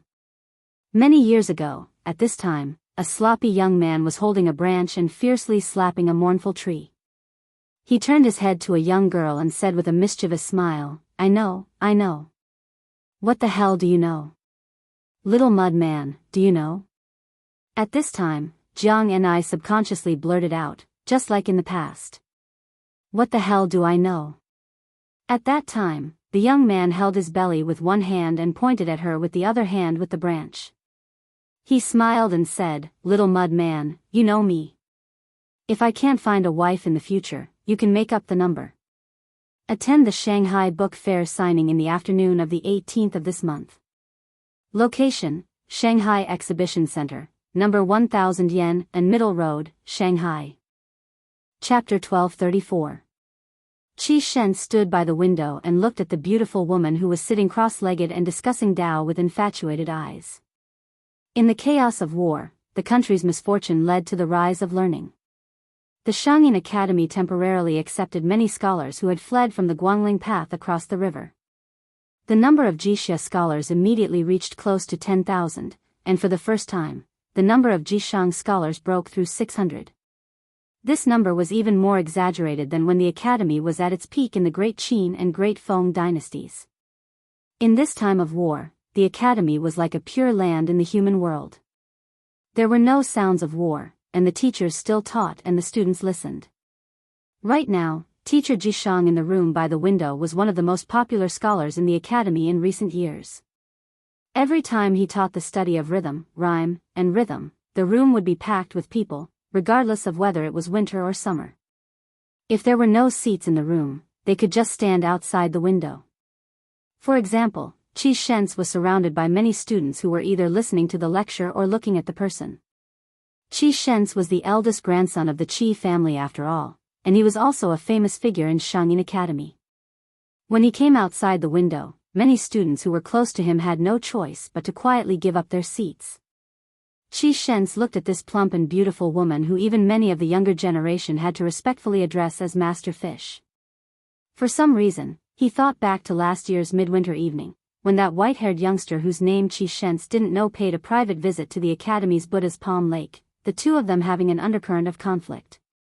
Qi Shens didn't have the chance to draw that exquisite sword from his waist, one of the 12 famed swords of Dongyue's sword pool.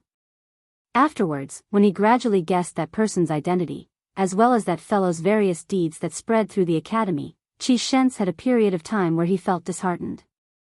However, he soon pulled himself together. As Northern Mang's army of 1,000,000 pressed into the northwest, as well as the banner with the character Jiang raised high above Guangling Road, Qi Shens became more and more complacent. In the past, his grades in the academy had always been outstanding, second only to Su Weisheng, second only to Ko Jianghuai, second only to Ko Jianghuai in the study of the sword.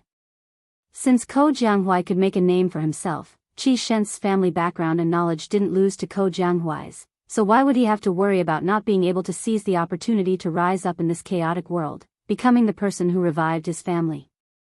Inside the room, the woman who was narrating the musical principles of the past dynasties wore a stone-green robe wrapped in a light red brocade, and a jade belt tied around her waist. Although she was sitting cross-legged, one could still clearly see her graceful figure. From head to toe, her charm was like flowing spring water, breathtaking and never tiring of looking at her 100 times. Beside her was a small incense burner. It was unique, using goose pear to steam agarwood incense. It was both smokeless and refreshing. The room was filled with mist. As teacher Ji Shang, she was able to sit alone under the wall, as if she had fallen into the clouds and mist. She was absent-minded like a goddess. Hanging from the wall were a dozen or so scrolls that had yet to be opened. Beside her stood a little girl with pigtails. In Shangyin Academy, she was the leader of the children. Her nickname was Little Wooden Fish. Her parents were both teachers of the academy. They had once been illustrious nobles of northern Han. However, during the chaotic times of the spring and autumn period, their family of 3 lived in poverty. Little Wooden Fish's father could be considered half a disciple of Grand Chancellor Wang, who had betrayed the academy. For some unknown reason, he did not follow Grand Chancellor Wang to Beiliang. Instead, he gave up the glory, splendor, and wealth that was at his fingertips. He continued to be an embarrassed teacher in the academy, depressed and unable to achieve his goals. This was probably the so-called contentment of poverty and happiness. Qi Shens was different from those students who had ulterior motives. He was truly listening attentively to Master Yu's teachings and explanations. This summer, she had engraved a book, The Rime of the Golden Lotus, which had received praise from Grand Chancellor Qi, who had not yet left the mountain and entered the capital. He personally wrote a preface for the book, which was sold out on the same day.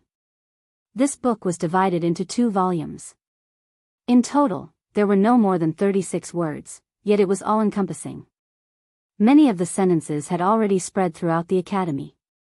For example, when explaining the character for East, there was a line, "A woman's slender eyebrows are like a crescent moon, a man's vigor is like a 10,000 zhang long rainbow." When explaining the character for Loyalty, there was a line, "Emperor Qin's great military uniform is bestowed with the 3-foot sword of peace." However, what made Qi Shens's grandfather sigh with emotion the most was when explaining the character for Jiang, 1,000 mountains against 10,000 rivers, one's homeland against another. Furthermore, Master Yu's original exegesis, primary school, had sorted out the changes in musical temperament since the Sanskrit of the western regions had entered the Central Plains. His grandfather originally had some objections to his grandson, whom he had high hopes for, being unable to let go of a downtrodden woman. Recently, he had loosened up a bit. He still did not agree, but he also did not object. Inside the room, Master Yu was explaining the military war songs of various dynasties and generations. The goat-horned girl was in charge of opening the scrolls. Each scroll had a vigorous or sorrowful lyric written on it. Only 2 armies in the current era had received this honor. One was the Beimang South Courtyard's Dong Army, led by King Dongzhua. The other was the Bailiang Frontier Army's Bailiang Song. Qi Shens could clearly feel Master Yu's joy and depression when she was explaining the Bailiang Song. Qi Shens had been traveling among flowers for many years without being attached to a single leaf. How could he not understand the principle that it was easy to pick up when one's love was shallow, but difficult to let go when one's love was deep? However, Qi Shens did not think that the woman he loved was really hopelessly in love with the young man who had visited the school. Otherwise, why didn't she follow him back to Bailiang? Why did she stay alone in the Shangyin Academy? As the lesson was coming to an end, a fat white cat appeared out of nowhere. It was as popular as its owner in the Shangyin Academy. Although it was charmingly naive, it was actually very cunning. Many of Mr. Jishang's meals were taken away by it. Lu Zhen, who was teaching Wang Ba at the school, had a big white crane. He loved it so much that he even nicknamed it Crane Wife. However, in the past half a year, the white cat had scratched off many feathers. Lu Zhen had cried to Master Yu many times because of this. In the end, he had no choice but to give up the plum forest and move to the most remote place in the Shangyin Academy. Only then was he able to escape from the claws of the white cat, Wu Meinyang. The white cat pounced into Master Yu's embrace, causing all of the scholars to silently drool. Those who were brave didn't look sideways, their minds swaying, while those who were timid quietly shifted their gazes, afraid that they would blush. Everyone knew that Master Yu's mother was the sword attendant of the late Emperor of West Chu. Her sword dance was one of the 4 masters of the Dechu dynasty. It was as famous as Yi Baikui's art of war, Li Qin's chess skills, and Wang Qing's poetry. It was said that Master Yu had inherited her mother's sword dance. Moreover, the scholars were not blind. They all knew that Master Yu was not only knowledgeable, but also that her chest, which she had been deliberately hiding and suppressing, was even more impressive. If they could see her sword dance, it would be worth it even if they lost 10 years of their life. When the lesson ended, whether they were sitting in the room or standing outside the window, the scholars, including Qi Shens, all bowed respectfully. Master Yu bowed her head slightly in return and then had the scholars leave the room first. She put down the white cat, Wu Meinyang, who had been sleeping lazily in her arms, and helped the goat-horned girl put away the scrolls hanging on the wall. At this time, Qi Shens went against the flow and came into the room. He quietly watched her stand on tiptoe to pick up the scrolls. When she stretched her waist and raised her arms, he followed her line of sight. Her waist was extremely slender because of the jade belt, and some parts of her body were extremely full. Qi Shens was very tempted and smiled slightly. Scholars did not like flatness when looking at mountains, and it was even more so when admiring women. She, who had already used her real name, Yu Xuanji, did not pay attention to Qi Shens. She lowered her head to look at the little wooden fish who had volunteered to carry the large pile of scrolls. She rubbed the little girl's head and smiled gently. "Can you carry it?" This goat-horned girl, who was more competitive than boys among her peers, nodded vigorously. She glanced out of the corner of her eye at Qi Shens, the first young master of the Qi family, who she had always disliked. She pouted at Sister Yu, then rolled her eyes and ran out of the room. She, who had used the name Yu Yue in Bailiang, looked at Qi Shens with an indifferent expression and asked, "What is it?" Qi Shens smiled and said, "Just saying goodbye before leaving." Yu Yue made an "oh" sound and did not say anything else. Clearly, she meant that their relationship was normal. If he wanted to leave, she would not ask him to stay or send him off. Qi Shens hesitated and did not have the intention to turn and leave. Instead, he sat behind the short yellow rosewood table that could be seen everywhere in Shangyin Academy, like a student asking for guidance from his teacher. It was undeniable that this future patriarch of the Qi family was romantic and elegant. It was rumored that many attractive female teachers in the academy had fallen in love with him, not to mention those young women who were in the prime of their youth. Every time Qi Shens went out, there would be many women who used their connections to get close to him. Qi Shens sat upright and still.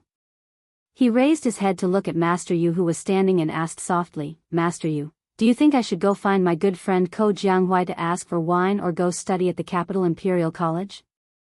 Yu Yue frowned and said, "You should ask that grandfather of yours who did not follow the great exodus to West Chu, not me." Qi Shens smiled playfully. "West Chu? Shouldn't it be to Chu?" "All right, I already know the answer. This one will go to Great Peace City now." Yu Yue smiled coldly but did not speak. Qi Shens slowly stood up and looked straight at this woman who rejected all men. He said in a gentle voice, "Xuanji, can you wait for me for 3 years? In 3 years, I will definitely be famous. Everyone in the court will know of me, Qi Shens, as well as Ko Jianghu." Yu Yue actually smiled. This was a scene that Qi Shens had never seen before. Just when Qi Shens thought he had a chance, Yu Yue looked out the window and said calmly, "So what if you are Ko Jianghu? Even if you are the great official Chao Chongqing, so what? Is he very powerful?" Yu Yue smiled strangely and asked again, "Is he really very powerful? Is he the number one in the world?" Qi Shens immediately felt a chill run through his body as if he had fallen into an icy cavern. In terms of family background and fame, Qi Shens really could not match up to that person. The hereditary king of Bailiang, who had 300,000 cavalry in the world. The person who had reached the top of the martial evaluation and made Li Yang and Bei Mang bow to him. Chapter 1235. Qi Shens quickly recovered from his dejection and shook his head. His eyes were resolute as he said, "It's not the same. I will climb up step by step from an ordinary pawn." Yu Yue seemed to have heard the funniest joke in the world. She wanted nothing more than to burst into laughter. She waved her hand and said mockingly, "Don't say any more. I'll laugh myself to death. Qi Shens, I won't hold you back from making contributions on the battlefield." Qi Shens didn't get angry. He asked, "Before I leave, I want to know what's so funny. It's better to enjoy it together than to enjoy it alone." Yu Yue stretched out her hand. It was clear that she wanted him to leave. Qi Shens lived up to his reputation as the Qi family's pillar. He had a decisive personality and didn't make any loathsome one-sided love. He strode out of the room. Yu Yue waited until he was far away before crouching down and picking up Wu Meinyang. She looked at it with a smile in her eyes. Someone once told a joke. He said that the tortoise and the rabbit ran away one after the other. In reality, the rabbit would never be able to catch up to the tortoise in its entire life. He called this a paradox and even used a wine cup and chopsticks to explain it for a long time. However, I still think it's twisted logic and a joke. Wu Meinyang, don't you think so? She pressed her cheek against the white cat's head. Her eyes were sorrowful as she said softly, "Wu Meinyang, is it because no one bullies you that you feel lonely?" Yu Yue slowly closed her eyes. "A person lives here, but their heart dies there. Isn't that a paradox?" After putting down the painting scroll, the little wooden fish bounced back to the door. When it saw Yu Yue crouching on the ground with a face full of tears, it immediately flew into a rage. It quickly ran over to Yu Yue and crouched down. It said angrily, Big Sister Yu, did that lecher surnamed Qi bully you? I'll kick him to death right now." Yu Yue opened her eyes. She was a bit helpless. She smiled gently and said, "No." The goat horn girl was a bit doubtful. "Really?" Yu Yue nodded. The little girl waved her fist and said, "Sister Yu, didn't you secretly tell me that guy was the master who defeated old Immortal Wang?"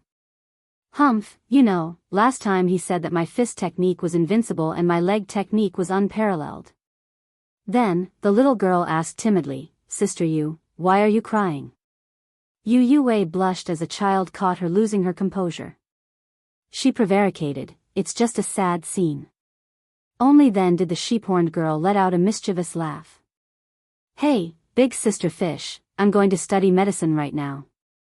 Yu Yue was confused and asked, "Why?" The little girl chuckled and said, "Okay, I'll help sister you make a medicine for regret." Yu Wei was stunned. When she came back to her senses, she pinched the little wooden fish's rosy cheeks. "When you grow up, you will know that there are some things that you should regret." The little girl made a face and said, "Then I don't want to grow up. If I regret it every day, my heart will ache." Yu Wei smiled and stood up. Holding the big white cat in one hand and the little wooden fish in the other, she walked out of the house. On the way back, they passed by the Buddha's Palm Lake. The little wooden fish couldn't help but click her tongue. The snowman that the white-haired brother made last time was really, really big. For some reason, the goat-horned girl inadvertently raised her head to look at Big Sister Fish. She lowered her head as if she was looking at her own chest. Then, her appearance was probably the delicate and alluring that the lechers often talked about. The little girl gasped. She understood. That guy who had once freeloaded at her house must have molested Sister Yu there. While the goat-horned girl defended Sister Yu, she was also curious. It seemed that Sister Yu wasn't angry. Instead, she was happy. She still didn't understand the love and hatred between adults. The little girl, who was the head of the household at a young age, sighed and said to herself, "Sure enough, the name of the medicine for regret is forget each other in Jianghu, and the root of the illness is can't help each other in need." Chapter 1236. North of Beimang and Orange State, south of Xihe State, there was a famous Dunhuang city. The number one devil of Beimang, Luo Yang, used to be the lord of half of the city. With Luo Yang's betrayal of Beimang and the wrath of the empress, Luo Yang killed her way through the encirclement and entered Liyang territory. Since then, she had completely disappeared from Beimang. However, this was like adding oil to the fire for Dunhuang City. Especially when the military god, Tuoba, was ordered by Her Majesty to sweep through the rear and eliminate all the unruly grassland forces. Although Helian Weiwu, the head of Xihe State, had always turned a blind eye to Dunhuang City and did not have much ill feelings towards it, and Murong Baoding, the head of Orange State, had always been regarded as the backer of Dunhuang City. However, this great turmoil that swept through Beimang's North Court still affected Dunhuang City more or less. Many unruly grassland lords were forced to leave their territories to avoid Tuoba, causing them to wreak havoc like a swarm of locusts. Fortunately, the new general, Su Pong, was in charge of the army in Dunhuang City. There were also Yuan Duan, Duanmu Chongyang, and the others who held real power in Dunhuang City. The people in the city felt that as long as Dunhuang City did not raise its flag and rebel, Dunhuang City would not be so weak even if some unruly grassland forces wanted to take over the city. However, what made the people in Dunhuang City feel the most uneasy was the beautiful city lord. After quelling the bloody rebellion in the city, she disappeared. She had disappeared for more than half a year. At that time, not only were the ordinary nobles in the city unable to see her, even the old officials of the Yuan family and the Duanmu family could not see her. It was not until this year's summer that she leisurely returned to Dunhuang City. During this period of time, there was a great deal of discussion. The entire city was filled with rumors and slanders, and all sorts of rumors flew about.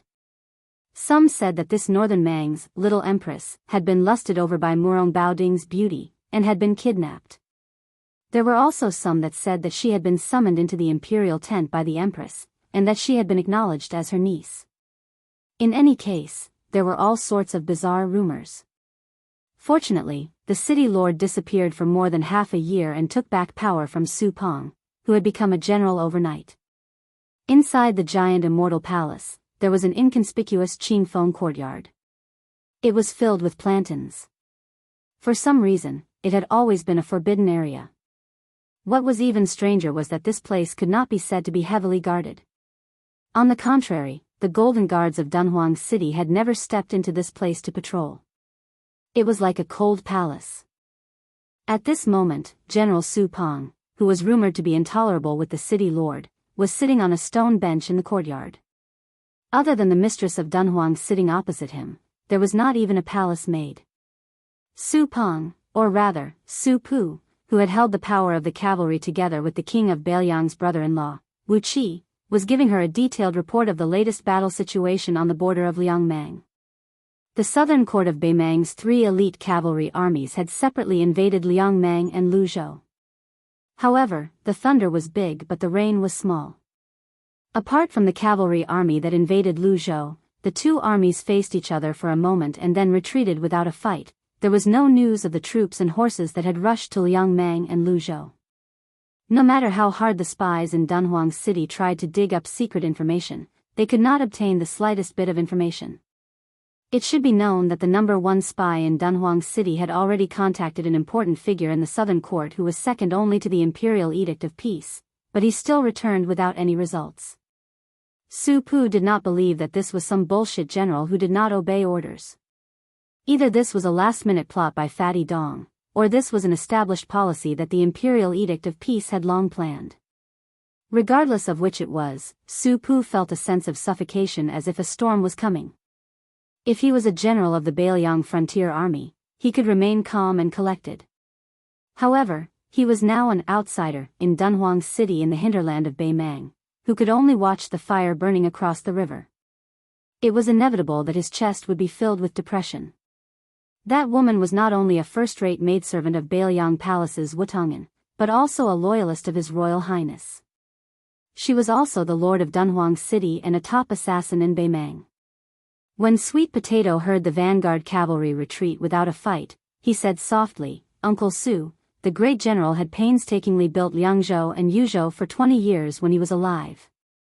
With the old general Yan Wenluan guarding Yuzhou, Chu Lushan is personally overseeing the northern pass of Liangzhou. Dong Zhuo wants to attack Liuzhou first, and Beimang wants to use Liuzhou as a breakthrough point. Our Beiliang wants to use Liuzhou as bait. Both sides have their own goals.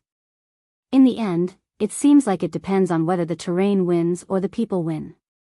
Su Pu said calmly, "If Beimang is determined to fight to the death with Liuzhou, which has no city to defend, will definitely not be able to defend.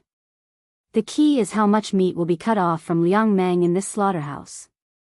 In my opinion, even if Beimang loses 150,000 elites in Liuzhou, as long as Beiliang loses 50,000, as long as we cross this boundary, even if we lose just one more soldier, then Beiliang will have already lost this battle. Defending the northwest of Liangzhou and defending the north of Yuzhou is just to buy time for Liang. Beiliang, Beimang, and Liang are 3 pillars. Liang can afford to waste the most time and national strength, Beimang is close behind, and Beiliang is the most stretched." Sweet Potato said worriedly, "The 30,000 Long Xiang army is all in Liuzhou." Su Pu said sadly, "This is actually His Highness declaring his position to the Beiliang people. If we defend the country and fight to the death at the border, when we lose, there will definitely be someone surnamed Su among the dead." Sweet Potato asked, "Is it worth it?" Su Pu did not answer. Sweet Potato asked and answered his own question, "There are many things that cannot be said whether it is worth it or not." Sweet Potato suddenly asked, "Uncle Su, how is that little eunuch Dong shows martial talent?" Su Pu smiled and said, "His talent is average, but his roots are pure. On the path of martial arts, it is not said that only those with extraordinary talent can achieve good results. Moreover, the secret manual that the city lord selected does not care about innate talent, it only cares about the accumulation of time."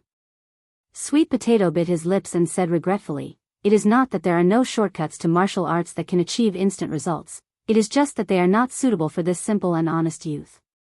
However, I will not be at ease with an intelligent martial arts prodigy."